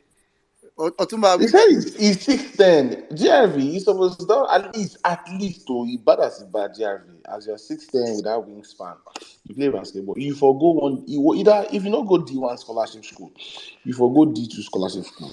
At least play Chairman, no at verse, least. but where the money dey, no verse. No, To no, no. come What out I for mean is Nigeria. no. What I mean is like if let's say you had opportunity to go to high school, yeah, with that height you have, even if you don't, I'm not saying you make it to the NBA, but bad as it bad. The school I went to is a Division 2 school. You had students there playing basketball on scholarship. So, man, but my brother, sorry. All right, so let's Jaro, shall I say for your submission, you don't go you go solve influencers. Jaro, you went to solve influencers. Nello, over to you. Well, meaning Nigeria. How come we be say my heart don almost break here? I don't dey here tire. Now wow. Hi Otumba, MS Adam, Jimmy, UC, Rita, everybody. I've been listening. It's like Harry just set the tone for today's conversation. Ultimately, I just want to say that Nigerians, we have to. When Pio was going about saying, "Take back your country, take back Nigeria," the man knew what he was saying. For the longest time, we have just left this country in the hands of these criminal politicians. It just doesn't make any sense to me how, instead of fighting these guys, or, it's like we just, we kind of have this helplessness, like, oh, make we just go find wetin we go do while these people. And it's the kind of lifestyle that they throw in our faces. It doesn't even spark outrage. See these APC now, how they want to share 8,000 naira to Nigerians, and then see the kind of money that they are giving to themselves. You even see their children, the kind of wealth that their kids, just throw around. It's there, we all see it, but again, it's like something that we have come to accept. But honestly, it's about time. It's enough is enough. Something has to give, because we cannot continue like this. And it goes to the root of this country as a whole. You see, this stupid federalism that we are practicing. Now, make we just first of all just finish, make we get our mandate first. Everything about this country has to be reevaluated, because this system of governance that we are practicing cannot continue, whereby you have states, they cannot manage their resources. All they do is they go to the center, they collect money, they come back to their states, and they feign helplessness. It cannot continue. We have to see, as a people, we have to insist, we have to demand. And I just want to speak to my northern brothers and sisters. You see that lie that they have told you for the longest time, say it's oil in the south. That's what they are. It's a big lie. Every state in this country have resources to grow itself. Look at the kind of resources that is in the north. Look at the gold in Zamfara. Look at lithium in Nasarawa state. Look at all the huge the lands in the north. Is it Niger state? When you look at all these states, you see that they can feed themselves comfortably, but they lie. They don't want to work. All they want to do is go to the center and collect money and eat. It has to stop. We all have to come together and demand. See, it's easier to hold your governors accountable if they are chopping the resource, if they're not working. But when you go now, they just act like, oh, is the federal government. They don't want to do anything. They push it onto the federal government. Enough is enough. But anyway, judiciary, you can see, this country cannot continue like this again. We are tired. We are waiting for you people to do your madness. We hope that you people would do the right thing. But if you decide that the drug lords, you allow them to use you, then it's all good and fine, because maybe it's about time. We just redefine and reset and restart this country, because it cannot continue like this again. We cannot. I yield my mic. Thank you. All right, thank you very much, Nelo. Thank you very much. I mean, it can't be oversaid. All right, but quickly, because we are way, way short of time. And Sorry, 1 minute. Let me quickly okay, just this to people. The Yoruba Rono space has been scheduled for tomorrow. It's on the jumbotron. It will start 1 p.m. Sorry, 1 p.m. my own time here, 7 p.m. Niger time. So it will last till midnight. So anyone that is interested, come through, and we have to speak to our Yoruba Runus that have a Agbado credit card now to buy different kinds of goodies in Nigeria right now. So it's gonna be a great space tomorrow. You guys should not miss it. The last one was explosive, and a lot of people had something to say, and a lot of people still have something to say. So please, it's on the jumbotron. You don't want to miss it. Thank you. Back to you, well meaning.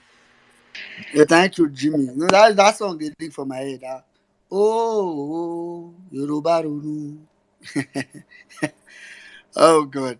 Anyway, let's go to who's been here for the longest. Okay, the Jack. After the Jack, we'll go to Rita, UC Maxwell, Fuga in that order. Yeah, good evening, everyone. Good evening, Saddam, Atumba, Wellman in Nigeria, and Jimmy. Um, Judiciary, Judiciary. My call now 3 times. Judiciary. I dey hold my hand for years. I talk to them now. Fuck around and find out. We know, say we get corruption before. It's not new. We get weak government. Institution uncle zero.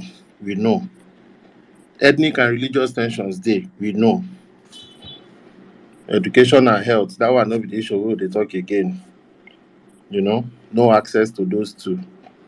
But you see the one we go come cause for this your judgment now. Na political instability. When they say your phone no dey work, your phone no dey work. They say you don't press all the button, you know work. You don't press everything, you don't press and you no work. You always hear the advice, hard reset. And then I go push us go. And you see that battery where they go remove. Now that 1%, that 1% light, all those elites, all of that will be the battery where they go remove. We'll call know as we'll come arrange everything afresh. So fuck around and find out. For 2 years now, I've been returning to Nigeria every 3 months, and each time I return, it's like the slippery slope. You just see, say the last time where you come, things are worse off from where the last time. Things are worse off, Judiciary, you dey okay. They look our sisters turning to low-key prostitutes. That is what it is. Low-key prostitutes. I enter this town and the kind of vibes I get, I'm like, when did it get this bad? And that's the sad part. I like the way JR put it. That's the saddest part, because amongst every community, every society, these are the weaker part. This is the weakest link. The women.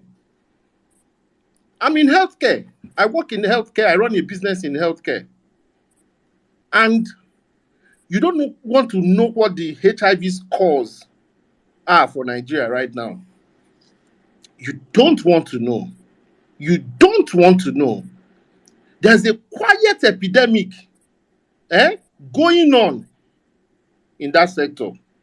But everybody just dey. Even APC APC never arrange how to rule, how to gather themselves. That then go come look inside healthcare. No be keg of gunpowder we sit down on. No be keg. Now tank farm of gunpowder. Now we sit down on. And it go burn and it go loud. It go dey very, very loud. All of them go shock. I come back. This one, why I come back? I did Nigeria as I talk to now. I did Nigeria. And 60% or more of the people that have carried me in Uber are women. Our mothers have become taxi drivers. And they bleed, and they cry for this country. As e be, now Nigeria no be that place where you go say, okay, get some work where women no go do, and it don't red already. As we dey now, people no fit chop. Even the Uber sef, fuel no come dey to take enter road. Somebody picked me the other day. I come dey ask am how far. He say na architect, woman, architect, but wetin? Food no dey for house, job no dey. He dey drive Uber. I encourage am, na wetin I go do? Because all of them, unfortunately, didn't vote this roasted corn man. A lot of them didn't vote this roasted corn guy. So the guy dead. We are waiting. We dey wait. We dey wait. When you say, "Oh yeah, we go help you light am," don't worry.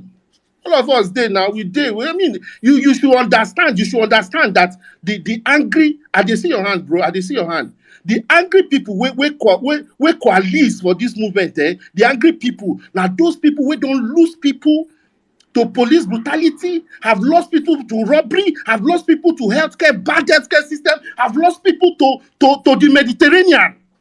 Understand it. You can't, this, you know, go fit contain them. I assure you that. Fuck around and find out. I yield. Thank you very much, Jack. One minute, That's I so. beg, please. Sorry. Um, I am light. The lady that came up that spoke about the 4.2 GPA. Please, so open your DM. Or people who want to talk to Yeah, you. our DM is open. I'm Yeah. actually, if you can reach out to her, No, I just think send I a think DM. I think if yeah, Twitter rule right now, she's not following you. Yeah. Or she. Okay. I just So look at those. Oh, that's true. That's true. Yeah, yeah, Look at yeah. people that have. Your name is. What's her name? I am light. I just know I am light. Please look. Open your. Some people that followed you now.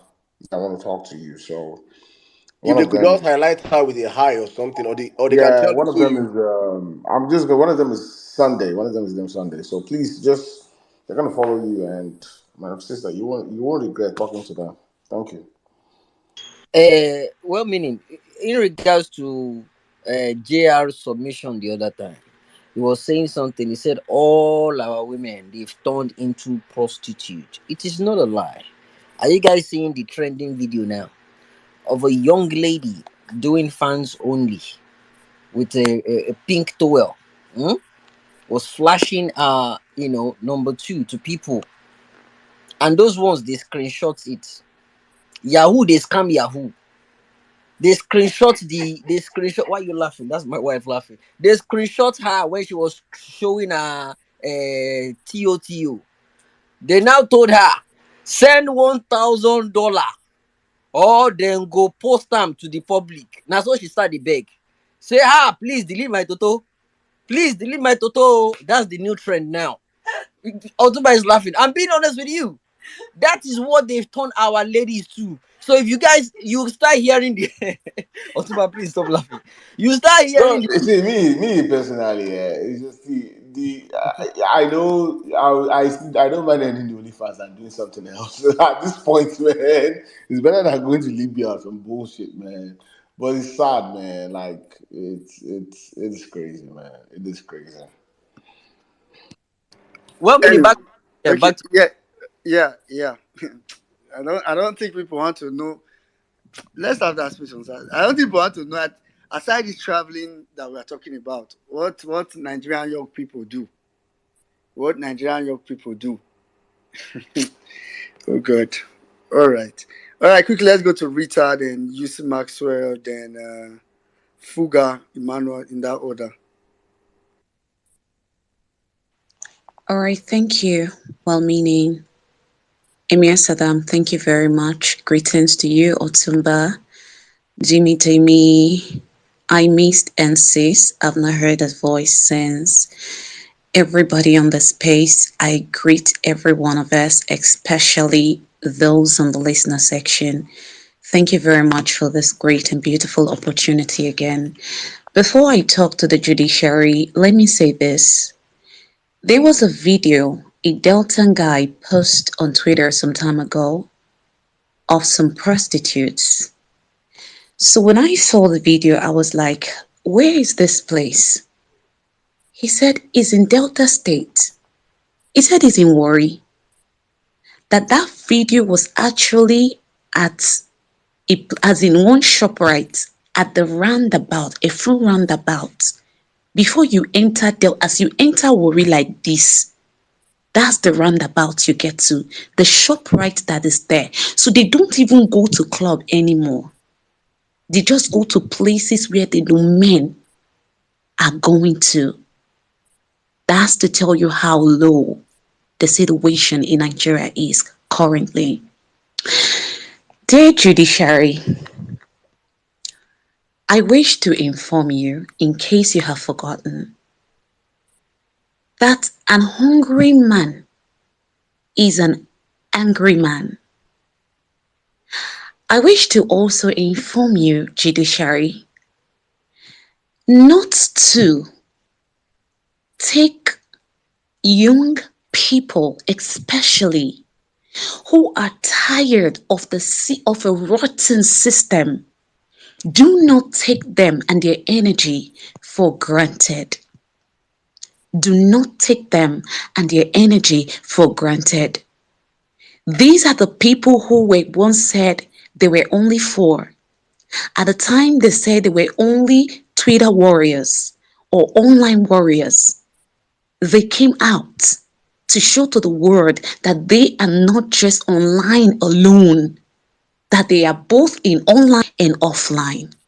My network is acting up. I'll just wrap up by saying this. If you guys can still hear me, am I still being heard, please? Yes, go ahead. Oh, thank you.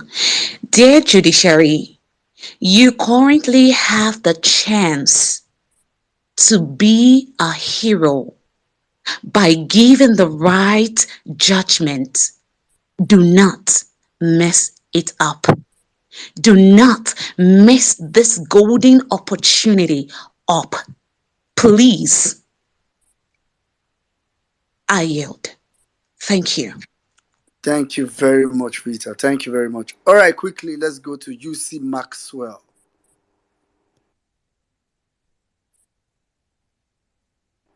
What happened to UC? UC just fell immediately I called him. All right, quickly then, let's go to Fuga, then Emmanuel, then Rose. Yeah, I start on the executive protocol. I want to say peace and love to all obedient. My message is for the judiciary.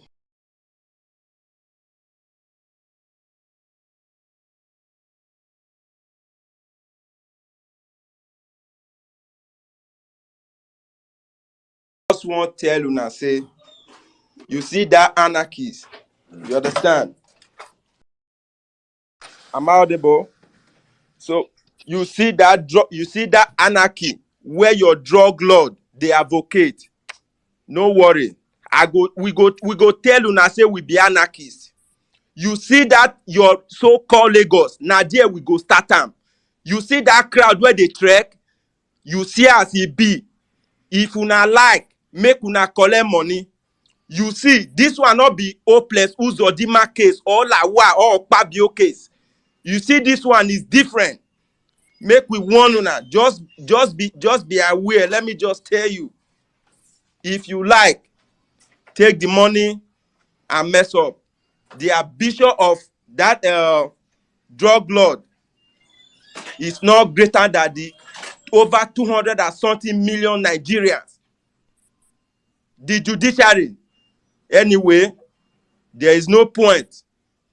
You don't hear from Nigerians. A lot of people, you have turned our girls to people from ambitious, beautiful individual to people who have no ambition no more.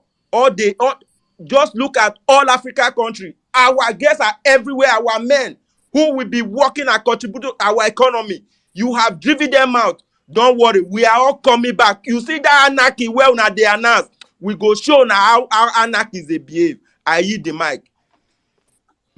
Thank you very much, Fuga. Thank you very much. All right, quickly, let's go to Rose. Rose, please go ahead.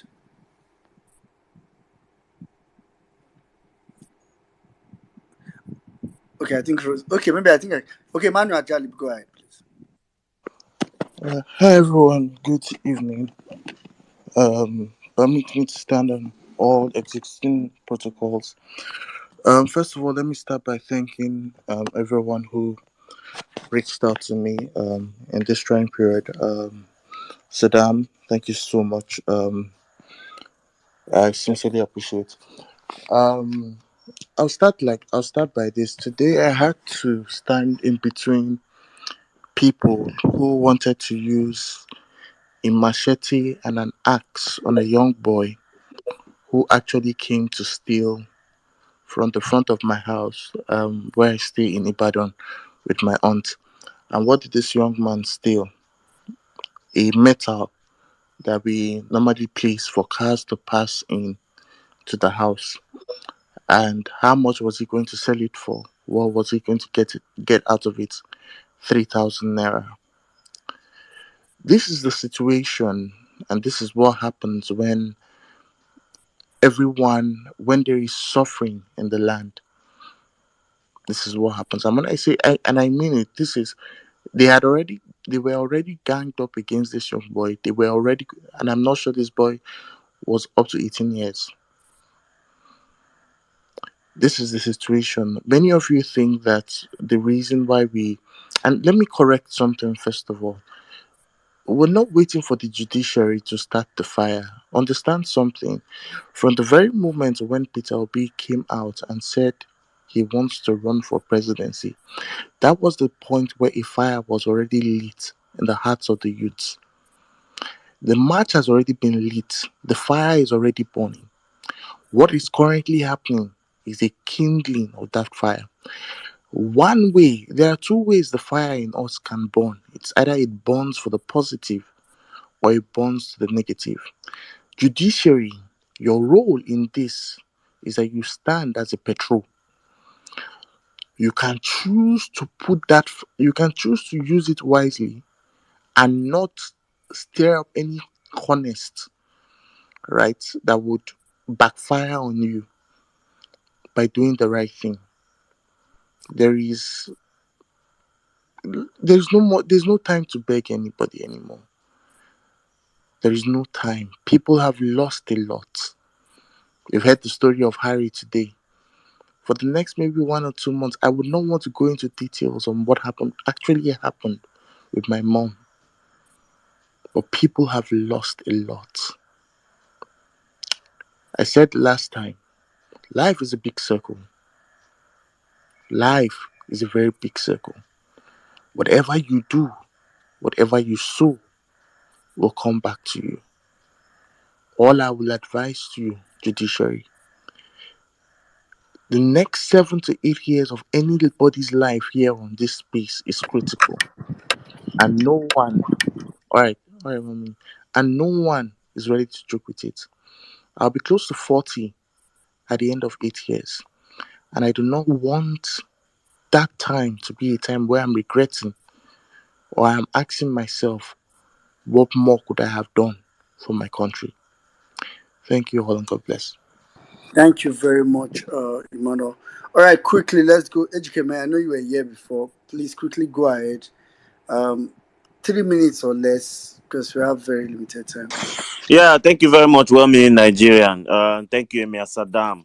Honestly, today is one of those emotional spaces. You know, I have cried, I have cleaned my tears, I have gotten angry, I've hit my fist on my table, like damn, like what is this? What am I hearing? You know, and all of that still secular. Look, judiciary. If you people are not running mad, give the wrong judgment. There's no two ways about it. If you people are mad, because we have been saying it, if you people are mad, you want to test the will of Nigerians, do the wrong thing this time. Yes, because ndị Igbo say akwakata onye akwụkwọ ahapụ ya adanye n'ọkụ. The epileptic person, the person who is suffering from epilepsy, that the moment you stop it, you keep guarding him and he still wants to fall into the fire. Sometimes you allow that epileptic person to fall into the fire so that they will know that the fire actually burns. You know, I've also said it here that if you push a goat too much, a goat that naturally would not bite you, it will turn around and bite you. That is the level Nigerians are right now. Nigerians will bite, and this bite will burn down the whole country. Yeah, so yes, let whatever he's doing in Spain with the judges, let them continue. I am here to warn the judges. This is the only time you will take all the bribe in your career. Take all of it and still do the right thing. Because if you don't, there will be no airport. People are already, doing exercise around Tinubu's private jets plane. 500 years away, people should tell him that men are doing exercise. They are jogging. Preparing for this anarchy and chaos that is going to happen in the country. There will be no airport for any elite to run. Everybody will die in Nigeria. So don't do the right thing. That's all I have for you guys today. Thank you very much. I use the mic. Thank you very much, Ejikeme. Thank you very much. All right, please quickly let's go straight to Rose. Now you're back here, so I know. Go ahead. 2 minutes. Thank you very much. Good evening, everyone. Good evening, Violence Space speakers. Emia Saddam, Otumba. Good evening. This is Dr. Rose Kano. You said we should mention our age. I'm 36. Um, Nigerian youths have never really believed in our electoral system. And when Mahmoud came out and asked, I'm talking to Judiciary, when Mahmoud came out and asked Nigerians to go get voters card after NSAS and asked us to get voters card, that there will be beavers, there will be IRF, there will be everything and all of that. We believed him and we went to get voters card. We stood under the sun, the rain to get voters card. We went, at the end of the day, we went to collect voters card with all the processes. Nigerians left their places in diaspora to come back to this country to cast their vote because they believed in a process that at least for the very first time, it's going to produce a free and fair election. But eventually, early hours of the 1st of March, something else happened. After Nigerians came out en masse to cast their vote, please, Judiciary, go back to those results, those evidences that are brought before you. Check the actual winner of this election, you will find it. Some of us already sacrificed our lives. We did. We went around to canvass for vote, asking people to please come out. We became politicians. We became advocates for. We did INEC job, even though we don't,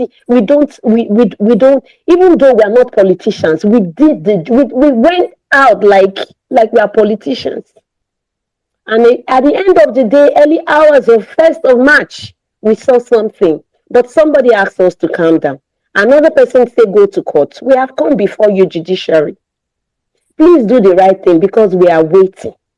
Our lives have been sacrificed since the NSAS time.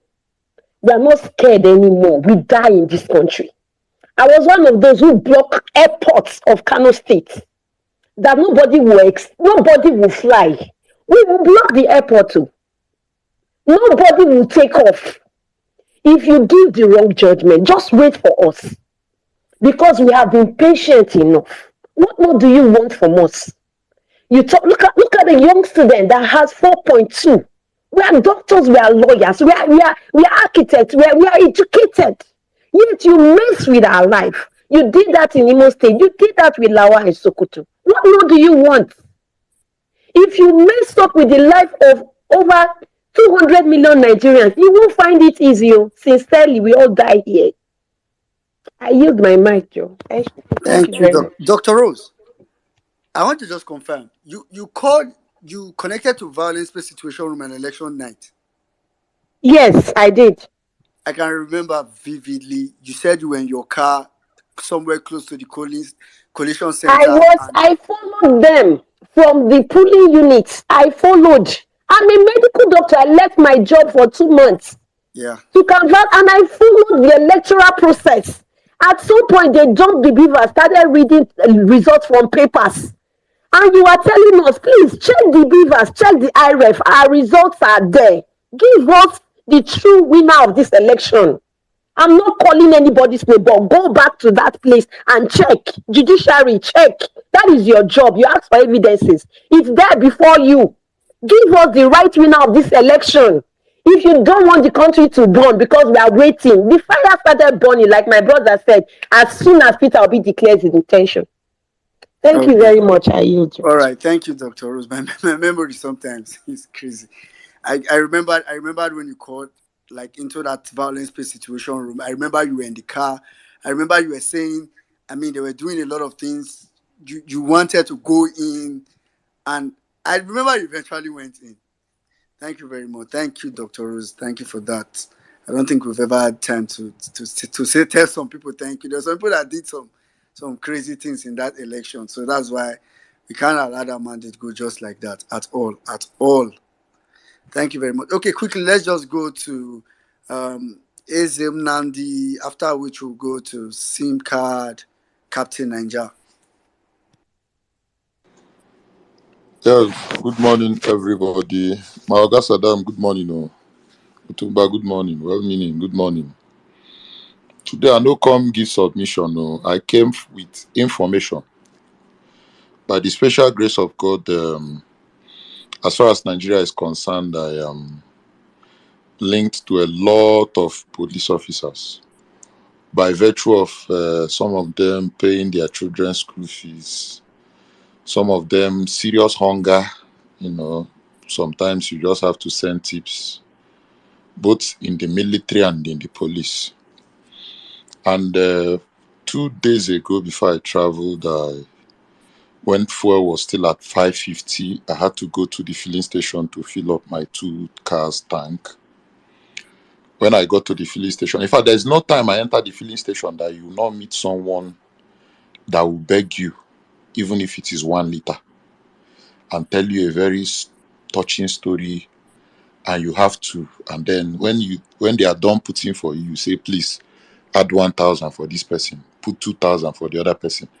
And you see, one man, I bought 2,000 for him. He knelt down, prayed, carried sand, poured inside my hand, for 2,000 naira fuel.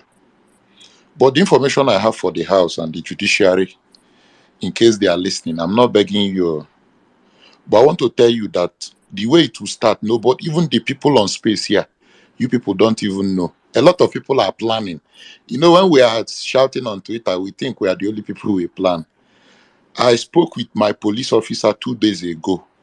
You know what he called me? To beg me for the daughter is in the hospital. Please, whether I can help him out with 15,000 naira.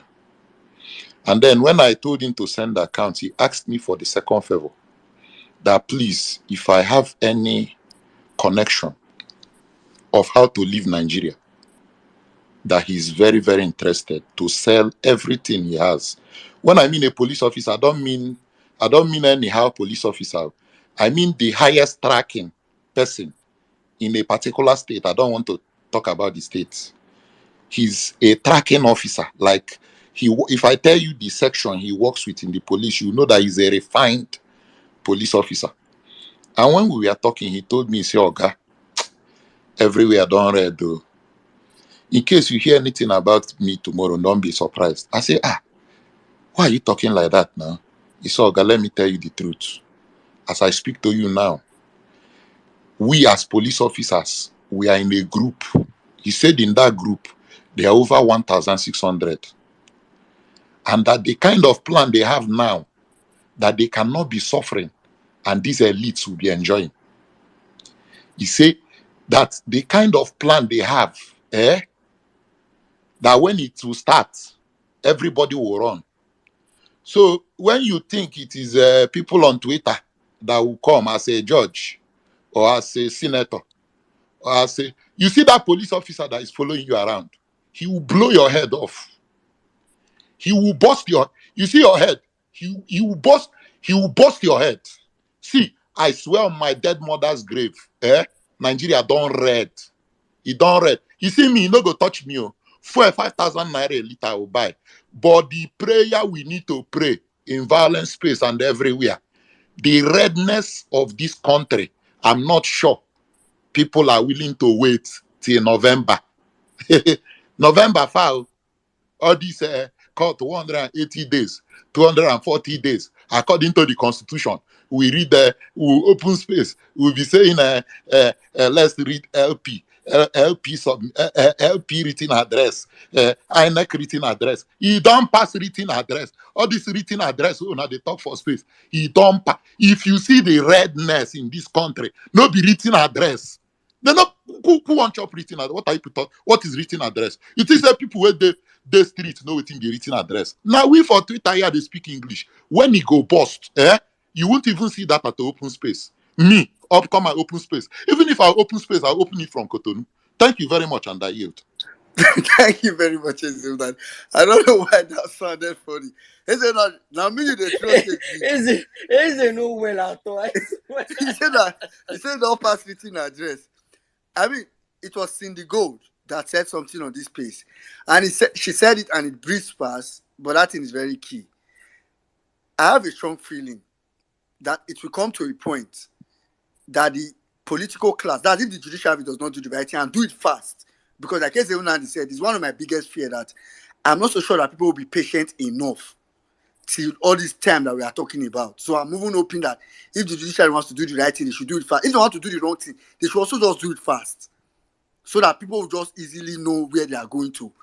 But Syndigo said something that we may get to a point where Peter Obi will be begging people. In fact, the elite, the politicians, will be asking Peter Obi to say, okay, beg your people, beg them to stop. Peter Obi will be talking. People are going to look and say, Oga, your consumption to production don't work. We know why here again. Just as in, that's the funny thing. So I'm just saying that for people that think this is all about Peter Obi. It go reach that point. Peter Obi go they come. People they talk from where. So now go there, go they beg, say, please, let's calm down. Peter, everybody go say, Emia, you're on your own. To get to that point, if care is not taken. Anyway, let's go to SIM card and Captain Niger. Rest. Good morning, everyone. From my end, I permit me to stand on all existing protocols. Like Izina just said, the thing don't read. He don't read. Yes, trust me. I remember one thing. It's sad I have to mention his name, but he said it. Showori. He said that this Tinubu's government is going to even make revolution come easier than expected. Nobody in obedient have ever preached revolution before and otherwise, but it's seeming like what he's saying. Everybody's angry. The street is crazy. Everybody's sick. Everybody's sick and tired of what's happening right now. The only two elections that has happened credibly in Nigeria in Nigeria so far, I can say is that of MKO and this one of Peter Obi. I don't know what MKO said. I cannot remember then. But you know what? Peter Obi came and said things that we needed to hear and made well-meaning Nigerians who were not interested in politics got interested. He spoke to our conscience.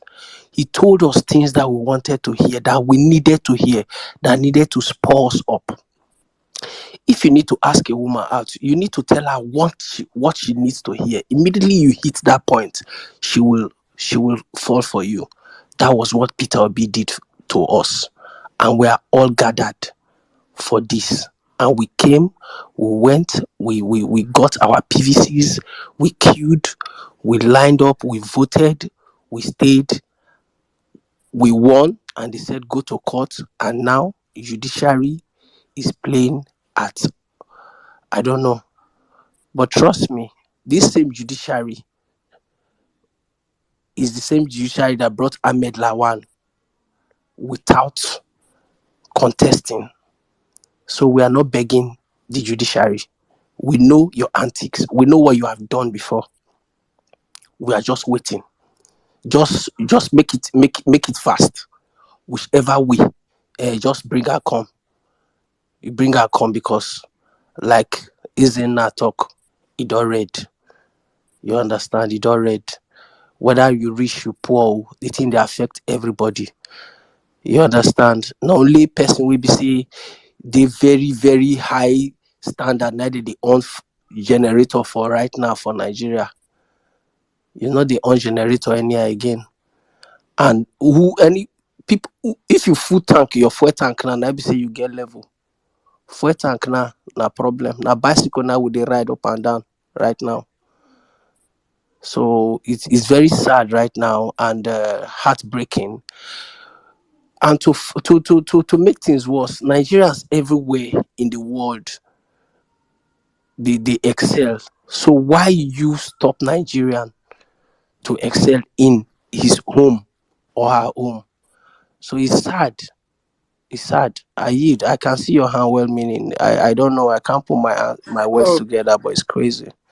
yeah, Yeah. yeah. Thank you very much, SIM card. Thank you very much, SIM card. You're always around. Thank you very much. Okay, let's quickly go to Captain Niger and Orex. Please, let's just do 2 minutes, if possible. Captain Niger. No, while my brother, I don't have much to talk about. Good evening, everybody. I picked the mic when her what was that guy's name was talking about what he was going through in Libya. Now, when I was doing my studies in Germany, I was working with a group called Kind Mensch is Illegal. It's like a non-profit organization basically, and they work with trying to help integrate migrants into German society, especially not migrants, refugees from Africa. So I spoke to a lot of Nigerians, Libyans, even Ghanaians, some Ghanaians self, and these people, what do they call them? All these Somali people. The experience that I had will haunt me for the rest of my life. That is a fact.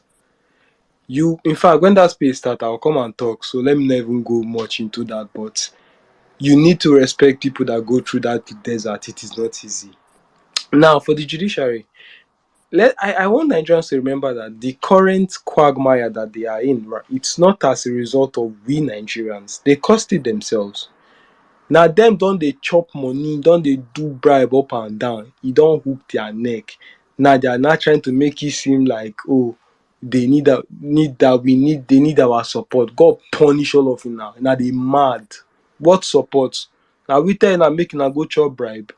Now that's what will make Olani Pekun come out and be writing nonsense, the talking rubbish in his remarks, talking to you people like you're small children, all because you could not do the right thing.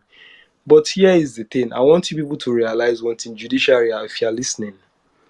You are not just fighting Nigerians. You are fighting a network. Do you understand that? No matter wherever you are, there are Nigerians there. So if you think you are going to make the wrong decision and then travel, you are wasting your time. All we need to do, open violence space. So and so judiciary member was found in so and so state. Nigerians in that place. Or yeah, alpha, you know what to do. Simple. This is their house address. Simple. Now America you want travel to, you fuck up. Obedience is there. Jimmy go get your house address. Go get the babe with the tools number. Now Europe you won't go. We plenty for there. The only thing that can save you. In fact, go to all those dead countries. Go to Libya. Nigerians are still there, say. So you are dead no matter how you want to do it. My own advice for you, judiciary, make a choice. Would you like to fight? You're already in your grave, so choose. Do you want a grave that will be dug by a few people or a grave that will be dug by 200 million people plus? Because Baba, now don't die, now go suffer. Just make the wrong choice. I yield, I beg. All right, thank you very much, Captain Niger. All right, Orex, please go ahead. 2 minutes, please. 1 minute. Yeah, for that, make I just talk. I greet everybody here. Respect to everyone. Yeah, you see, I've heard a lot here, and I've been down. You know, Nigeria. I don't know, but I really don't know. But these guys, they don't know what's coming. You see, it was just week 2 when that APC talk on TikTok came to cry, say they go die with Tinubu. That one, the APC talk, that was week 2. It wasn't even up to this level. Fuel was still how much then? Dollar was not 800 then. They were already crying. So I don't really think even this whole thing that is going to happen, Seth, is only obedient movement that will push it. Because whatsoever ways these guys are trying to do, they don't bribe judiciary for our eye, first of all. Wait till you give judiciary 30 billion. What for? Now the George Judas Iscariot case and Jesus case. What did they give them that money for? Which meaningful case judiciary does judge in the past how many years where you carry 30 billion go get there? You not put the money for healthcare, judiciary. You they bribe them for our president first of all. You they bribe them make we see. Say we not go fit do anything. You want tests. Test and see. Now then you go know say go different from any see. See, me, I don't want just the talk. Baba, I know the suffering in Nigeria. I know the cause where people they receive every day. I know what's going on in that country. So judiciary, if you're not saying one man, we know the feed una. We be say, as first of all, I don't even have any regard for any big man, any politician, because you guys are evil. You guys are the only people that will be in one post since I know Okpabio, from president, governor to minister, from minister now to senate. Since I know Wike, from minister of wanted to governor now to minister. Another people don't know. Wait, others. Wait, I don't understand. That's what will be ghosts. Will not feel rule. I don't feel rule. For only one person. So now some money they politics one and no agree live. Una know what they do. Una they suffocate us. Tinubu now you have to come into office now. People they think of the future. You go carry 1999 sets. The same useless men we say that they rule for 1999. Nigeria not feel better. You not get one state way better. You carry the entire meeting with them. That shows you don't have any plans for Nigeria. First of all, judiciary. Everybody don't they call now. Since everybody they talk, not be say some of us not be say we they try to now be say we they talk. Some of us we they talk we they do. I beg. For Nigeria sick because you know go tell me say person we nothing win Lagos, say we nothing win Abuja, win election. You know go fit tell me if just answer, just go China, just tell China man say a man won election, just tell us say but he lost Lagos and Abuja. China man go tell you say how judiciary you guys know quite all right. Anybody know win the election. I beg you now with God. Nigerians are suffering. See this thing that Tinubu have done, Baba. There's no going back. He not go fit solve am. It does spoil. It's only Nigeria that whatsoever goes up does not come down. We know these things. This thing that he has done, the only person we go fit help the country now, Peter Obi, and I win election. Judiciary, the money they won't give una, so una not go see bank put away it all red. Now just the simple to put it tell una not be saying na anything put it. Now only we go fit support una, now only we go fit help una. It's better to run from few than to be run from the masses. It's just the simple truth. Because the one way they happen for Senegal, so it go be shy place. Senegal now one person that they arrest, so just one man. Now if we quantity tombo. This one a crowd now. I want put for Joba the go of one man, go of one drug dealer money. Okay now, but when they play, we they watch you now. I eat. All right, thank you very much, Orex.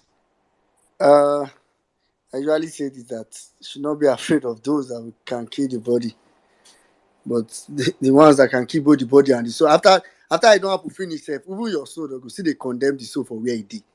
So the soul will still dey. People still they condemn her for life. So anyway, I really level best. I'm sure level best. You want to talk to judiciary? I don't even think level best here. I'm sure we would have raised this hand. Anyway, I think that's it. Okay. Is it my turn? Now 2 minutes you get, not be turn. No. We are supposed to have round up this space. Wow. So how many minutes do I have? Okay, you can manage 3. Saddam, make you give her 3 a bit. Anyway, I don't have so much to say. I'm tired. Good morning, good Person afternoon. in 2 minutes now. Greet person. Raise and greet people. Okay, Saddam, how many minutes do you want to give me from your mind? You just keep the time. I don't want to talk. How many minutes? 3 minutes.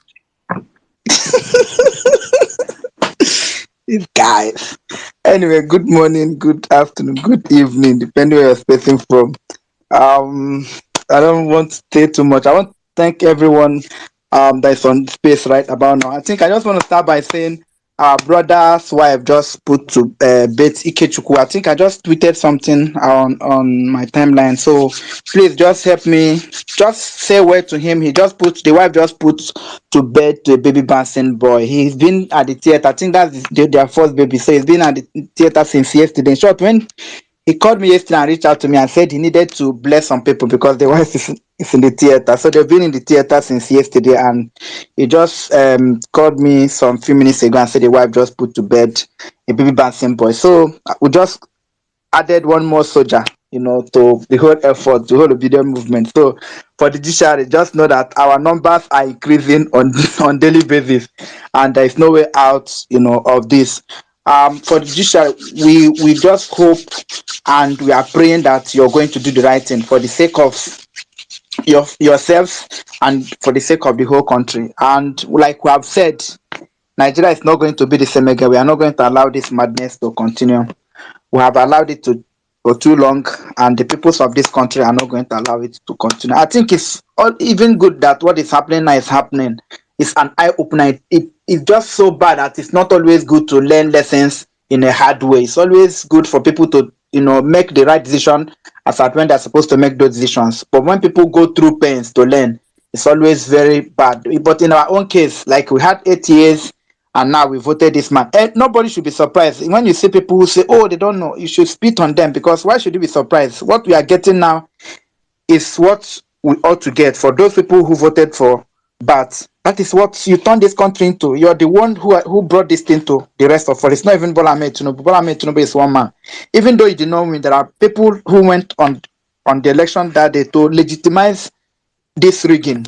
It was, if all of us had united in one voice, they wouldn't have had opportunity to rig this. So you legitimize the criminality that happened. The few of you who went out to vote, the few of you who came to accuse us, the few of you who called us names, you're the one.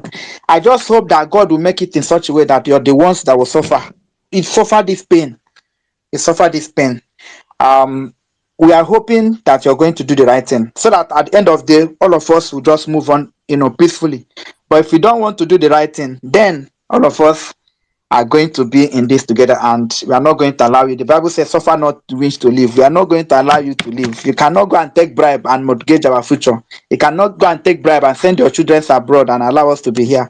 It's not going to happen, bro. It's not going to happen. So we are there. We are going to do everything. We are following. The beauty of this whole thing is that we are following. We are following the process. He said election, we did the election. He said go to court, we've gone to court. He said we've done everything. You just, there is something people say that it's always good to do your part. We have done our part, so that the gods will hear us, the spirit of God will hear us, the gods of the land will hear. Everybody have heard us now. We have done our part, because before you know it, say these stubborn children, this headless mob, we have done our part. Do your own part, so that all of us, everybody, will go peacefully. But if you don't want us to go peacefully, even those your children are abroad, they will come back. That is something we are going to. Nigerians are going to. A lot of people here right now. I'm granting a lot of people here now are in diaspora. So wherever your children, your family are, Nigerians are there. So this thing is not just going to happen in Nigeria. You might be thinking, oh, at the end of the day, we are going to. Where are you running to? Everywhere is covered. Let us do the right thing. So everyone on this platform, I want to thank you, and for everyone who contributed, to the efforts to the yesterday's and today's outreach. I want to thank you so much and say, may God continue to bless you. May God continue to reward you. It's always good. For me, it was an experience. Going to those places, seeing those people. My heart, I was touched. Most of the places we went, it's not just orphanage home. It's where people are rehabilitated. People who have special needs are not dressed of them. So it's just something that is just mind-boggling. A lot of people are going through pains. I think P2B birthday provide opportunity for us to reflect and think, and always know the need to actually reach out to people in need. So thank you so much for all of you, Violence Space, Parallel Facts, and everyone on this space. Thank you for everything that you do. I might not call all the names, because if I call names now, they will say I'll call Sweet Angel, but I will not call her. Thank you so much. Don't call any name. Thank you. Anyway, thank you very Yeah, much, my Mr. best. Abed. You just yeah, my best. He say you Sir, no call him. He call one name. Yeah, my best. You go on suspension. How many weeks suspension just do? Give yourself suspension. How many weeks? just from now till Saturday, like I'll resume on Saturday, sir. Anyway, guys, I think that's a cute place. I know, like, we have loads, and sometimes I don't know how to do this. We have loads of requests. I don't even know if I'm seeing everybody's request, but we'll be back again on Saturday. Thanks to everybody that spoke. Rita said I should announce prayer space. Please, prayer space holds tomorrow by 6 a.m. and of course on Sunday by 1:30 p.m. So please, thank you very much. Salam, over to you. All right, thank you very much, my brother Women Ninja. Thank you, Otumba. Thank you, Jimmy. Guys, thank you very much. Women Ninja, thank you. Thank you, every one of you, for coming out here today. It's been an amazing space. I think I dare say one of our best spaces, because I honestly speaking, this way the space started and the way it went and the way it ended, I think It sums up who we are as a people, what we are looking for as a people, and what we want, and what our demand is clear. Our minds are straight. Our intentions are pure and genuine. We have done the work. We have fought the fight, and we'll keep fighting to the very end. Please, guys, we'll be back on Saturday. I think that space will be more long. We're ending this space with close to 60 requests. People are already falling down to 40 something now. So we have a whole lot of people that want to speak about the issues, and we'll be back here asking with our message to judiciary again on Saturday. At the same time, opening up the floor for people that have experience. Nigerians have passed left the country through various means to come and talk to our brothers and sisters. Because as I'm speaking right now, I am certain, if there's a certainty I know, is that some people are right now leaving Nigeria through Niger Republic as we speak right now. And we have to try and make sure we put that trend to a stop. Talk to our people to understand that it is not always greener at the other part. Even though we know how bad it is in Nigeria, it is better that we stay back and fight and develop our country than you going out to die in the desert or in the Mediterranean Sea. Honestly speaking, I wish we can all come back home and fix our country, of which we will come back home and fix our country. No matter the outcome of which we know that we have come out, we have presented our evidence, we have come out and shown the world that we truly want these elections. But if the judiciary choose to side with these criminals, then it means we have to reset the country. That is the ground we are taking, and that's what we're standing on. Nobody's going to stop us. So it's important we understand this stuff and say we'll be back here on Saturday. Thank you to every one of you for always coming out on the platform. I can't call all names, but I want to say thank you one more time to the Violence Space team, cast and crew, people that make this space go on, that get it being streamed on our Violence Radio, on our YouTube channel, on our Facebook. Thank you to all of you amazing people that contribute on the Power Facts media, the writers, the editors. Thank you to the business team. Thank you to every single one of you that are contributing, reading. Most especially you guys that read every day. And most especially you guys that retweet and like from the Power Facts, because all those little things are something to us also. Those metrics help in the propagation of the gospel that we're putting. Thank you to every single one of you that are taking our message out, going wide and far. God bless you all. Please, to all our students on the platform, please, we don't anybody that send me anything in my DM, I'm unfortunately already disqualified. Please don't send me anything to my DM. Just put in the comment section your ID cards. You can block your face. But definitely the name that's on ID card must match the name that you can block part of your name, probably just one. But one of that name must match the account number you're sending, so you don't gonna carry anybody's. I know things are hard in Nigeria now, so everybody wants to use every opportunity. But we have 200,000 up for grabs. We'll be giving 10,000 naira to I think 20 students. At the end of the space now, when Nigeria are gonna do the hard work of selecting from over 400 and something comments, because now the work why they do everything and it is crazy. I can't. I know. But I'm not wearing in Nigeria and I come to you. Abi go do make dem do committee. I mean, when I form committee, I beg. When I form committee, just write the names and account number, carry and give me. Make I make we pay the money, because I cannot do that stress again. For more, like I say, you go just die. So thank you to all the donors. God bless every single one of you. Please do not forget our violence space challenge is still up. By next week Saturday, we'll be announcing the winners in our creative challenge.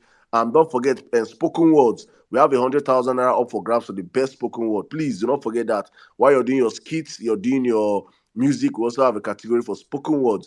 Also, tomorrow, please don't forget, we have a special space. We'll join our brothers Jimmy and Otumba and our whole Yoruba community. We're having a Ronu space tomorrow. Please do not forget to come on that space. The last one, I was blown away. Just come and experience, a different variety of the obedient movement. You understand? So please join us tomorrow, 7 p.m. same time. Jimmy will be hosting that space tomorrow. Thank you to all the 1 million match crew. Please also, you can join 1 million match crew in the beginning of the day.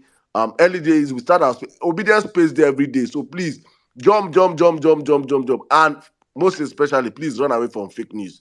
Any news you don't see on Power Facts, any news that will not break, please do not believe it. Or if they did not break it. Or our brother Pedro, if he does not break it, please run away from those news.